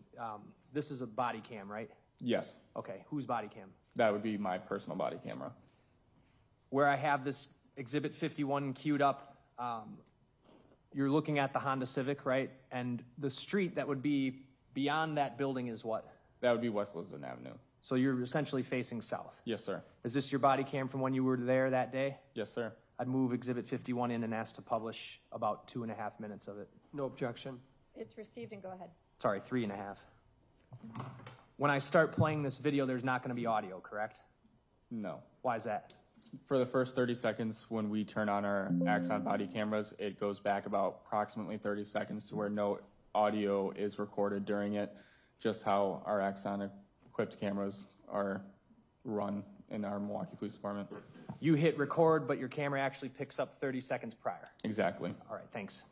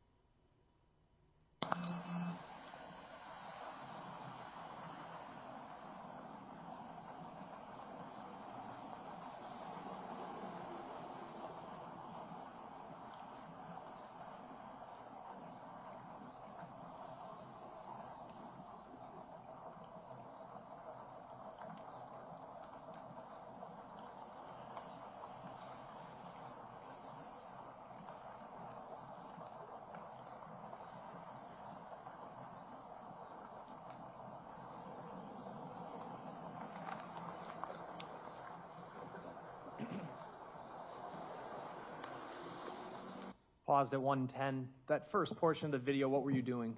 Essentially looking over the vehicle, just seeing what kind of fire damage is done to the vehicle. And then initially when I looked at the front plane of glass for the front window, that's initially where I first checked vehicles for their VIN number.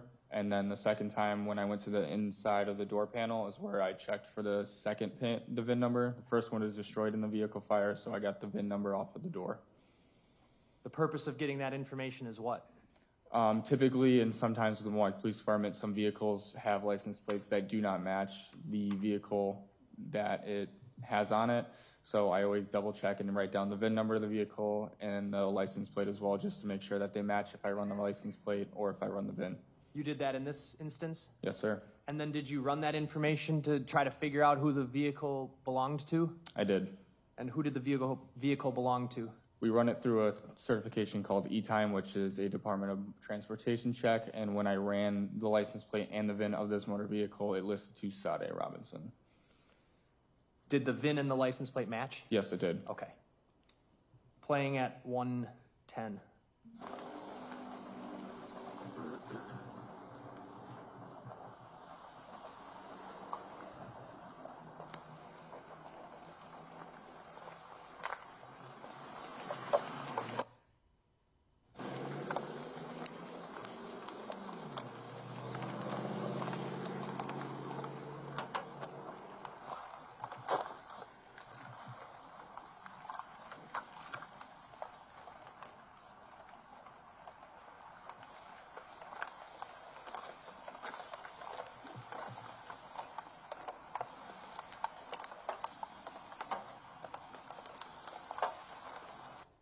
Paused at 152.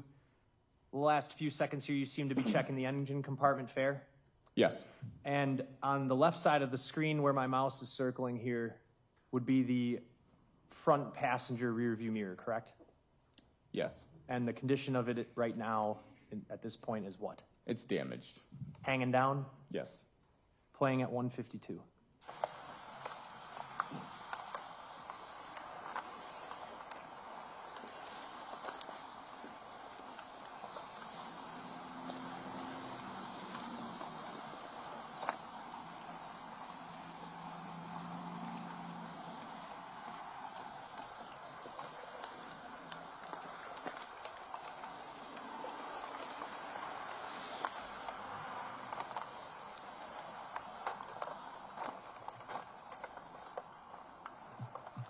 Paused at 225. The front hood of the car, there's a cut straight across, correct? Yes. The hood is cut open? Yes. Okay. Is that something the fire department does? Yes. Playing at 225.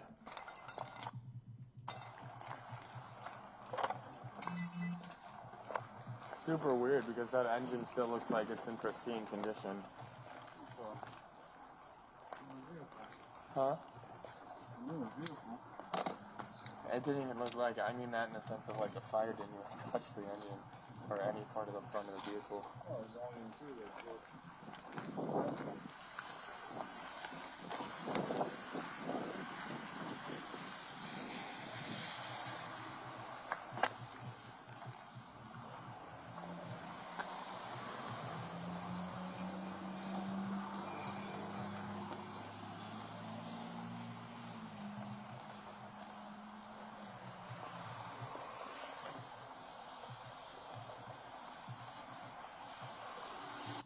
Paused at 318. At this point in the video, you're looking into the trunk. Yes. This item that I'm pointing out with my mouse here looks like what? Like a bag of some sorts. This black item here? Yeah. Okay. And this is the first time either of you had looked into the trunk, fair? Initially, I was the only officer between us two that had looked over the vehicle, looked and inspected it, and just made sure that everything was inside the vehicle or if any personal identifiers were in it. Understood. Playing at 318.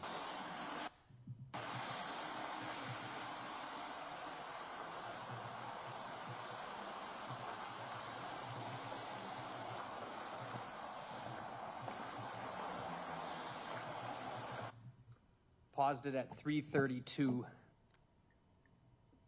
That last clip of you standing at the driver's side of the vehicle, how would you describe the interior of the vehicle?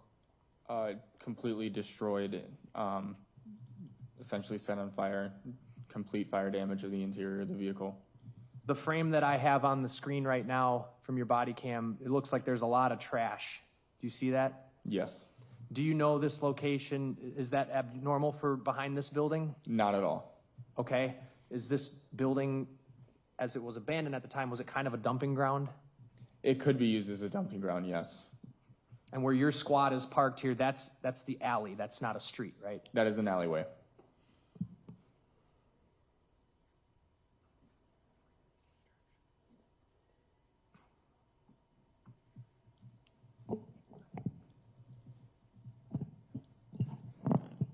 This street over here to the left, that would be North 30th Street then? Yes, it would be. So to get here, you pulled into this alleyway right off of North 30th? Yes. The 911 caller, did you make contact with that person? I did. Did they indicate whether... Objection here. That was I was going to make a hearsay objection, but he stopped his question. Okay. You did talk to the 911 caller? I did. Did you canvass the neighborhood? I did. And did you look for video cameras from houses or anywhere that might depict the area behind that abandoned building? Anywhere in the immediate area that could have potentially caught this vehicle driving into the alleyway or behind the abandoned house. That's what you were looking for? Yep. Were you able to find anybody when you were on scene here from those houses who had seen what happened? My immediate canvas, not a single individual saw what happened, and nor did I find any camera footage around that immediate area north of it. Okay, so you say north of it, you're looking, you mean north of Lisbon, fair? Yes. And are you aware of any camera footage that captures right behind that abandoned building at the time? Not at that moment, no.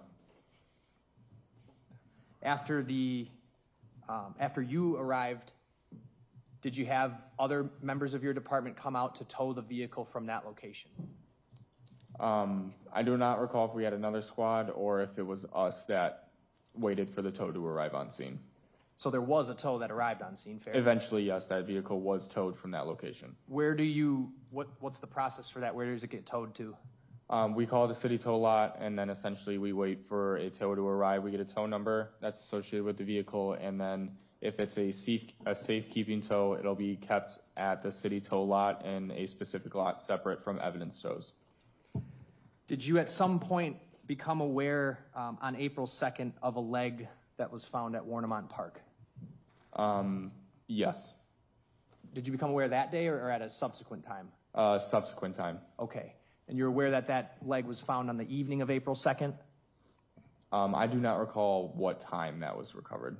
But this time, the time you went out to this burning car, I think it's on your body cam up here at the upper right, we're at 8:22 a.m., is that right? Yes. Okay. I have no other questions. Thank you. Cross? Thank you, Judge. Good afternoon, officer. So you testified that you were dispatched to this 2928 West Lisbon Avenue for a vehicle fire, correct? Yes. And had you ever been dispatched to vehicle fires in that area before? No. Okay, so, but this area that you described, you said that there's a lot of trash around there, correct? Yes, there is. And I mean, I guess we can kind of look at the video here on this frame. It looks like there's some residential homes, correct? Just north of it, yes. Are you familiar with this area through your, responding to calls for service? Yes. And I mean, have you responded to calls for service about potential drug dealing? Objection, relevance? What's the relevance? I'm just trying to set the scene of where this all occurred. The part of the city. I mean, the state on direct examination was talking about how it's a high crime area. I don't recall that happening. Or the trash, I suppose. I mean, if I can just move on. Okay, Littering's please a move crime. on. I'm going to sustain the objection. Move on. All right, but when you arrived after the fire had already been extinguished, correct? Yes. And you had mentioned that the trunk of the vehicle was ajar, right? Yes, it was. And it was in that condition when you arrived. Can you rephrase that? The trunk was ajar when you arrived, correct? Yes. And I guess we saw on body camera, it shows that you approaching the car, and it looks like you're writing down the VIN number? That's what I initially did, yes. Okay. And did you touch the vehicle whatsoever? Did you touch anything in the interior and the trunk? Nothing in the interior, nothing in the interior of the trunk, and nothing from the exterior. When I opened the trunk, I do not recall if I put my direct hand on it or if I used my sleeve. Okay. And you indicated that there was minor damage to the exterior of the vehicle, correct? Yes, I did. But it didn't appear that there was any fire damage on the exterior of the vehicle. It looks like it was more just interior, correct? I knew there was interior damage. I do not know the extent of the exterior of it, if it was fire damage or if it was damage done prior to the vehicle being there. What I meant was the exterior of the vehicle, there wasn't char marks on the exterior. I do not recall if there was or not.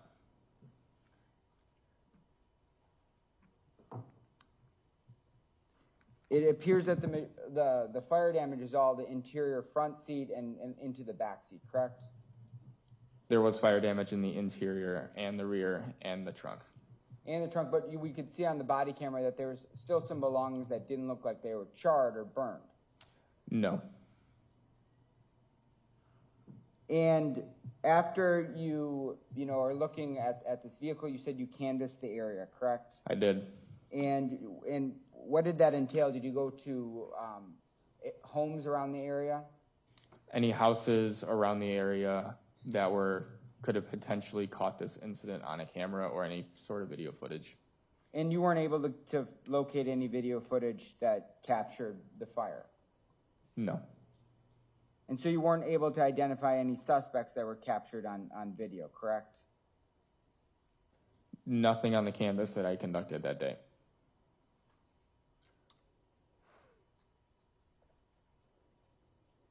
I have nothing further. State? Nothing else. Thank you, officer. Thank you. State? State calls Detective Alexis Krusik.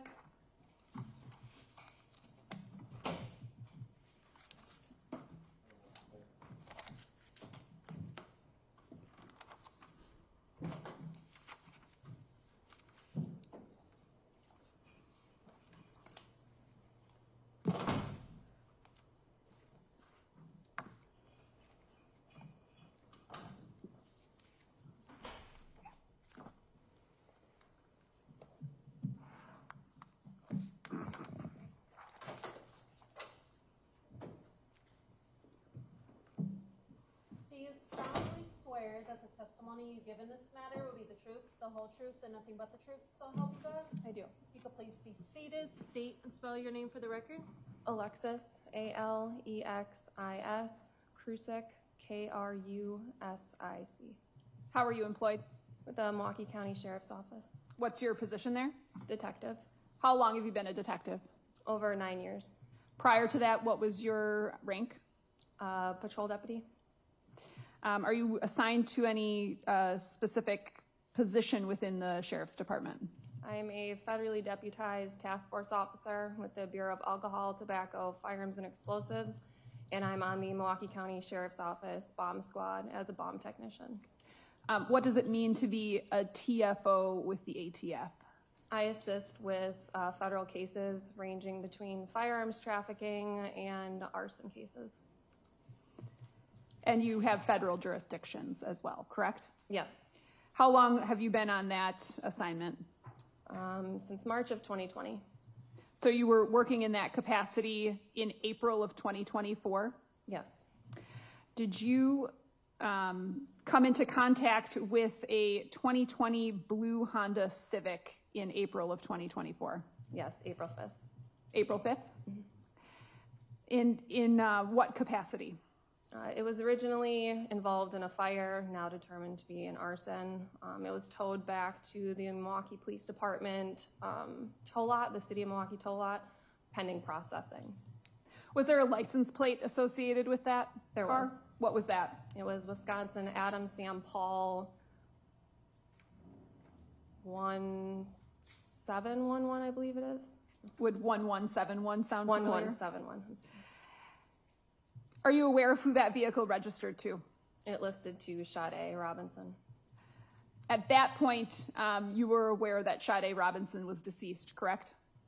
I believe at that time it was still a missing person. Okay. Who were you with at the tow lot as it relates to your investigation surrounding this vehicle? Milwaukee Police Department personnel, I believe it was Detective Amy Stolowski, ATF Certified Fire Investigator Ricky Hankins, and Milwaukee Police Department Bomb Technician Commander Adam Islub. And what was your purpose in being there? Assisting with the search of the vehicle. I missed the last name. The bomb tech, Adam Islub. Thank you. And I'm sorry, the crime lab was also present, 2 individuals. What was the crime lab there for? To assist with evidence collection. Such as? Collecting DNA swabs. They collected the items out of the vehicle, packaged them, and then they were turned over to me at the end of the day. And you watched that happen? Yes. Did you observe the Honda Civic in its initial state at the tow lot before any searching began? Yes. And prior to your search of the car, and when I'm saying your search, I mean you and the other personnel that were there that day, did you have any information about whether or not someone else had searched the car on an earlier date? No. So you were the first search of this vehicle? Yes. Okay. Can you describe the vehicle as you initially observed it? It had heavy fire damage to it in all areas. The trunk was still pretty intact as far as vehicle condition. Were you able to readily identify anything in the vehicle? There was a blanket that could be seen on the back seat, as well as a brown and black purse that was on the floor behind the front driver's seat. That's as to the passenger compartment. Would you say that the passenger compartment was the part that sustained the heaviest fire damage? Yes. What about the hood and engine area? The hood had been cut, most likely by the fire department. Can you describe the trunk?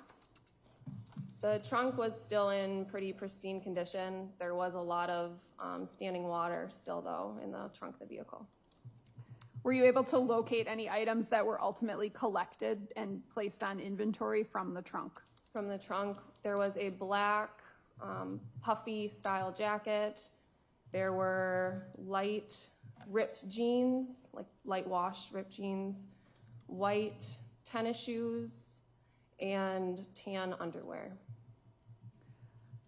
The underwear, was that contained on or within something?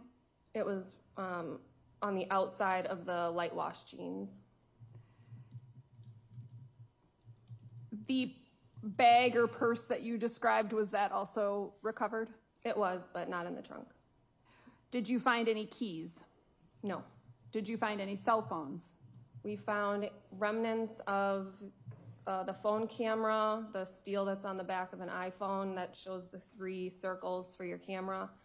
We were able to locate that in melted debris via X-ray. Sorry, can you repeat the last portion of what you said? It was located in melted debris inside of the vehicle that we were able to locate by using an X-ray system. Thank you. Did you find any weapons? No. Would weapons, in theory, be detected through an X-ray system? Yes. Were photographs taken? They were.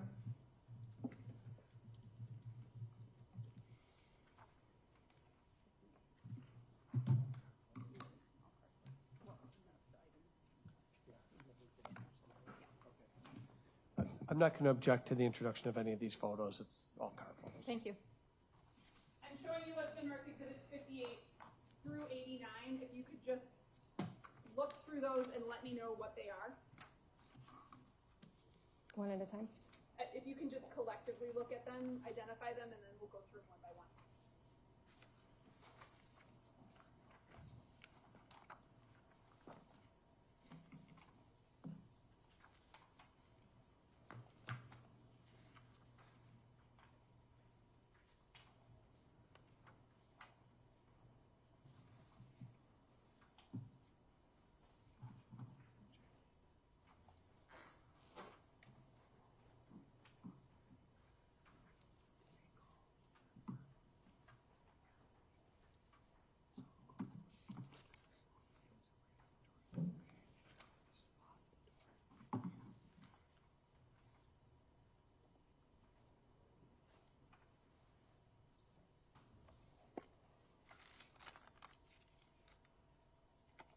These are photos that I took during the vehicle processing.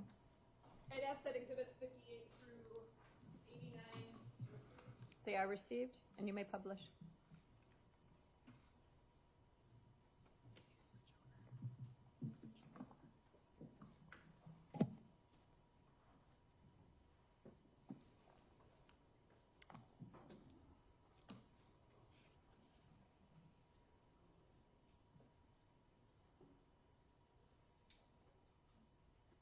Showing you exhibit 58. What is that?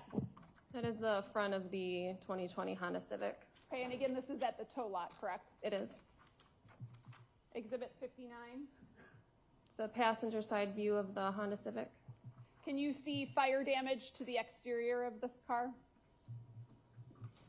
You can. Can you describe where? On the front, or on the top portion of the vehicle doors. Exhibit number 60, what is that? The passenger rear corner overall of the Honda Civic. Exhibit 61. It's a front driver's side corner overall view of the Honda Civic. Did it appear to you that there was at least some sort of front end damage to that vehicle? Yes. Exhibit 62, what's that? That is an overall view of the driver's side rear back seat, showing the fleece blanket. Okay, so the green and blue item here, this is a blanket. Yes. What is the yellow material there? I believe that's part of the seat cushion.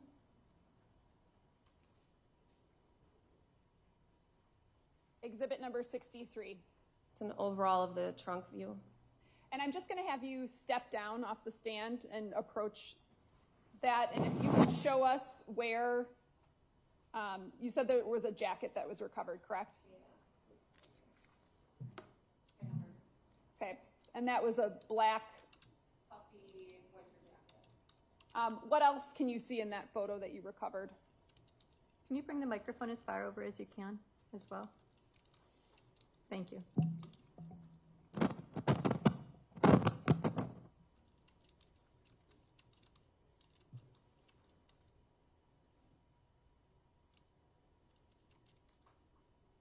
I believe the jeans were underneath the jacket in this. Okay. What about Exhibit 64? Can you describe what's depicted in that photo? The winter jacket. Can you point to that?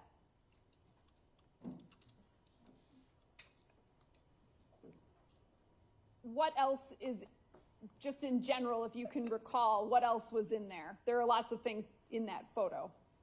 There's a shovel here that was in the trunk of the vehicle. What about that item that I'm pointing to here? What does that appear to be? A windshield wiper.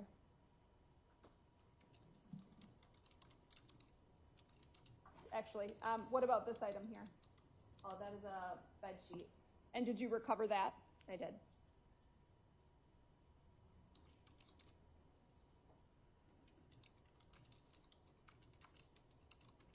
How about Exhibit 65?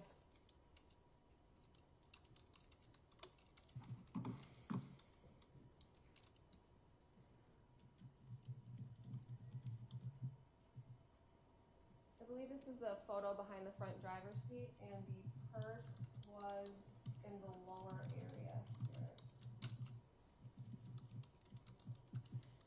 Showing you Exhibit 66. What is that? It's a black and brown purse that was located behind the front driver's seat on the floor. Were there items that were contained in that purse that you were able to recover? Yes. Such as? There was a laptop, an iPad, and some miscellaneous items. I believe there's another photo. Showing you Exhibit number 67. Yeah, those were some of the contents from inside of the bag. Exhibit 68. Additional items from inside of the bag. Do you know what these items are? I believe there's going to be another photo. This is paperwork with Sade Robinson's name on it. Showing you Exhibit 69. Is that the paperwork? It's a closer view, yes. Exhibit number 70. This was an apron that was located inside of the trunk with Sade's name tag on it from the Wisconsin Club. It looks like there's some cash, like loose bills of U.S. currency. Yes. But Exhibit 71. These were all of the items from that purse, all laid out. Okay, can you describe some of the other items there? Let's see. So there's 2 notebooks, a comb, there's 2 photos, Polaroid photos, miscellaneous paperwork, a planner over here, and a phone charging block. Looks like some pencils and markers too. Yes. Showing you what's been marked Exhibit number 72. What is that? That is an overall of the front driver's seat. Exhibit 73.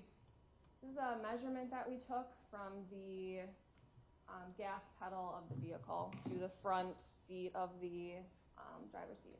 Okay, and why did you do that? To show the distance, because it seemed awfully far for an individual of her stature. Okay, so at this point you were familiar with who Sade Robinson was, correct? Yes. Including some of her demographic information, yes, such as height. Were you familiar with what she looked like? Not before the search, no. Okay. Showing you Exhibit number 74. What is that? These are clothing items that were recovered from the trunk of the vehicle. Okay, describe what we're looking at here. There's a black, that outer winter puffy style jacket, light ripped jeans, tan underwear, and 2 pair of white tennis shoes. The one tennis shoe is burned. Yes. The jeans and underwear, were they like that when you recovered them? Yes. So you did not place them like that? No. Is there anything upon looking at that strikes you as unusual? I think looking at how these were recovered, it could be consistent with somebody assisting in the removal. How about Exhibit number 75? Those are a close-up of the white tennis shoes that were recovered from the trunk. Exhibit 76? A closer image of the light wash jeans and the underwear. 77. A closer image of the black winter style jacket. What is 78? This is an overall of the interior components that were removed from the car. From what part of the car? All of the interior of the car. So not the trunk, the passenger compartment? Yes. And was one of those items depicted in Exhibit 79? Yes, this was recovered in melted debris that we had to pry out of. Okay, and what is that? We believe that is the rear part of a phone where your camera is. It's the 3 camera spots on iPhones. Consistent with an iPhone 15. And you're familiar with that? Yes.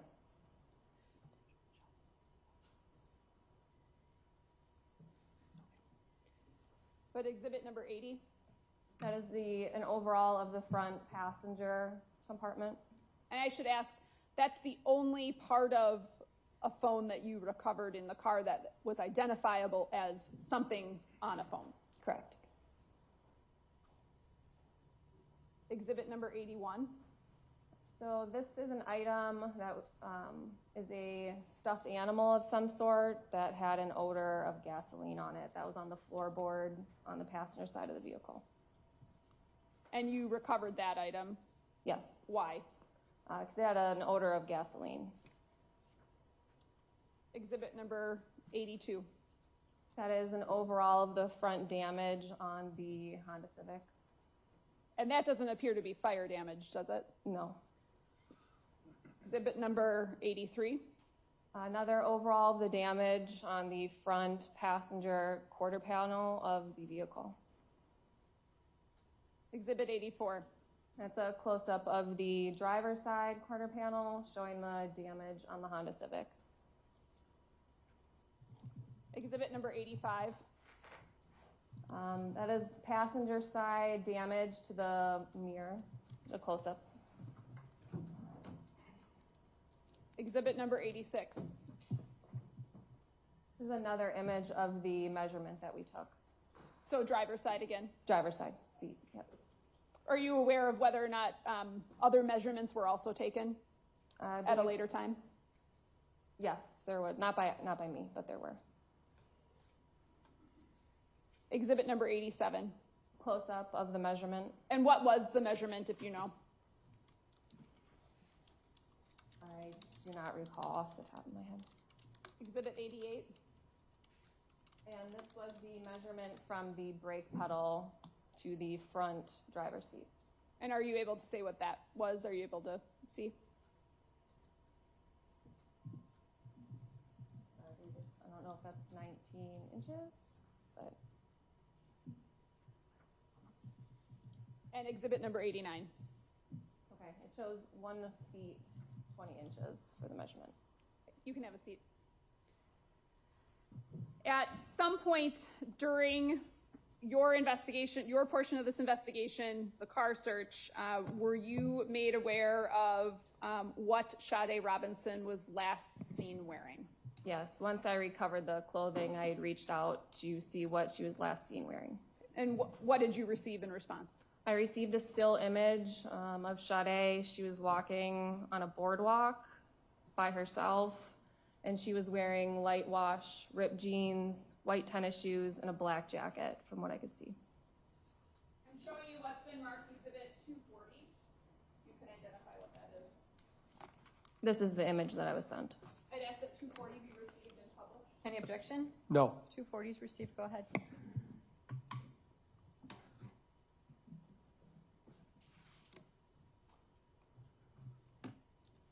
Do the jeans that Sade is wearing in that photograph appear to be the jeans that you recovered? They do. And what about the coat? Also appears to be the same. And what about her shoes? They appear to be the same. And what about the bag? From what you can see in the photo, it resembles a dark style bag, but yes. Did you recover any white tops, shirts or sweaters? No.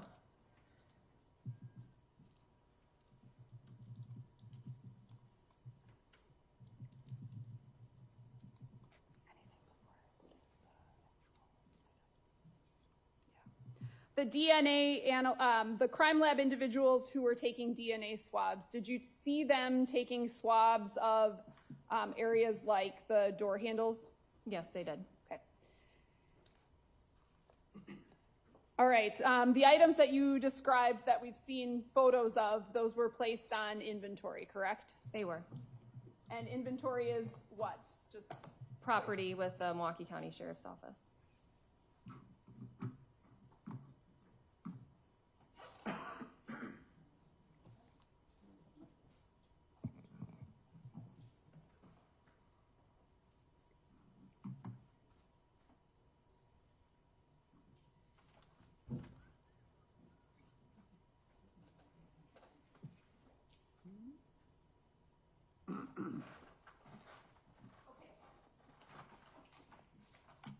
showing you what's been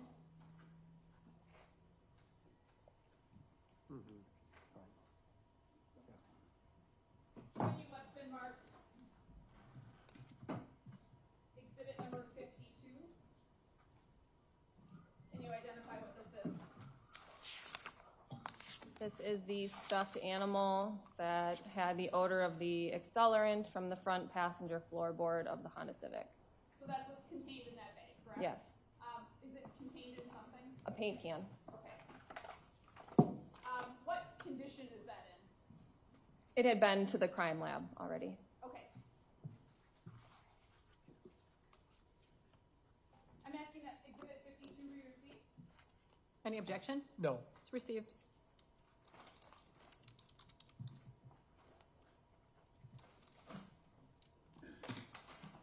Showing you what's been marked exhibit number 57. What is that? This is the brown and black purse, partially burned from the rear driver's side floorboard.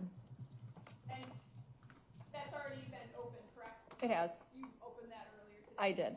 Can you pull out what's in there?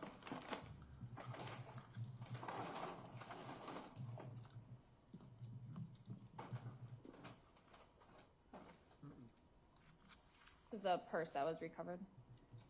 I'd ask that exhibit 57 be received. Any objection? No. 57's received. Showing you exhibit number 54.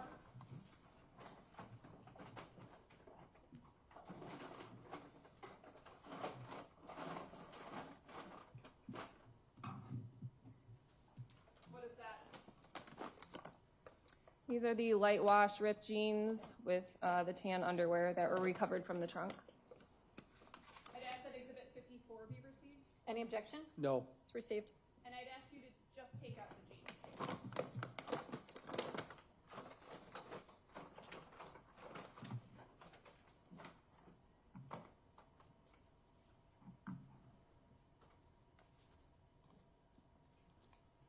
Thank you.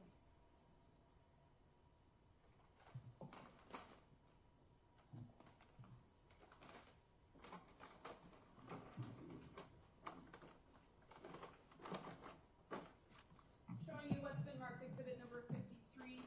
What is that? This is the black puffy jacket from the trunk of the Honda Civic.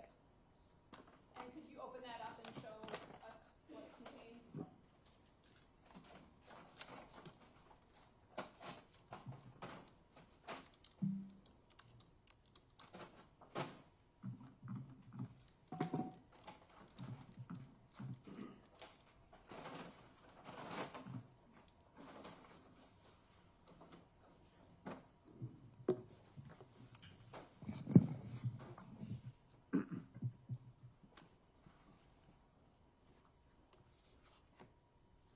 Thank you.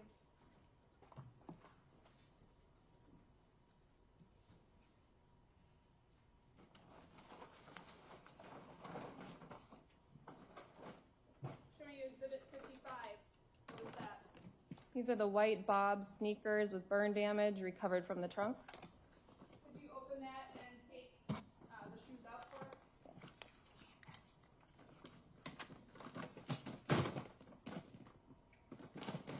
Do you want scissors?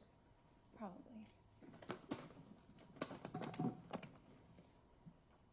Thanks, Liz.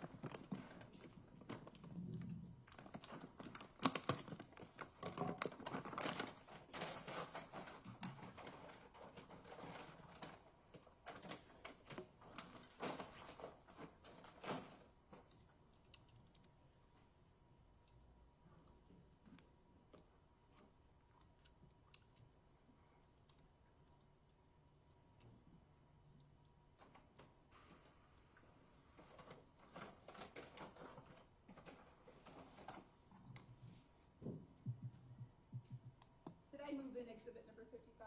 No. Okay, No. move in exhibit 55. Any objection? No, It's received 53 too. I'd move in exhibit 53. I don't object to that either. You're not objecting? No. It's received as well. Showing you what's been marked exhibit 56, what is that? This is the white-ish yellow bed sheet, partially burned, that was recovered from the trunk. I did ask for exhibit 56 to be received. I don't object. It's received. And could you open that, please?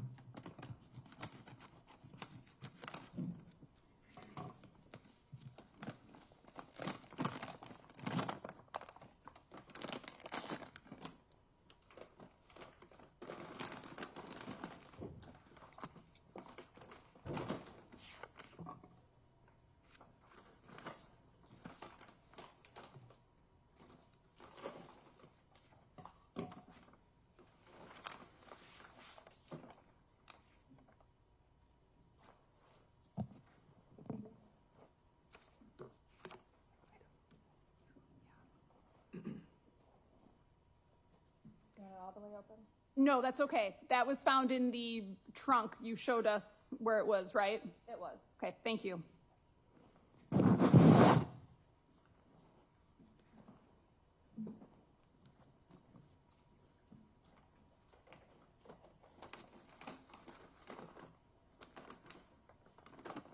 You testified that you didn't find any sort of top, a shirt or a sweater. Did you find a bra? No. Are you aware of whether or not the DNA swabs that you testified the crime lab was taking, that those were ultimately taken to the crime lab? They were, but not by me. I don't have anything further. Cross? So you were involved in other things in this case, but primarily a search of the car, right? Correct. And and this looks like a pretty thorough search, you were going through the trunk and the main area of the vehicle, right? Yes. Were there any identifiers for Maxwell Anderson in that car? No. Any ID cards or anything like that? No.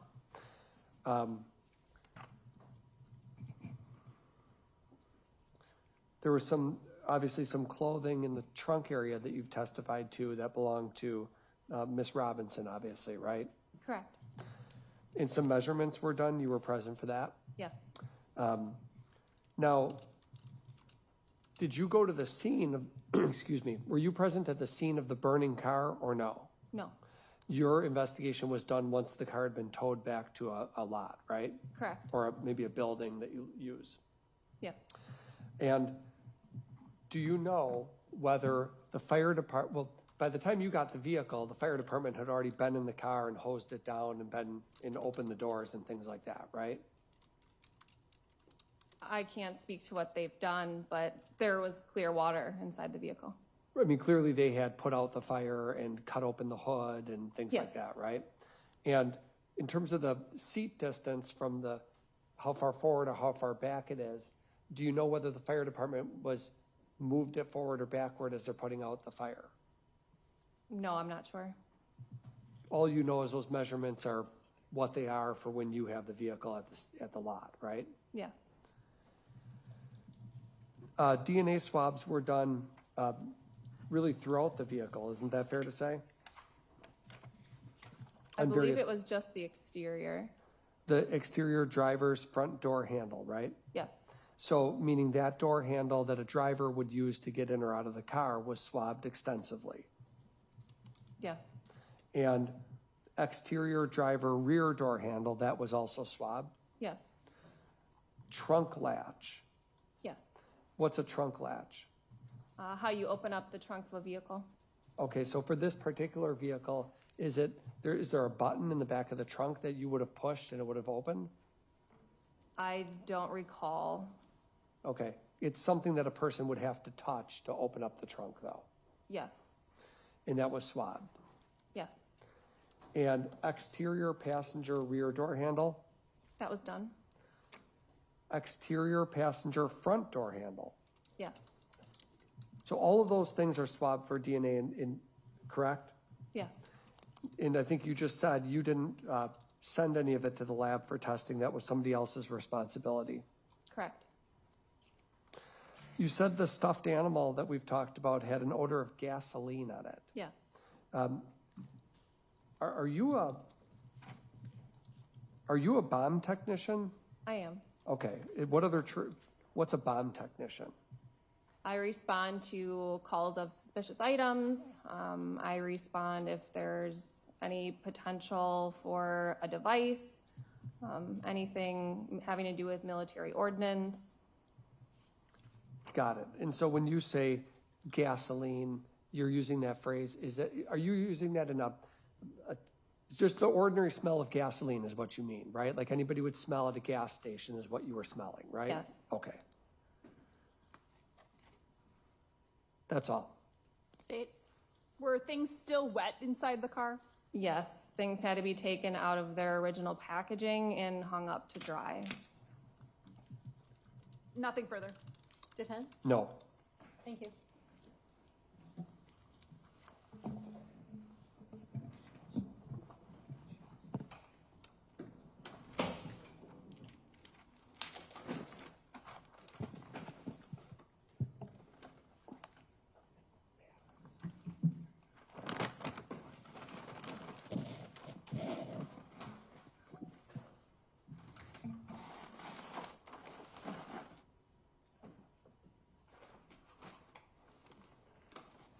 Anybody need a break at this time?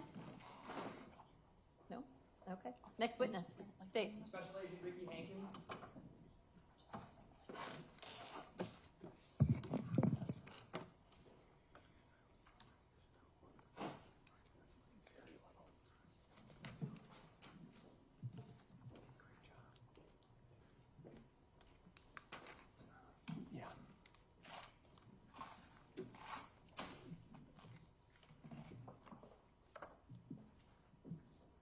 Solemnly swear that the testimony you give in this matter will be the truth, the whole truth, and nothing but the truth, so help you God? I do. You could please be seated, state and spell your name for the record. My name is Ricky Hankins, Hankins. How are you employed, sir? I am a special agent with the Bureau of Alcohol, Tobacco, Firearms, and Explosives, also known as ATF. How long have you worked in law enforcement? I have worked for ATF since April 2001. And what is your, are you a certified fire investigator? I am. What is that? A certified fire investigator means that I have received specialized training in order to investigate fire origin and cause. Can you just summarize what that is, the training? The training for ATF was a 2-year immersion program where I had to take graduate courses from the University of Maryland.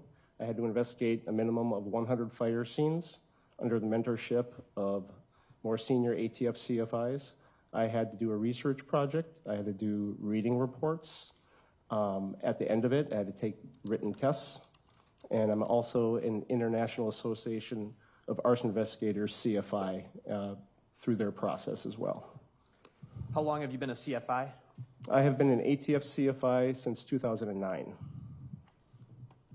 Back on or about April 5th, 2024, were you asked to assist in the search and processing of a 2020 Honda Civic? Correct. Where did that occur? That occurred at 3811 West Lincoln, the secure impound lot for the Milwaukee Police Department. Among the people present for that was yourself as well as Detective Alexis Krusik, who just left this room, correct? That is right. And then there were additional personnel present from the Milwaukee Police Department as well as the Wisconsin State Crime Lab. Is that correct? That is correct. After doing that search, were you tasked with conducting an origin and cause determination? I was. What is the purpose of an origin and cause determination? An origin and cause investigation starts with determining where a fire starts. The purpose of an origin and cause investigation is to determine where a fire starts and how it started, to determine if it's an accident, if possible, or an intentional act. Sometimes we can't tell the difference and we have to leave a fire undetermined. In this case, after you conducted that search with those other people, were you able to come to a conclusion as to origin and cause of this fire? Yes. Can you tell us basically the process? Take us through it. In order to get to the final conclusion, the first thing we look at is origin. And to put it simply, when you're looking for the origin of the fire, we're looking at materials or locations that do not look like their immediate surroundings. So mass loss is different, so things are just burned away, and there's not as much left of an area as its immediate surroundings. So there's mass loss, there's discoloration, all right? There's deposit, there's deformation, melting, warping. When we see areas like that, we explore those areas as potential areas of origin, keeping in mind that the greatest area of fire damage or greatest area of mass loss doesn't always mean origin. Sometimes that mass loss is caused by ventilation. So if ventilation comes in an area, that can cause more mass loss. So we explore first origin. Once we're comfortable with where a fire starts, then we look for what are the first fuels, what's capable of burning in that area, and what are our heat sources. Are there any accidental potential heat sources that could have come in contact with our fuel load? Are they capable of igniting what's in that area? Once we explore that and we test that with prior knowledge, sometimes we have to do fire research testing at our lab out in Maryland. We have a large warehouse that sometimes we have to rebuild complete structures and test fire to see which of our hypothesis might be correct. If we are able to come to a hypothesis that withstands all scrutiny and only one hypothesis remains, then we draw a conclusion. Does this involve an assessment of the exterior damage as well as to the interior damage of the vehicle? That's correct. Can you tell us what you noticed when you did an exterior assessment? Of the 2020 Honda Civic, there was oxidation to the sunroof area, and there was also oxidation to the exterior passenger side doors. What is that? Oxidation is discoloration. So one of those things I was telling you that we're looking for is the discoloration. So there's a whitening or a peeling of the exterior paint from those doors.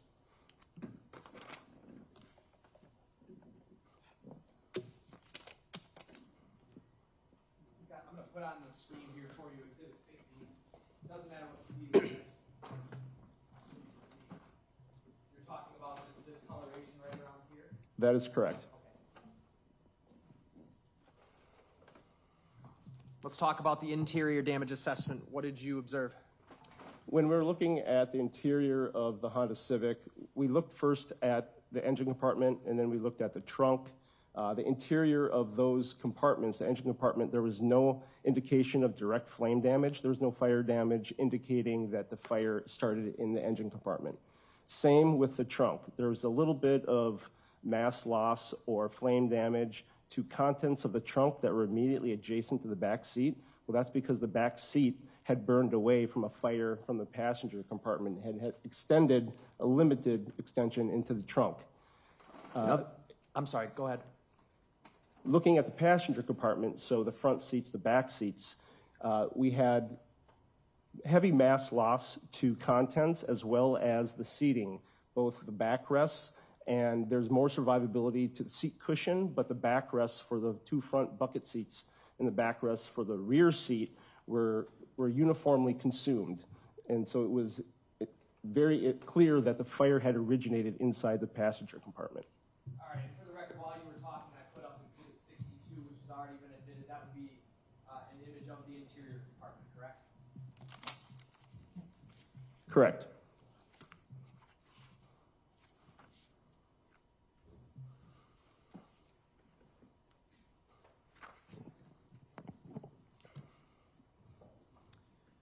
What can you tell us about the windows? When I examined the windows, I had a lot of window remnants deep inside the window wells, indicative of the windows being at least partially open during the fire event.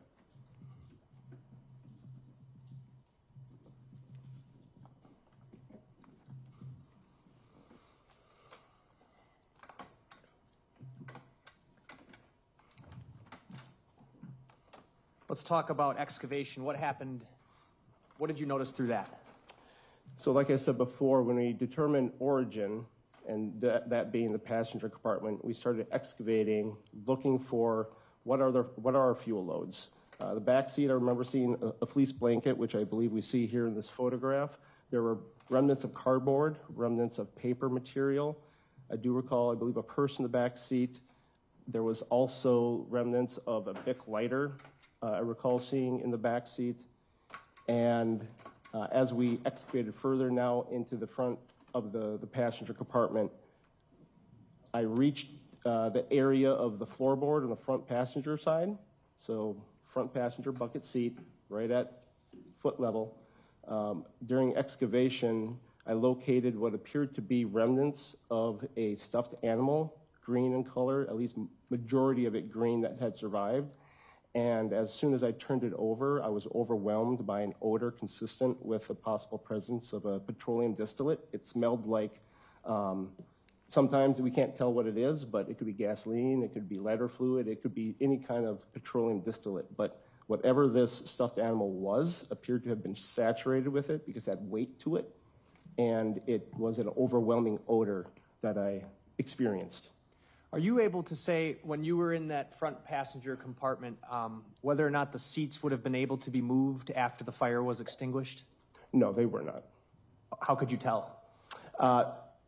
When fire occurs and is extinguished, it creates what's called protective patterns. So pretend that there's a fire up here at the desk that I'm sitting at, and this is more of a solid, not a light combustible.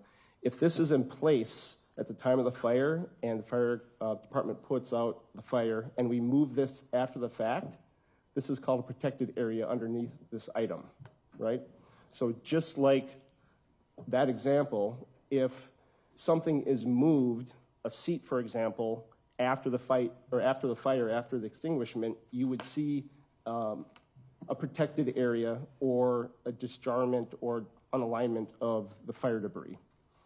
Going back to that odor of petroleum distillate, are you able to tell us what some examples of petroleum distillates are? Oh, gasoline, diesel, lighter fluid, solvents, paint thinners. Thank you. You participated in the, actually before I go there, that item that you sensed that odor from was collected by the sheriff's office? That's right. You participated as well in the x-ray of the vehicle? I did. Did you observe any remnants of weapons or keys? We did not. What was the weather like on the day of the fire? I believe it was light rain. And is that something you would take into account during your analysis? The weather in general, yes. Okay.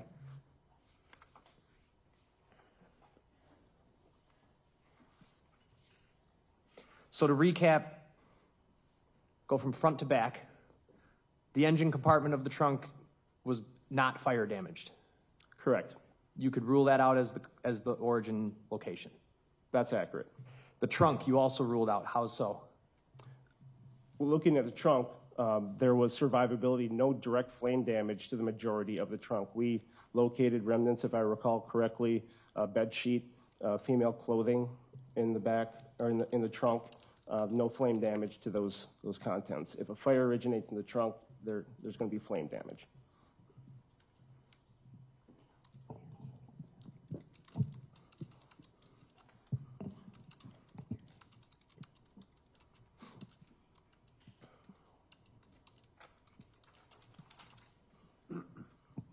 If the trunk is closed at the time of the fire, that would be an impediment because of lack of oxygen, correct? Objection leading. Why would the trunk being open or closed matter about the fire's ability to spread in the trunk? In order to have combustion, in order to have fire, you need three things: oxygen, fuel, and a heat source. All right. So if you take away oxygen, there won't be fire. There won't be combustion.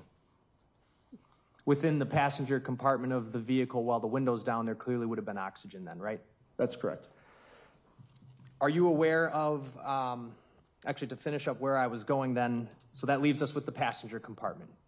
Were you able to conclude that's where the fire started? Yes. All right, and just summarize how. Based on the direct flame damage, the mass loss to the contents, as well as the seat cushions, was indicative of a fire coming from that area, originating in that area. And are you able to come to a conclusion based on your examination, training, and experience as to how the fire started? Yes. Can you tell the jury what your conclusion is and how you come to that conclusion? Based on 3 main bullet points or data points, one being the presence of ignitable liquid, because at the time of my rendering of my report, I received a lab report from the Wisconsin State Crime Lab indicating a medium petroleum distillate was found in the stuffed animal debris. Witness statements is also something we take into consideration when we're determining origin and cause, and a witness statement was reported that they had seen an individual walking away from the 2020 Honda Civic after throwing what the witness claimed appeared to be a lit lighter into the driver window. And then the third final bullet point that was important for consideration was the registered owner had been determined to be deceased and not the driver of the vehicle at the time of the fire. Are you able to give us any information as to how fast a fire started in that manner could spread in a car like that? Quickly, ignitable liquid accelerates fires. I have no other questions. Okay, so to back up a little bit. Good afternoon. Good afternoon. Just to back up a little bit, I think what you were saying towards the end is that before you even begin your examination of the vehicle, you read witness statements and do a try to learn a little bit about the circumstances. Would that be fair to say?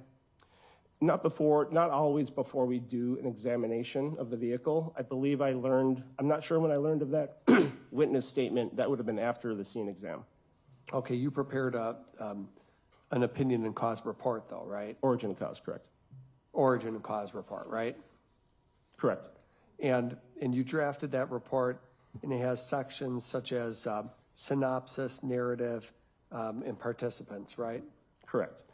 And there's a section in there specifically entitled witness statements, right? That's correct. And that's because of what people say is important to know. Correct.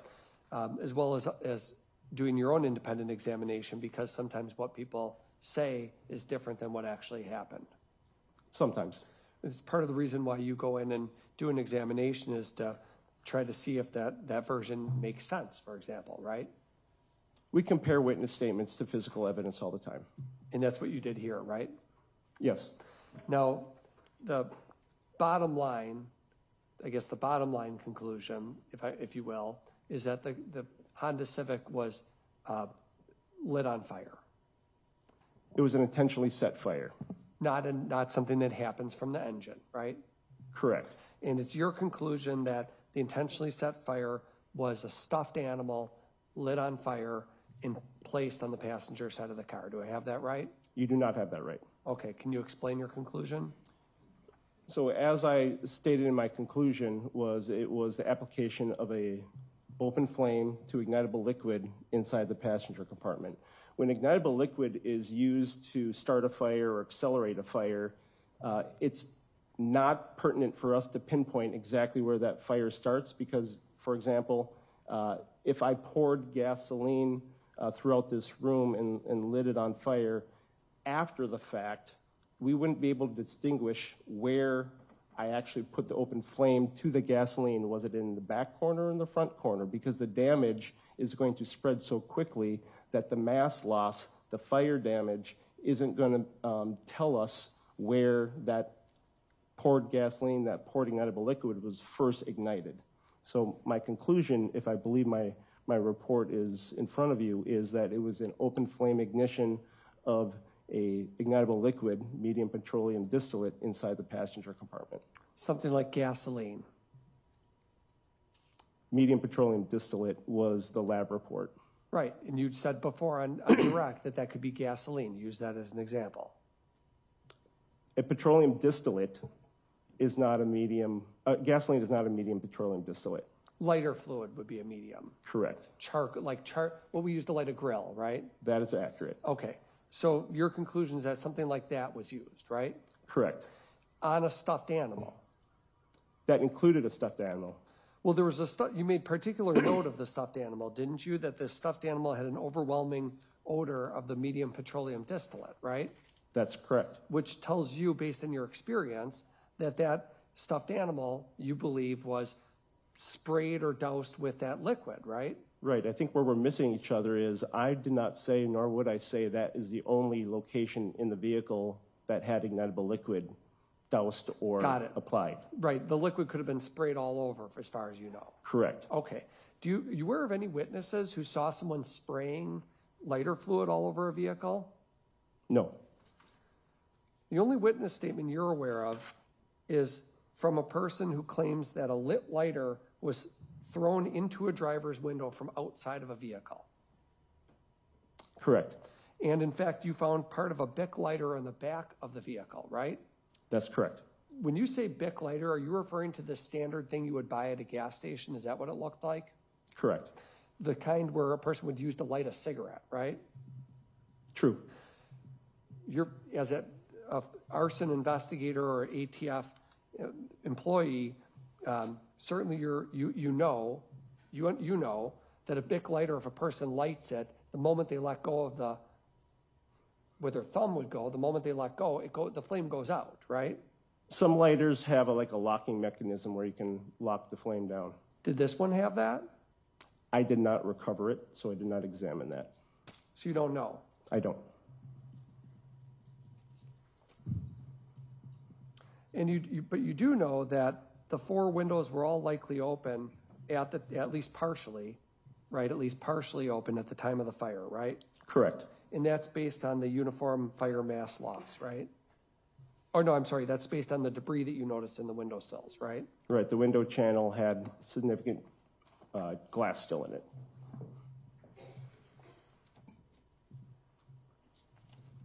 How far down were the windows at the time? We weren't able to tell that. That's why I said at least partially down. So it could be anywhere from just a tiniest little fraction down to fully? No, we had more glass in the window channels than just a tiny bit. Okay, so you're looking... I can't quantify it for you. Well, in the pictures we saw... Mostly up there. There are 2 right here. Well, if we take picture 61, for example, exhibit 61, for example... Thank you. If we take exhibit 61, for example, what does that show? Well, how do the windows look there? The windows are gone. What? The windows are not evident in that picture. They're gone, right? Correct. And so when you examined the vehicle, the windows themselves were already gone, right? Like I said, I was able to see down into the window channels inside the door. And why would windows be gone? Is that because the fire department personnel would knock them out? Or the fire could have compromised them and they failed due to heat. In other words, the fire could have cracked them. But they were also down. Now, the seat, in terms of the seat distance being back, before you were holding up a Kleenex box and moving it around in front of you, weren't you? Correct. As a demonstrative? Correct. Okay, so I want to understand the seat location in the vehicle. Is that something that you examined? I did. You look at how far back the seat is on the metal tracks, right? We did in this case. Okay, and in terms of was the driver's seat all the way back as far as it can go? We did not manipulate it to see if it was all the way back as far as it would go. We just made note of where it was at that time. Okay, at the time of the fire. Okay, so you didn't note how far back on the tracks it was itself? No. But it's your opinion that it wasn't moved by fire department personnel because why? Again, if it had been moved, we would have had clean parts of the track. So if the seat is on a track, right. Everyone knows that. So if you move it after soot deposits, after a flame impinges upon it, it's going to then expose a clean part of the track. We didn't have that. Well, did you have clean part? Right. Were there parts of the track that were clean and parts of it that had soot on it, or no? There was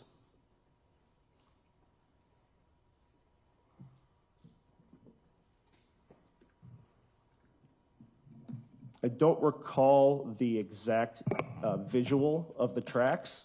We could tell that they had not moved, the seat had not moved from the time of the fire. That's fine.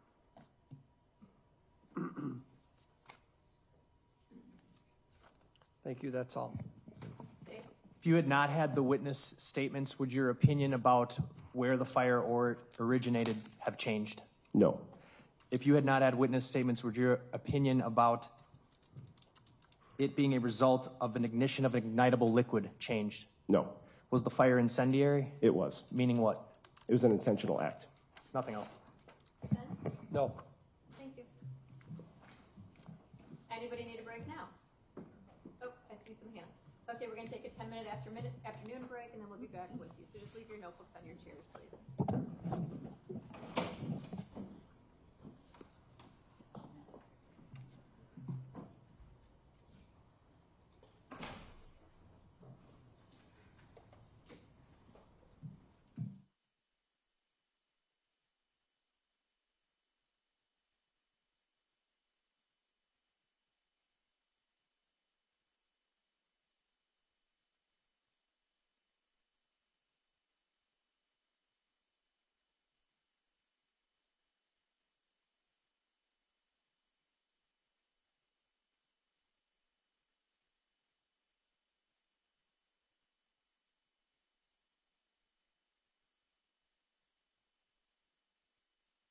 Sade Robinson's apartment, where officers responded when she was first reported missing. We've also seen her car, which was, according to expert witnesses who've testified, that car was automatically, or no, sorry, not automatically, that car was burned intentionally, that it was an arson fire. We just heard from a witness, an expert from the Bureau of Alcohol, Tobacco, and Firearms, a special agent there who said that he believes that an accelerant was used, specifically lighter fluid, or something like lighter fluid, that it was, that he was able to detect an overwhelming odor of that accelerant on a stuffed animal that was in the passenger seat. And that he believes that an open flame was lit in the front compartment, setting that vehicle on fire. You heard from Tony Cotton, the defense attorney there at the end, trying to poke some holes in that by saying the only thing found inside was a Bic lighter, that there was a witness who saw someone throwing a lighter into the car, but he said that lighter was in the rear compartment, and he questioned whether or not a flame would still be active if a lighter like that was thrown into the car. There was some question about whether there could be a locking mechanism holding the flame in place while it was tossed in, but the ATF agent said they had not actually examined the lighter to see if it had that type of mechanism. In any case, we're hearing more about and seeing more of the evidence that the state has in its possession. As they walk us through the timeline, we're now seeing actual pieces of evidence that connect, for instance, Sade to the car and Sade to the clothing that was found in that car. That's one of the things we're going to talk about now, too. I think if I can show you this, that right here is the black puffy jacket and jeans that prosecutors and witnesses say, expert witnesses today, said that Sade Robinson was, first of all, these are what was found in the trunk of that vehicle. Sade Robinson's car, experts say it was an arson fire, an automatic or intentionally set fire, rather, and that inside that trunk of that vehicle, which was not, it was still relatively intact, they found this clothing. And most notably, if you see the positioning of the underwear as it is wrapped around the outside of the legs of those blue jeans.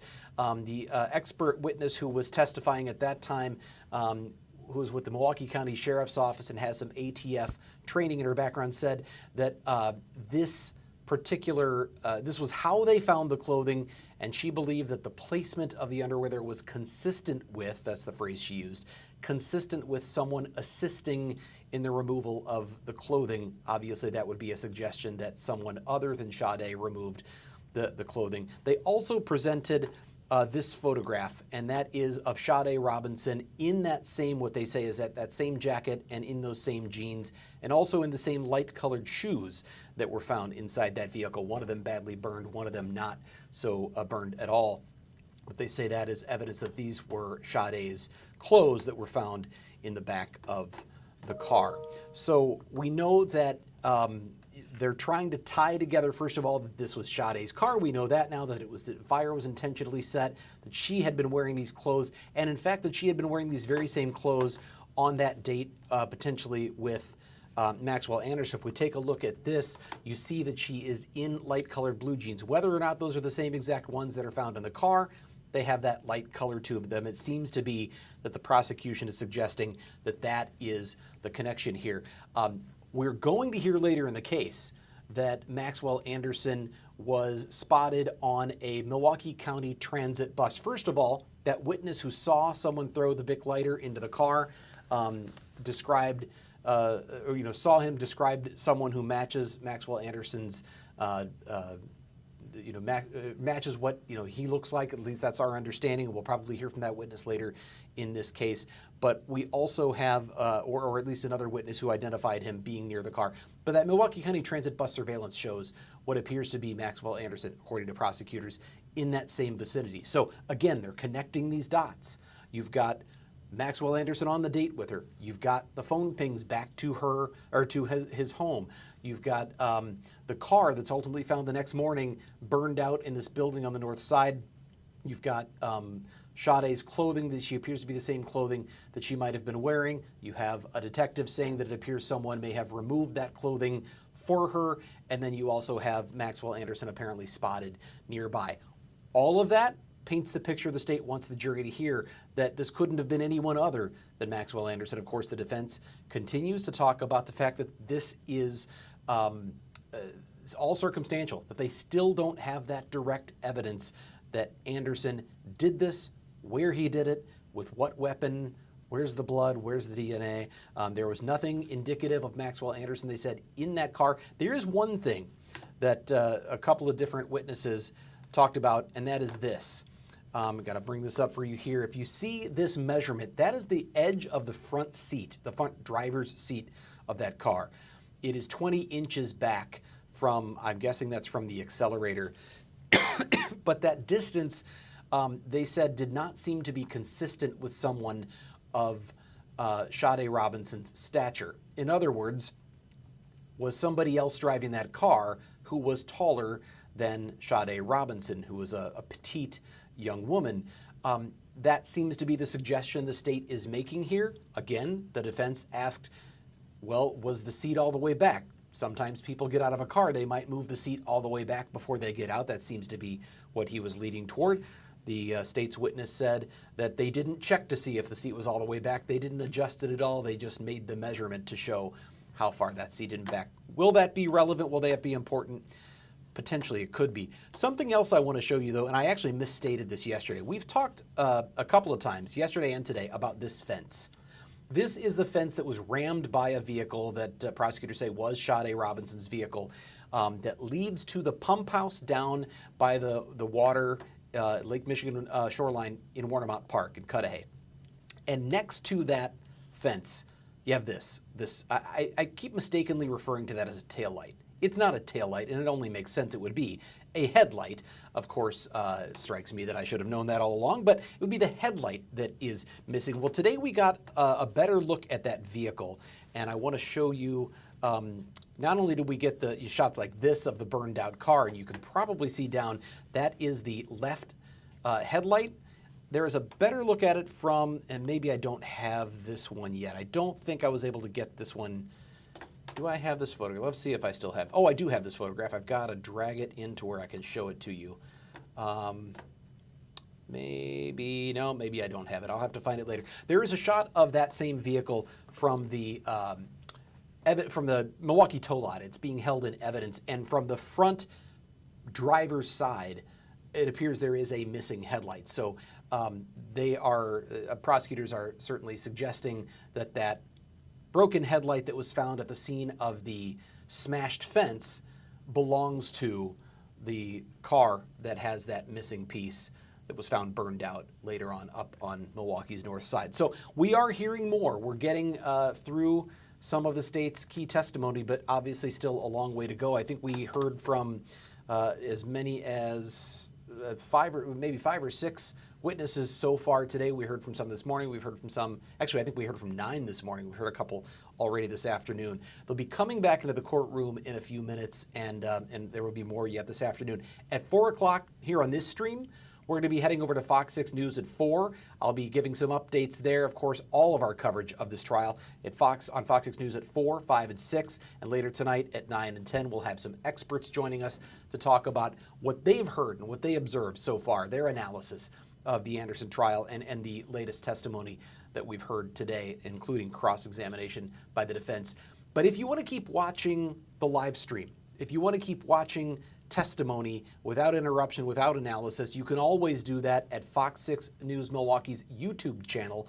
We are carrying the trial gavel to gavel there with no interruptions. So right now, if you tune in, I imagine you would probably just see the eagle on top of a flagpole, which is the camera shot that they are required to have when the court is not on the record.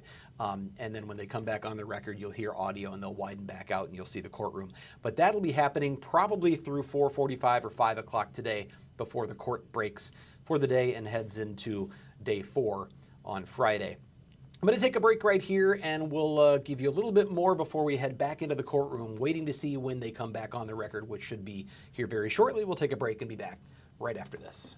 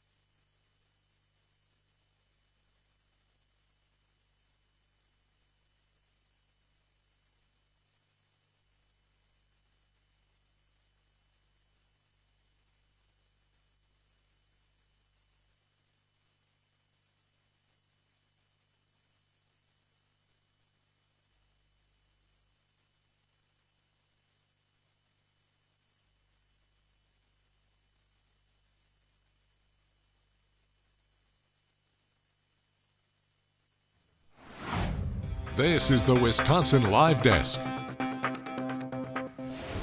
And Fox 6's Brian Polson here at the Wisconsin Live Desk. It is, let's see, it is about 3:25. That's not what I wanted to show you there. I'll take that right out.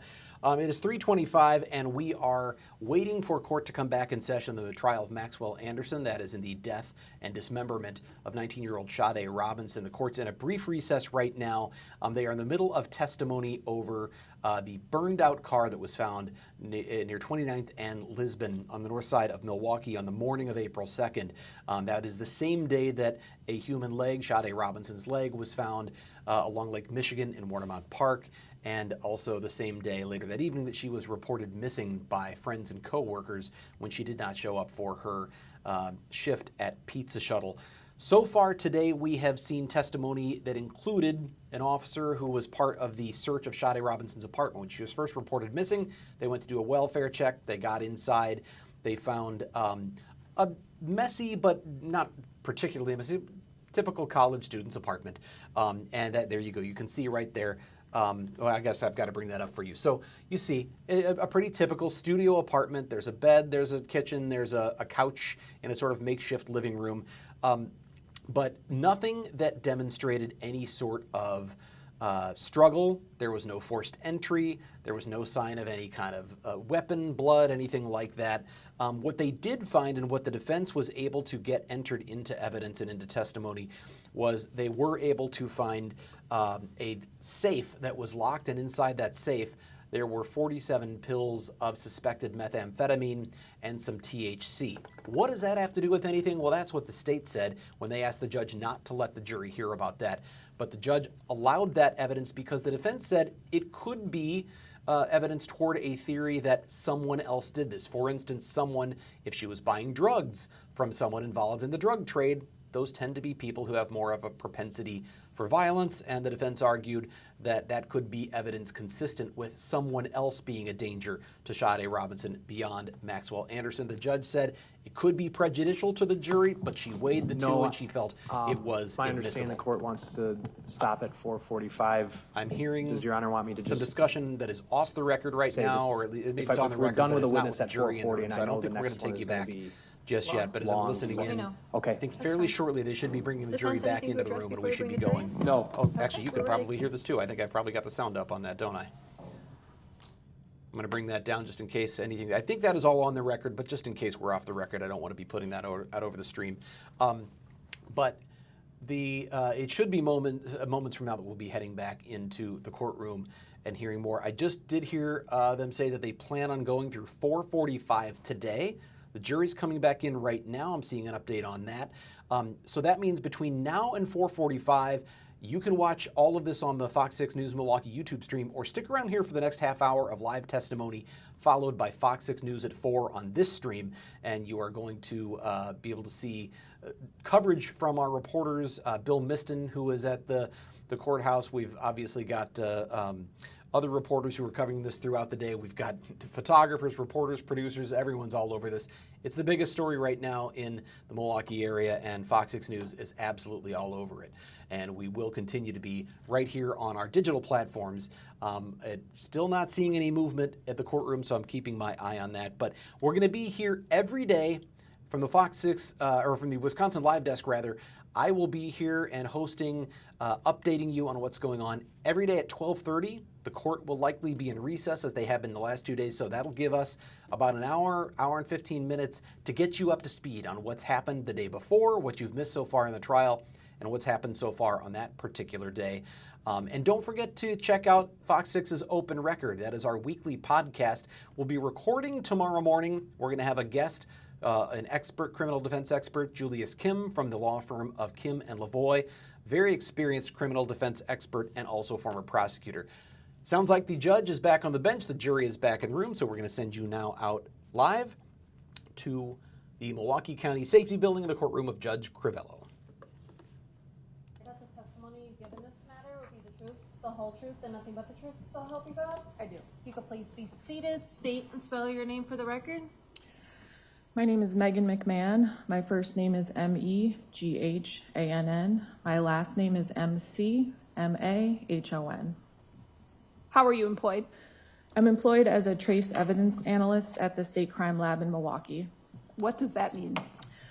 So trace evidence encompasses a variety of types of evidence submitted. It can include the analysis of glass, fibers, paint, general unknowns, and in this case, I analyzed evidence submitted for fire debris as well as physical fit. What is physical fit?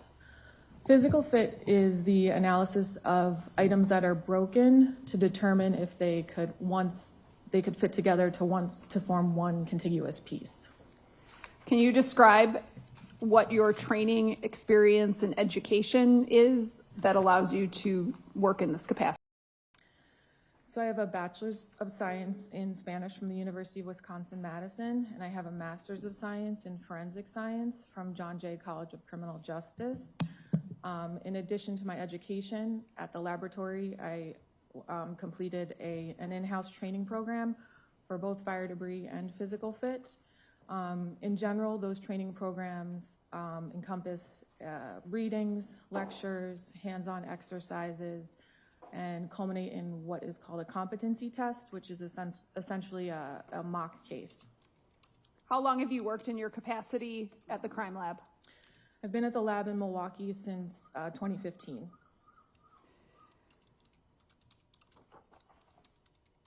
In your capacity at the crime lab, when you analyze something, you document it through a report, correct? Yes.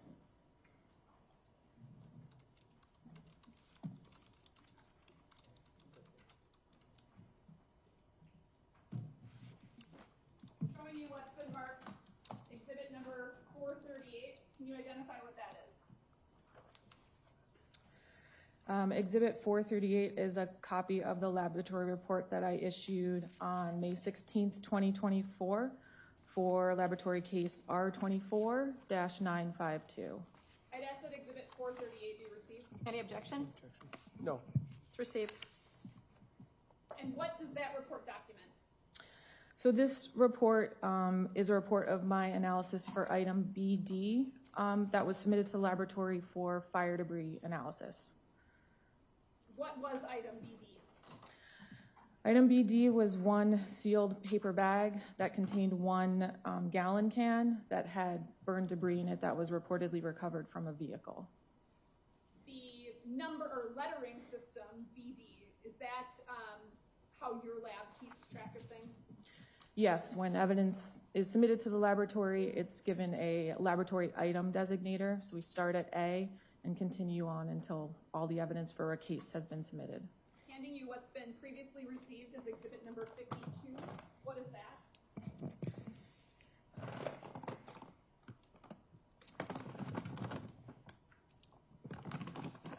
So exhibit 52 is laboratory item BD for case R24-952, and I can tell that by this yellow sticker that's on the bag. So exhibit number 52 is the item that you analyzed and subsequently documented that analysis in report with the exhibit 438 sticker on it. That is correct. Okay. Can you describe what you did upon receiving item BD or exhibit 52? Yes, so I first would open up the bag, open up the can, do a visual exam of what's inside of the can. In this case, I couldn't determine what was inside the can, so I called it burned debris. After that, I take a charcoal strip and I suspend it inside of the can, put the lid back on the can, and then I put the can in an oven. So what happens when the can is in the oven is anything that's volatile or will go into like a gaseous state, we'll do that and it will adhere into that strip that I suspended inside of the can. The cans stay in the oven overnight for approximately 16 hours. After the 16 hours is up, I take the can out of the oven, I take the strip out of the can, and I put the strip into a small vial. Into that vial, I add a little bit of solvent or a little liquid. And what happens is anything that was stuck onto that strip that was in the can will then dissolve into that liquid. I then take the liquid and I analyze it on an instrument called a gas chromatograph mass spectrometer. And the data that I get from the sample that was analyzed on, or I analyzed on the instrument, I compare to a reference that was also run on the instrument under the same conditions in order to come to a conclusion if an ignitable liquid is present or not. So in this case, I was able to conclude that a medium petroleum distillate was present in item BD. What is a petroleum distillate? So petroleum distillate is one class of ignitable liquids. Ignitable liquids are classified rather than identified because there can be, because manufacturers market the ignitable liquids to their end use. For example, medium petroleum distillate could be the same liquid, but it's marketed as a paint thinner or as a charcoal lighter fluid. So for ignitable liquid analysis, we classify them as opposed to identify them.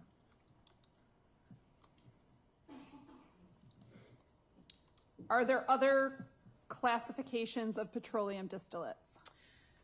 There are light, medium, and heavy petroleum distillates. What are some examples of a light petroleum distillate? A light petroleum distillate could be charcoal lighter fluid. It could be like a lighter fluid that you would use to light a cigarette. compounds that are smaller than what would be a medium petroleum distillate. What's a heavy petroleum distillate? So a heavy petroleum distillate, something like that would be diesel fuel or kerosene. What about regular gasoline?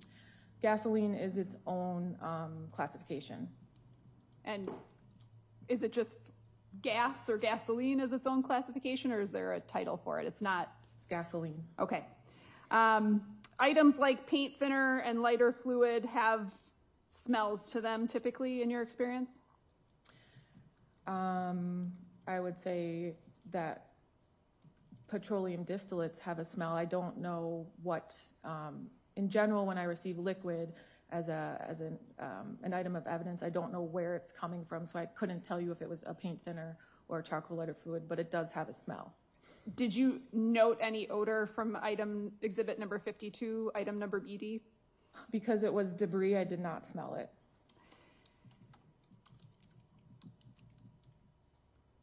Petroleum distillates, including medium petroleum distillates, are ignitable liquids, correct? Yes.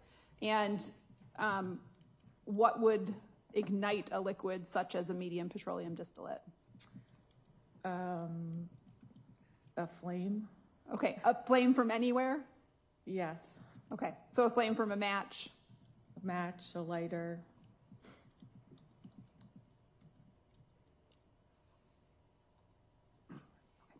Okay, in addition to doing the ignitable liquid analysis, what else did you do as it relates to this case?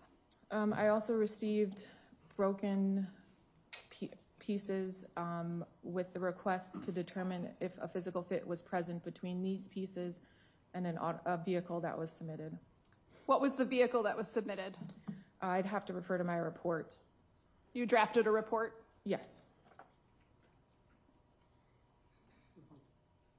Showing you what's been marked exhibit 437. What is this? Thank you. Exhibit 437 is a copy of the laboratory report that I authored on May 10th, 2024 for case R24952. Does that document what vehicle you received? Yes, I received a Honda Civic, Wisconsin license plate ASP-1171.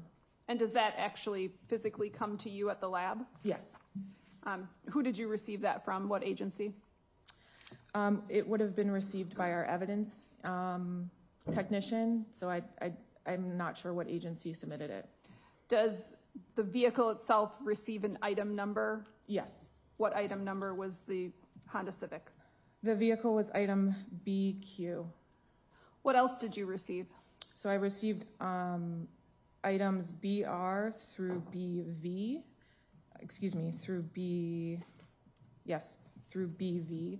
and those were all broken pieces that were submitted.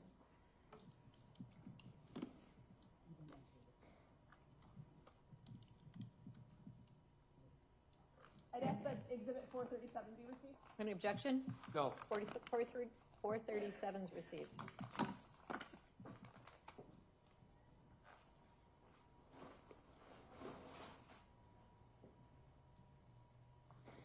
Showing you what have already been received into evidence. I'll show you first exhibit 28, 29, and 30, if you can identify what those are, if you've seen them before.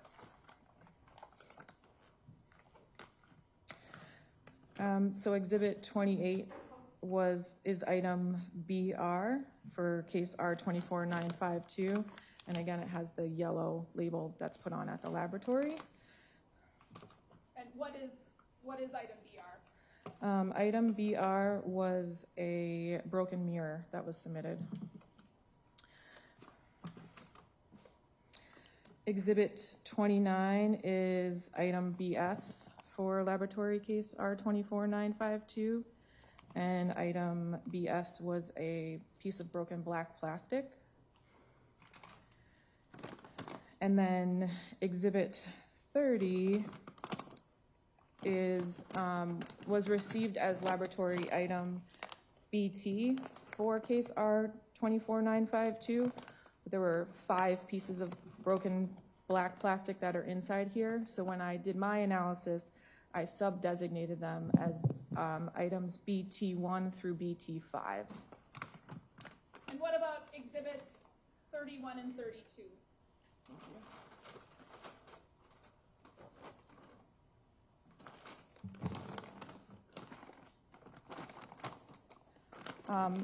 So exhibit 31 is laboratory item BU for case R24952.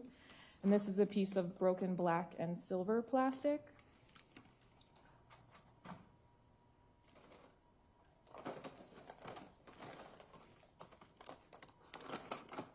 And then exhibit 32 is item BV for case R24952. This had 8 pieces of broken plastic inside, so during my analysis, I sub-designated them BV1 through BV8.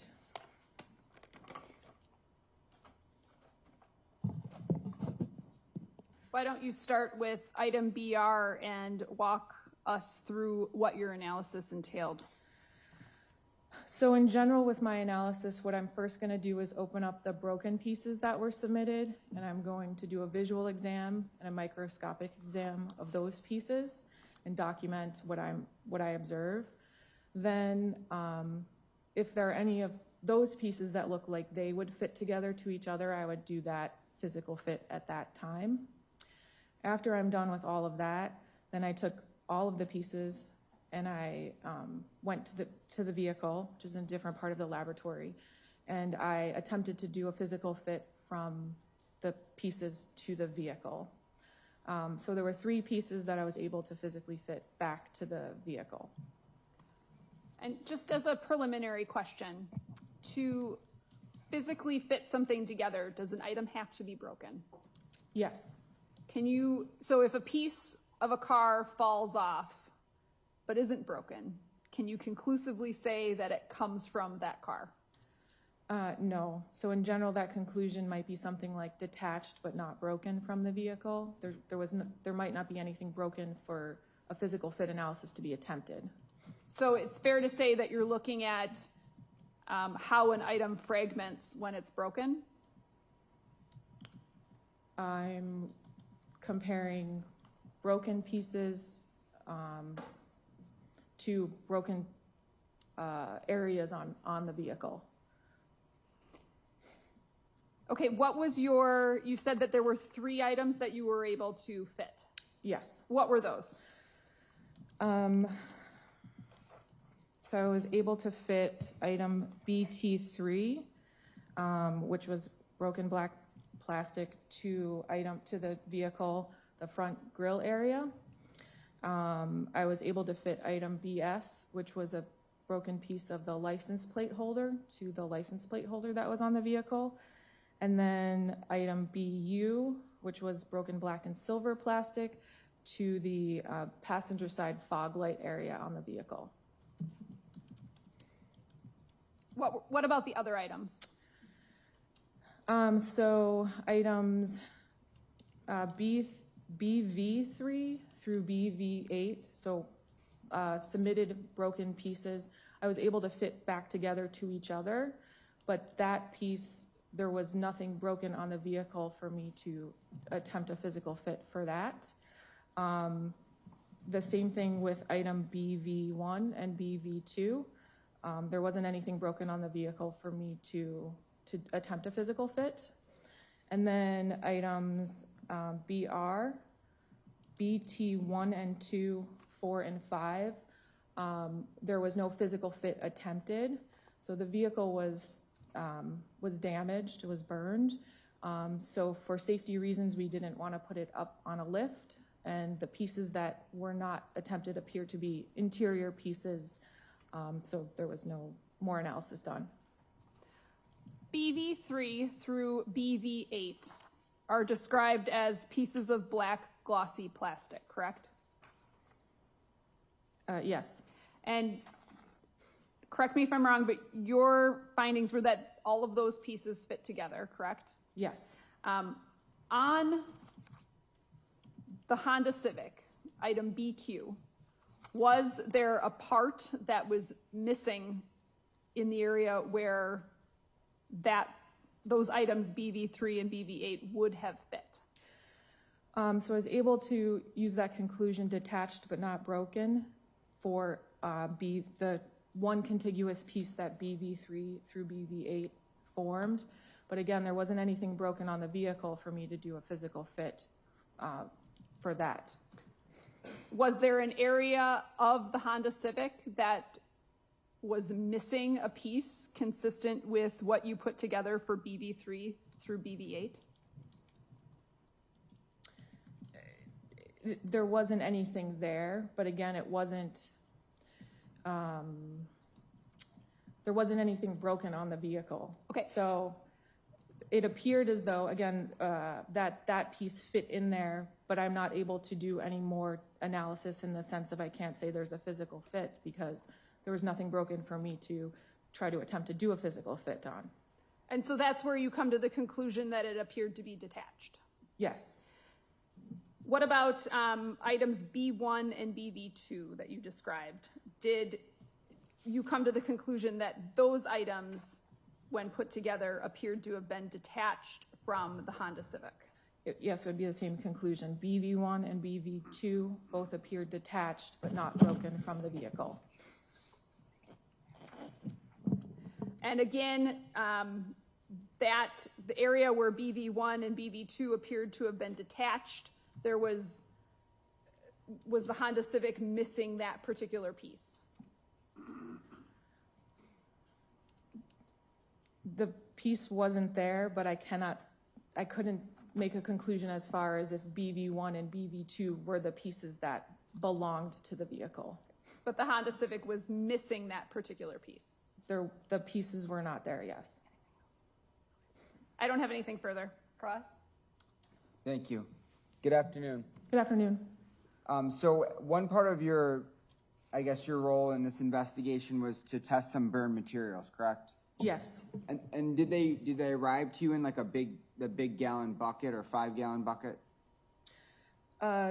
They arrived in a gallon can that was in this paper bag. Okay. And when you're doing your testing, you're doing it at your lab, correct? Yes. And you said you didn't like smell the odor of the fragments or the burned materials, correct? Because you do like some sort of testing and you're able to determine that there's a petroleum distillate, correct? In general, the only items that would be smelled would be liquids that are submitted. So because this was burned debris, I did not smell it. But you have like instruments that tell you that it's petroleum distillate, correct? Yes, the gas chromatograph mass spectrometer. And can that determine whether something has like, I think they said a light, a medium? Yes. Okay. And you were able to come to the conclusion that, this burn material it was ignited by like lighter fluid or paint thinner. Those are contained in petroleum distillate, correct? I was able to conclude that a medium petroleum distillate is present. There are lighter fluids and paint thinners that would be classified as a medium petroleum distillate, but there also are paint thinners and lighter fluids that might not be, which is why it's just a medium petroleum distillate. Those are just common examples, right? Yes. And like lighter fluid and painter fluid, those are things people can purchase at like a hardware store, correct? I would imagine so, yes. Like a Home Depot, a Lowe's, an Ace Hardware, something like that. I would think so, yes. And then the other part of your investigation was to I'm just speaking in layman's terms here, you get pieces of what might belong to a car and you determine if you can draw that conclusion, if these pieces came from that car. The pieces have to be broken in order to do the physical fit analysis. So what I'm determining is if the broken pieces would fit to a broken area on the vehicle. And your conclusion was that these broken pieces belong to this Honda Civic, correct? 3 of the pieces physically fit back to the vehicle. All right, I have nothing further. State? Nothing. Thank you. Thank you.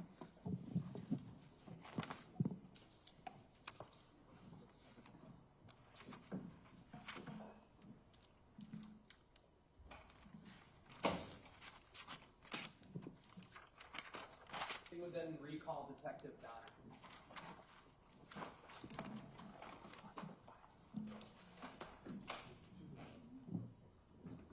Second, the next spot's empty. I'm sorry. Second, the next spot's empty. Oh.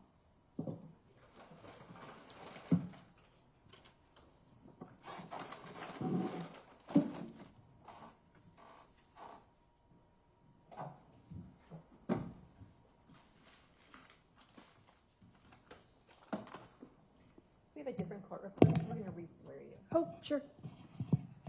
Do you solemnly swear that the testimony you give in this matter will be the truth, the whole truth, and nothing but the truth, so help you God? I do. If you could please be seated, restate and respell your name for the record. Detective Joanne Donner, Joannndonner. Detective Donner, as part of your follow-up investigation into this case, on October 1st of 2024, did you conduct an experiment related to the seat positions as they were known to have been found in Sade Robinson's Honda Civic? I did. Did that involve you going out to some car dealership in Milwaukee County? It actually was in Waukesha County, Menominee Falls. Okay. And tell us what the purpose of that experiment was. I volunteered one of my detectives who is 6'1", which is based on the same DOT height for Maxwell Anderson, and another deputy who is 5'1", which is actually 1 inch taller than Sade Robinson's DOT. I couldn't find anybody that was 5 foot, so she would have to do. What I did was then go out to the dealership and found a 2020 Honda Civic, same model and make of her car, same year, and positioned the seat according to those that you saw in the arson photos. Then I was able to place Deputy Balsamo into the seat to see if that was a comfortable position for her to drive in, or if it would work better for Detective Blanchard. In going to the dealership or dealerships, if you will, at some point were you able to determine what the value of a 2020 Honda Civic is? Yes, the average value is approximately $20,000. All right, so you took a deputy who was 5'1" and a deputy who was 6'1"? Correct. And did you take pictures of this experiment? I did. I'm gonna show you exhibits 90 through 108. Yeah. Tell me the numbers one more time. 90 through 108. Thank you. Are those the photos from the experiment? They are. Okay. Move 90 through 108 in. Any objection? No. Received. I asked to publish, not all of them, but a few. Go ahead.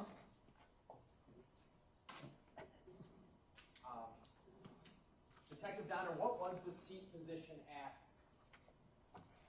of Sade Robinson's Honda Civic? I had to base the measurements in the photos from the arson just based on what the curvature of, if it had cushioning and foam. So I used the frame of the lumbar support that seemed to be the most accurate. That position for the back would be 42 inches, and for the front edge of the seat would be 22 inches. Okay, so did you position the seat of the Honda Civic you used for this experiment to that same position? I did, with the exception of the back. It is the manual style, and I couldn't lock it in at 42 inches, and I could only lock it in at 43. So it was 1 inch farther back on the back of the seat. All right, and then did you have both deputies sit in that seat? I did.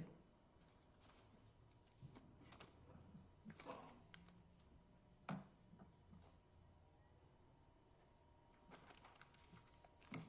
starters, these are the two people you used, right? That's correct. The one on the right actually testified in this trial. Correct. Okay. And then could you show me the picture of the, you pick out the picture of each of them sitting in the seat when it was at the distance of Sade's car, when Sade's car was recovered? I took several photos showing the arm extension and also the feet towards the foot pedals. I'm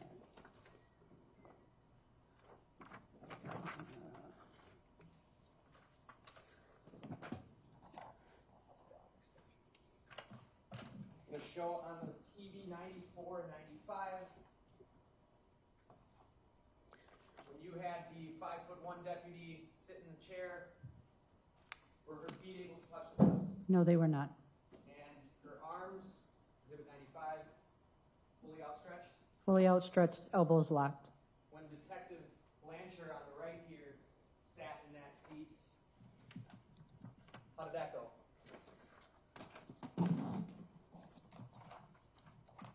Much better. 97, feet reached the pedals comfortably Yes, they did. and sat in the chair comfortably. Correct. Looks relaxed. Yes. Did you then have, what was her name again? Balsamo. Can you spell it for the record? I sure can. It's Balsamo. Did you have Deputy Balsamo adjust the seat to a position where she felt comfortable? I did. And did you have Detective Blanchard sit in that seat? I did. Can you show us what that looked like?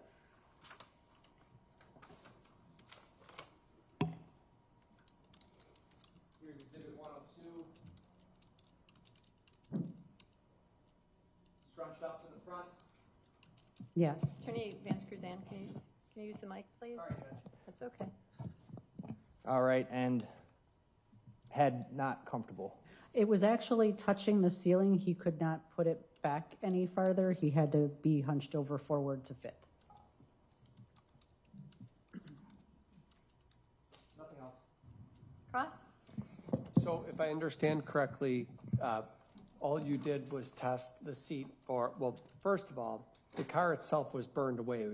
The seats were burned away, right? Correct. The cushioning was gone. Correct. And so you're using the metal that would have been behind the cushioning for the measurement. Do I have that correct? Along the sides, you can see there's a part of the lumbar that curves. That's what I was using to base my measurement, and then feeling through the vehicle that we used for the experiment. Got it. And it was a manual seat. It was. Is that the same as Sade's car? I do not know because her car was so badly damaged on the inside. Okay, so we don't know if it was manual or automatic. Correct. But as I understand it, you used only 2 people for this experiment, if you will. Yes. A person who's 5'1" and a person who is 6'1". Correct. And anybody in between? No, I did not. Didn't test any other sizes, 5'7", 5'6", to see how comfortable those people would be? No. Okay. Different people sit with their seats at different comfort levels, obviously. Correct. You're not offering this as any sort of science, are you? No. That's all. State? No, nothing else. Thank you, Detective. Thank you. State? State calls Detective Casey Donahue.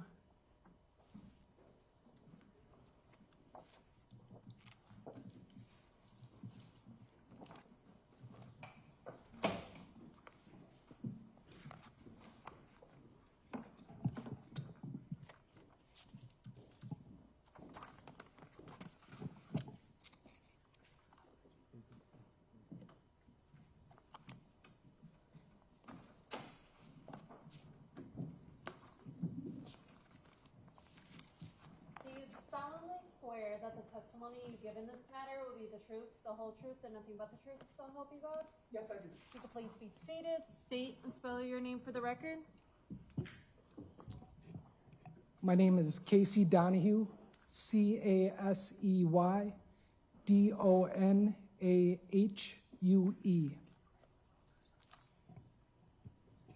How are you employed? I'm a detective with the City of Milwaukee Police Department. Are you assigned to the City of Milwaukee Police Department's homicide unit? Yes, I am. How long have you been a detective with the city? I've been a detective for over 4 years, and I've been with the Homicide Division since June of 2022.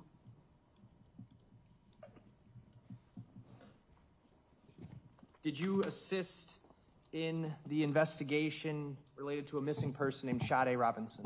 Yes, I did.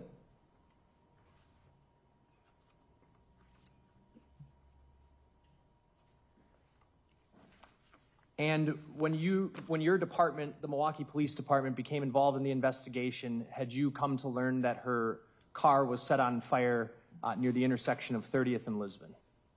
Yes, I was. And I have Exhibit 190 on the TV screen. Are you able to see that? Yes. Do you need a second to orient what the map's showing? Yes, I'm familiar with that area. Okay, we got Lisbon Avenue right here at the top, right? Yes. Okay, and then 30th Street, where my pen is here? Yes, that is correct. All right. The vehicle fire that we're talking about, were you aware that it occurred right where my pen's pointing now? Yes, it was behind 2928 West Lisbon. This entire map depicts a location within the city and county of Milwaukee, Wisconsin, right? It is, yes. Was one of the things that you were tasked with doing trying to locate video from the area where Sade Robinson's car was set on fire? Yes, I was. Did you locate video from the address of 2900 West Lisbon Avenue? Yes, I did. What is 2900 West Lisbon Avenue? 2900 West Lisbon Avenue is a liquor store that is in the area. Is it on this map? It is, yes. Would you be able to stand up and point out where that building is? Yes. The liquor store is located right here. All right. So basically at the other corner from where the car was burned. It would have been just to the east from where the car was burned. Car would have been burned in the rear of this location right here, which the building is actually no longer there. At the time you recovered video, the building was there? Yes, it was. I'm going to bring up on the screen in a moment here Exhibit 192. Were you able to recover video footage from multiple cameras that was of interest to this investigation? Yes, we did. What were those? Can you, using the map, please tell us generally what those cameras were and where they were facing? Yes. Can you bring the mic closer to you as well?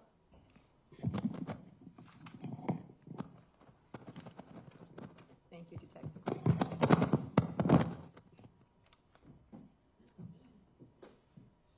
So from the liquor store, one of the cameras that we recovered video from would have been pointing in a western direction down the sidewalk area and was affixed to the south part of this building. The second camera view that we had would have been actually on top of the roof of the liquor store, and it was pointed in a northern direction. Basically pointed off the map here. Yes.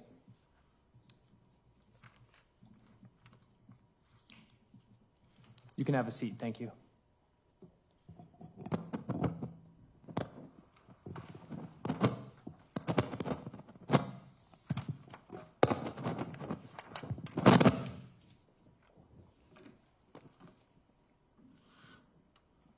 This video, did it have audio? It did, yes.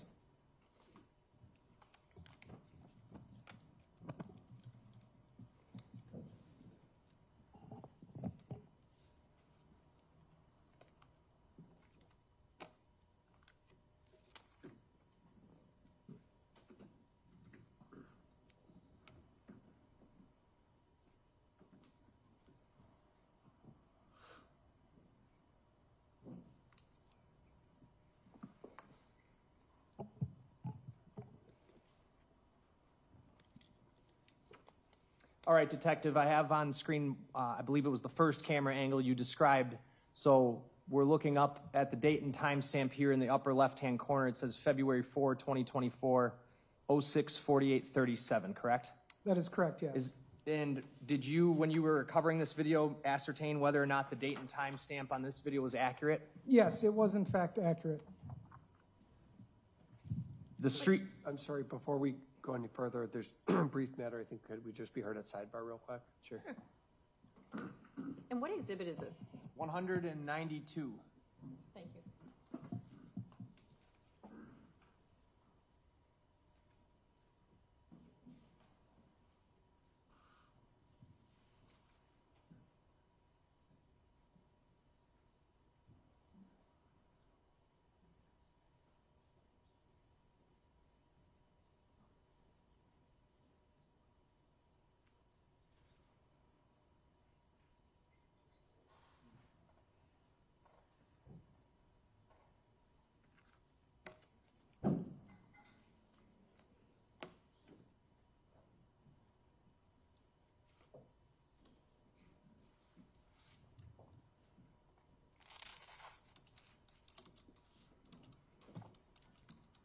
State, please proceed. Thank you. The purpose of reviewing this video is to see if you could find anything about how Miss Robinson's car was set on fire. Yes, and if I could just clarify one thing quick. Sure. So if you notice the date in the top left-hand corner, it is going to appear in what I consider like European date. So it's going to have the day, then the month, and then the year. Thank you for clarifying that. I'm going to advance the first video I have up, and for the record, the video title is extremely long. It starts with D2 and ends in 1900, and it's on the disc that's marked Exhibit 194. Sorry, 192. Okay. You had originally indicated 192. Yes, it is 192. Okay. All right. I'm advancing that video to 1:47. One of the things you were also looking for was to see if you could see her car driving. Yes. And did you, in fact, find instances in this camera footage of her Honda Civic driving around? Yes. I have the video queued up to 1:47. The date and timestamp is what, Detective? If I could just stand up. The date and time is going to be April 2nd, 2024 at 6:50 a.m. and 29 seconds.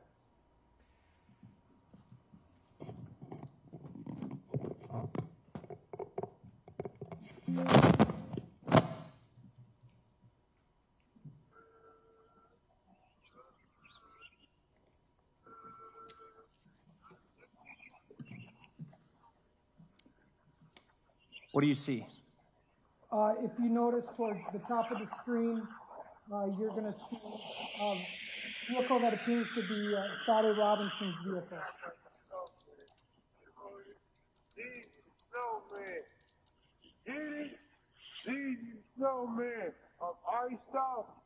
Paused at 2:15. I'm going to switch back real briefly to the map. What we just watched was that vehicle, which appeared consistent with a Honda Civic, right? Yes. It traveled northbound on 30th Street through the intersection right here of Lisbon, correct? Yes, that is correct. That's what we just watched. Yes. And in a little bit, if we get there today, did you also recover a video coming from where that car came from? Yes. And where is that video on this map? That video is going to be from the H-Bar Cylinder Services, and that's located at 1651 North 30th Street. All right, so the video that you got from here actually would precede what we just watched, and it shows that car going up 30th, correct? Yes, that is correct. Is that how you knew that car was the same one? Yes, and also there's identifiable features on the car, more specifically damage, that we were able to determine that that was in fact Sade Robinson's vehicle. And related to all of this, where is the 31st and Galena playground? That is going to be located right here at approximately 1650 North 31st Street. And that's going to be between the streets of Walnut, and then to the south is going to be Galena. Going back to the video. I'm going to advance this clip to the 11-minute 58-second mark. The timestamp, we've gone up to 7:01:16 a.m. Is that correct? Yes. I'm going to play until 12:14.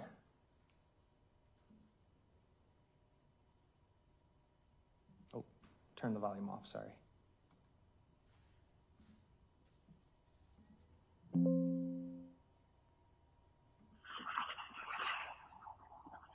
See the vehicle again?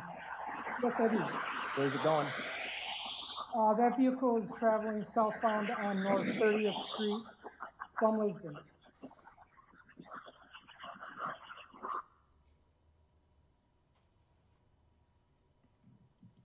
I'm going to shift to the next video.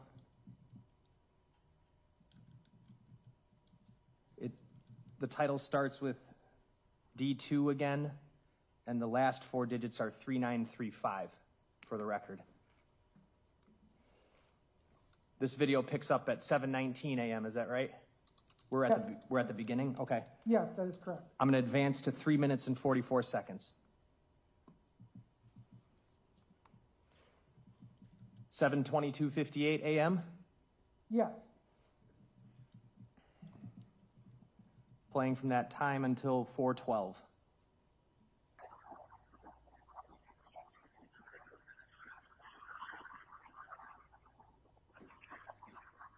And in the upper right, you see the vehicle pull off of 31st Street? Yes.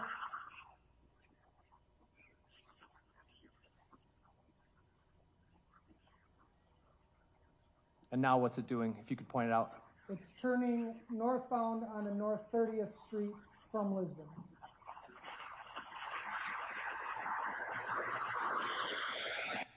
Paused at 4:14. So that timestamp is 7:23:31? Yes, that is correct. Okay. Gonna pull up clip D15, last 4 digits ending in 3307. Different camera, correct? Yes, this is going to be the camera I was referring to on top of the roof. So this is going to be pointed in a northern direction. It does capture what is an L-shaped alley behind the address where the vehicle fire was located.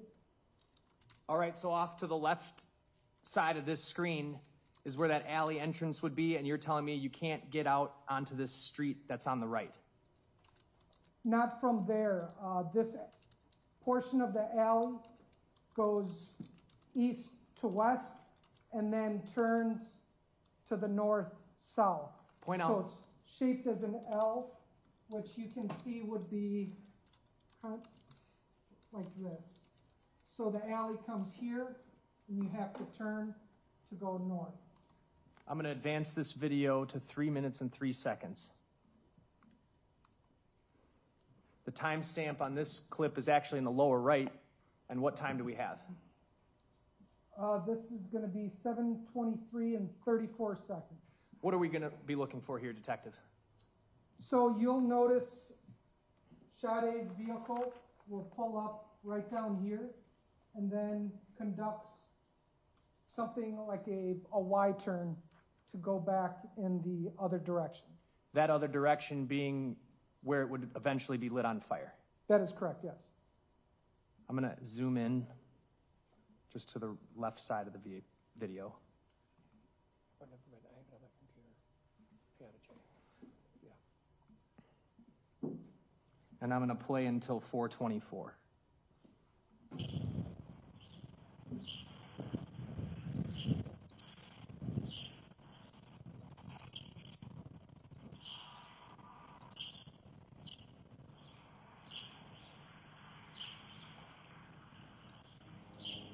Going to be the vehicle right here.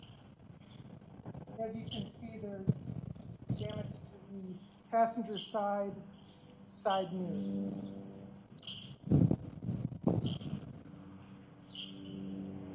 It's hanging off. Okay, hanging low? Yes, it's like Playing it again at 3:35? it's almost like it's dangling, just attached by wiring.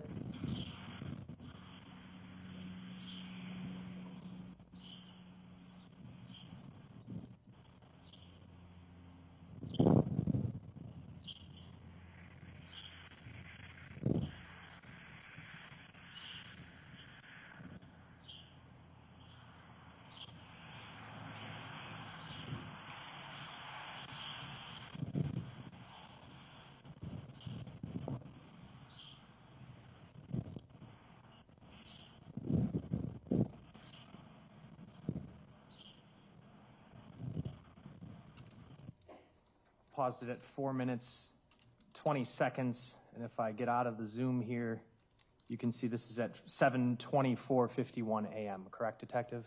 Yes, that is correct. And the vehicle kind of, once it does that turn, very slowly kind of creeps forward. Is that fair? Yes, and it goes out of camera view.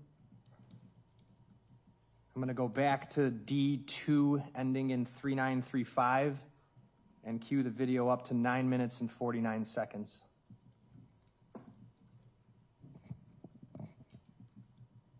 9 minutes, 40 seconds, sorry. So we're back to the original camera angle looking down Lisbon. This would be just a few minutes after that vehicle pulled off of the last camera frame, correct? Yes, that is correct. All right. Playing at 9:40.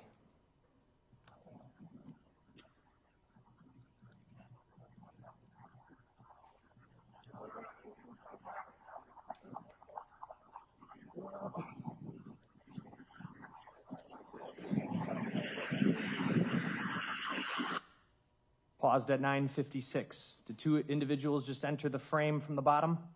Yes, these two right here. Okay, one of them has a LeBron James jacket on, correct? Yes, And the other holding a large umbrella. yes, that is correct.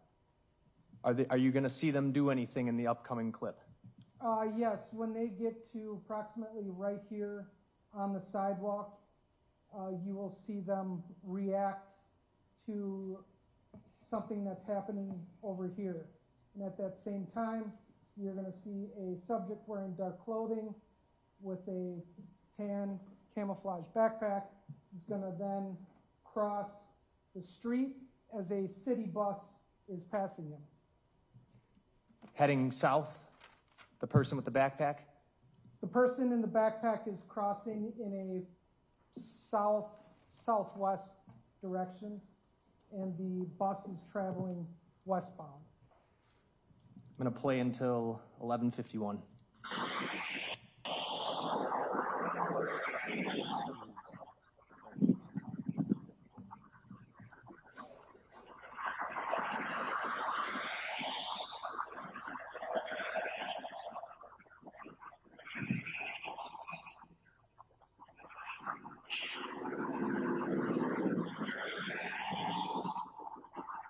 There's the subject crossing as the bus going by. As you can see, this person has stopped and begins to back up. And you see the other subject up here begins to run backwards, or run back on the street.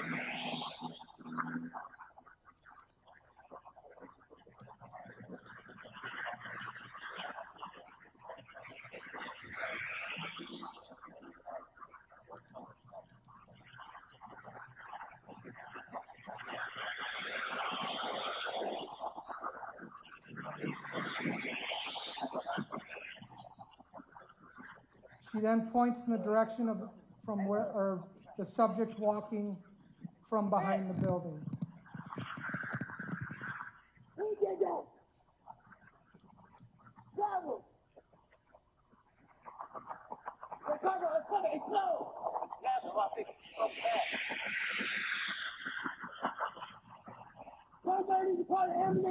Says, call the police, call an ambulance.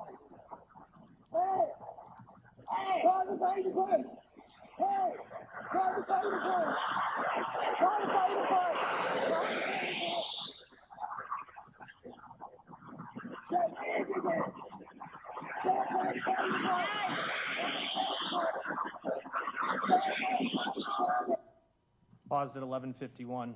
I want to go back to the point in the video. The audio doesn't seem to align up to the second with the video. Would that be fair to say? Yes, that's fair to say. But you can hear the words she is yelling, at least when you listen to this? Yes, you can hear her say... I'm going to object to him testifying to what another witness said. I'm asking him what he hears. And he's already testified to some of it. I think he's able to provide his opinion as to what it is, but the jurors should pay close attention to what they hear. I'm going to play it again from 10:40. And actually, I'm going to go back even before that. All right, I have it at 10:30. That subject who walked out from the right side, just to be very clear, right around the corner of this building up here, that's where her car was set on fire, correct? Yes, that is correct. And between the building that this camera is on and the building on the opposite corner, there's just a vacant field there. Yes, so there's this vacant field, and then there's two buildings prior to the corner. The car is behind the two buildings at the corner, right? It is. It's behind the building further east. So from the location where these two women stop, would they have had a clear vantage point of where the car was? Yes, you can see right through to it's like a rear parking slab behind this building. The subject who walks out from there, he crosses Lisbon, correct? Yes. What street does he go down? He then I'm goes. going to object to the gender being used at this point. I think, what? I'm going to sustain the objection and ask you to rephrase your question. Thank you. The subject who walks out from the side there, what direction does that subject go? The subject goes southbound on North 30th Street. And going back to that other camera we're talking about, down 30th Street that you also recovered that we'll watch, are you able to pick up that subject when he gets to the intersection of 30th and Walnut? Yes, so 1651 North 30th Street is going to be on the southwest corner of Walnut and North 30th Street. All right, back to this video. I'm going to pick it up from 1010. Is there a way to turn it up at all? I'm sorry? Can you turn it up? Up? Louder? I can.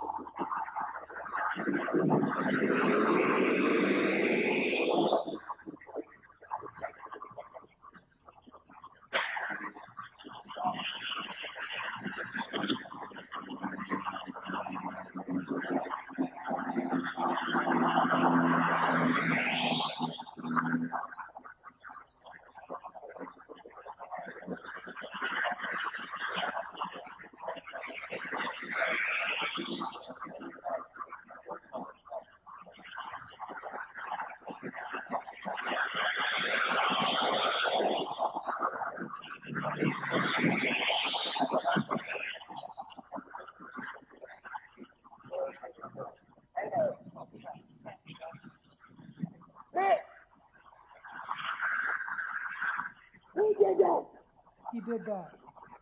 Bravo! Recover, it's slow! That's what they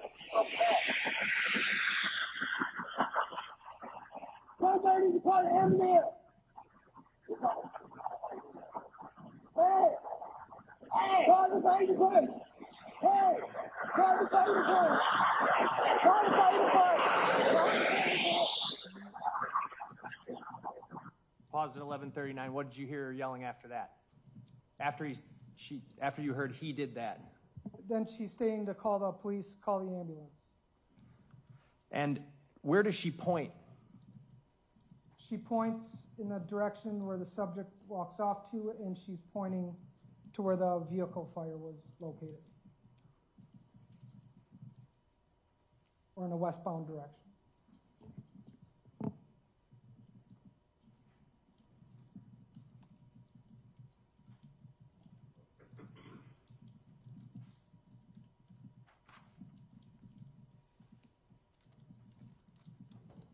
All right, and then I actually have one other clip here to play.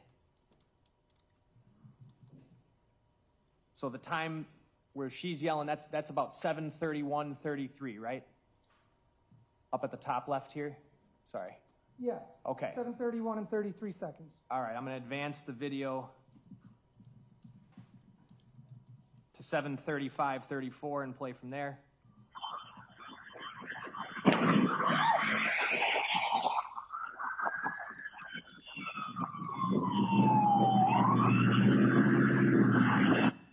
Pause at 15 minutes, 30 seconds. So by 7:35, the Milwaukee Fire Department is arriving on scene. Yes, that is correct.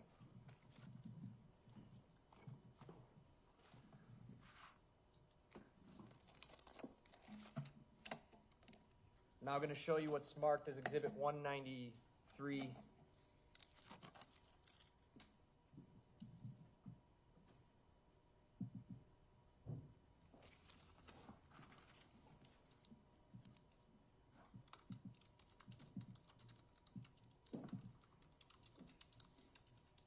While that's loading,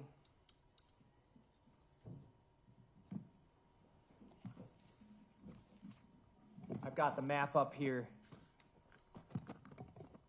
And just to be very clear, the subject who walked across Lisbon Avenue would have came out on this side of the building, right? Yes. All right, and then he walks across Lisbon and heads down 30th Street here. Is that fair to say? Yes, that is correct. And does the video you got from this business or whatever this is pick up that same person walking? Yes, it does. Where does that person walk from and towards that we're about to see? The person is on the east sidewalk of North 30th Street, and then he'll cross North 30th Street westbound on the north sidewalk. On Walnut? Correct.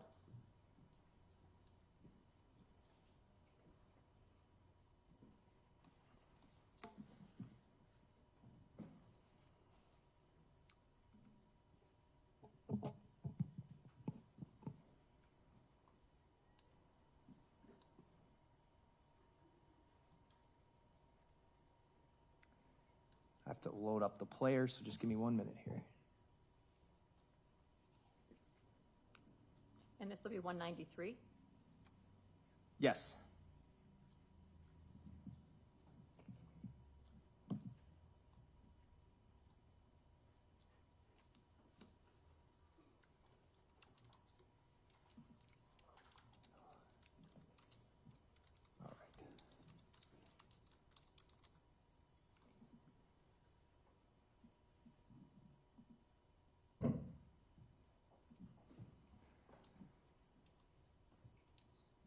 All right, first camera angle we're going to look at.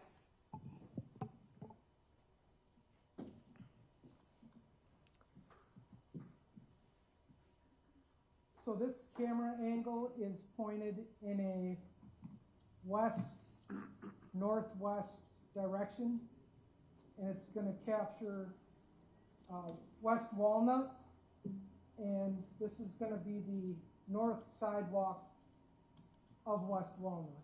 Okay. What, and the date and time stamp up here on the upper right corner, April 2nd, 2024, 6:50 a.m.? Yes, that is correct. Was that determined to be an accurate date and time stamp for this video? Yes, it was. I believe it may have been 30 seconds off, but it was approximately the correct time. All right, and I'm playing it from 6:50, I think it was 05.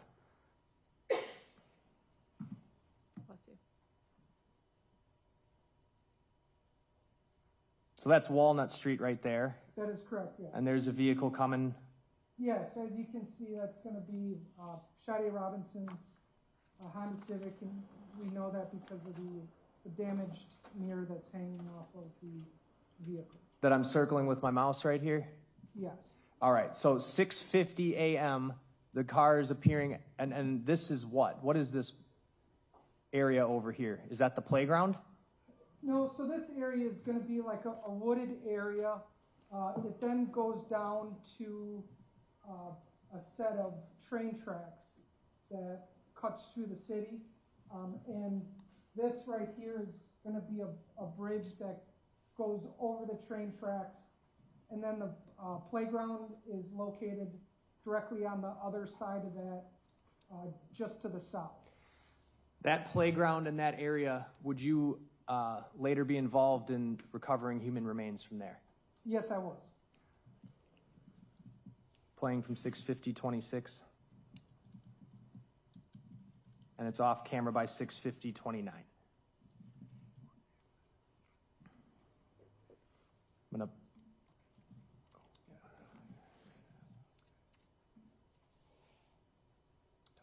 bring up channel 2.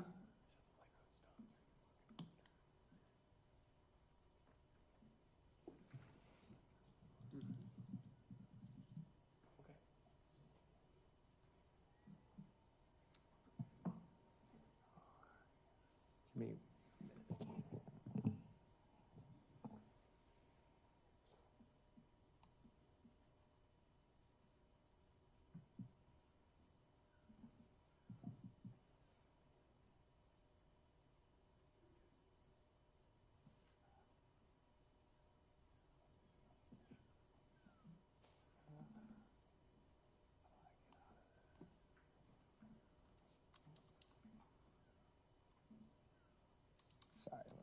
I have to reload this up.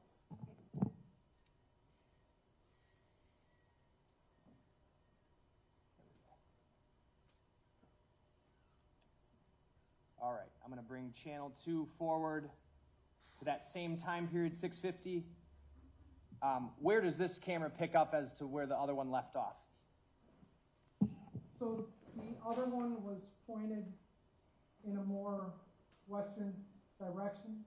This covers more of a panorama view and shows north and west. So this is going to be the intersection of North 30th Street and West Walnut. And this is the bridge that I was referring to, that the train tracks go underneath. The car we watched in the last clip that was coming eastbound, is it going to then appear on this camera? Yes, it will. Playing at 6:50:18.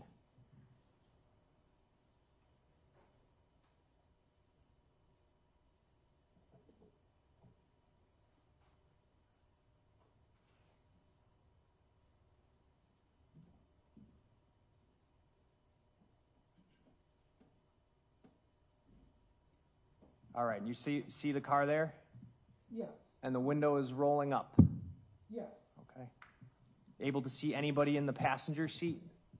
No, and it appears that there's a heavy amount of condensation on the windows. Continuing from 6:50:37.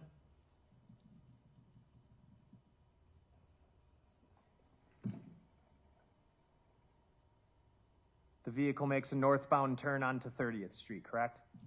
Yes, it does. And then that's where we later pick it up on the liquor store video, the one we watched before this. Fair to say? Yes. Okay.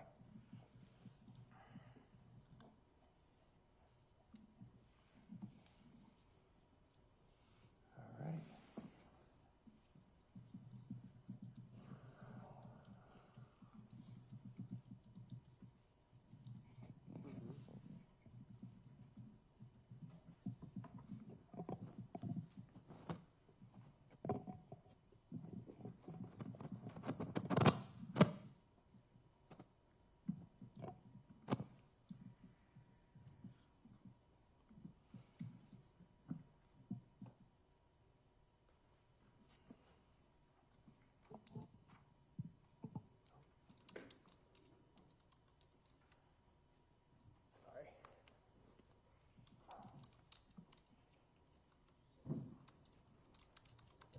All right, same camera. We've now advanced to 7:30 a.m.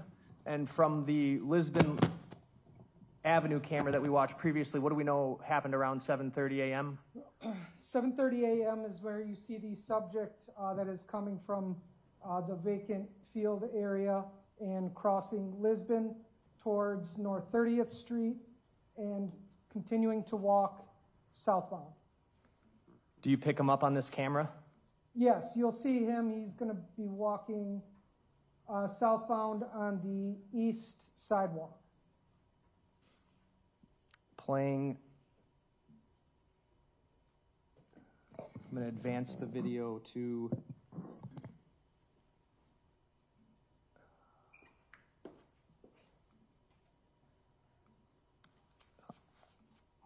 7:31:43.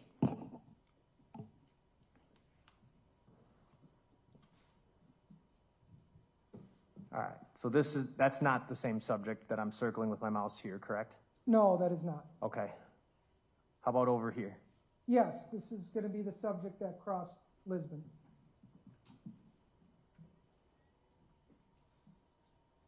As you can see, he's carrying a very large backpack. What race does he appear to be? He appears to be a white male.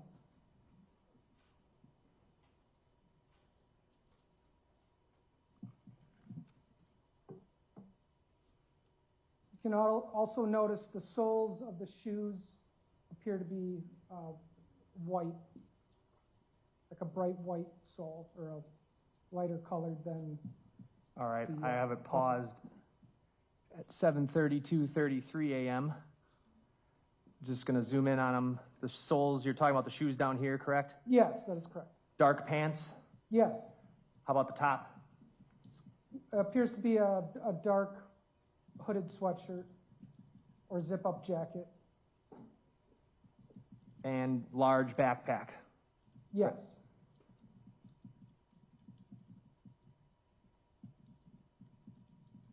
And are you able to catch glimpses of his face there? Yes. He appears to be a white male, and also with the backpack appears to be a large military-style rucksack. Pause that video at 7:32:53 a.m. I'm going to go back to the other channel.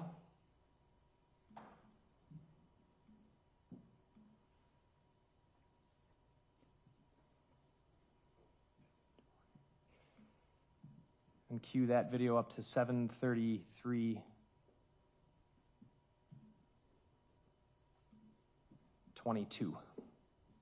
What are we going to see here? Where does this pick up from where the last video leaves off? So this is going to be further west down West Walnut, and it will take us further down the sidewalk area.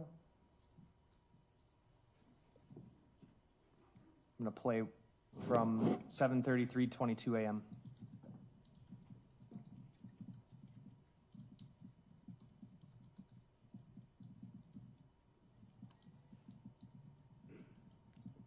As you can see, with the same shoes, pants, continuing to walk westbound on the sidewalk. Until he's out of frame. Yes, that is correct.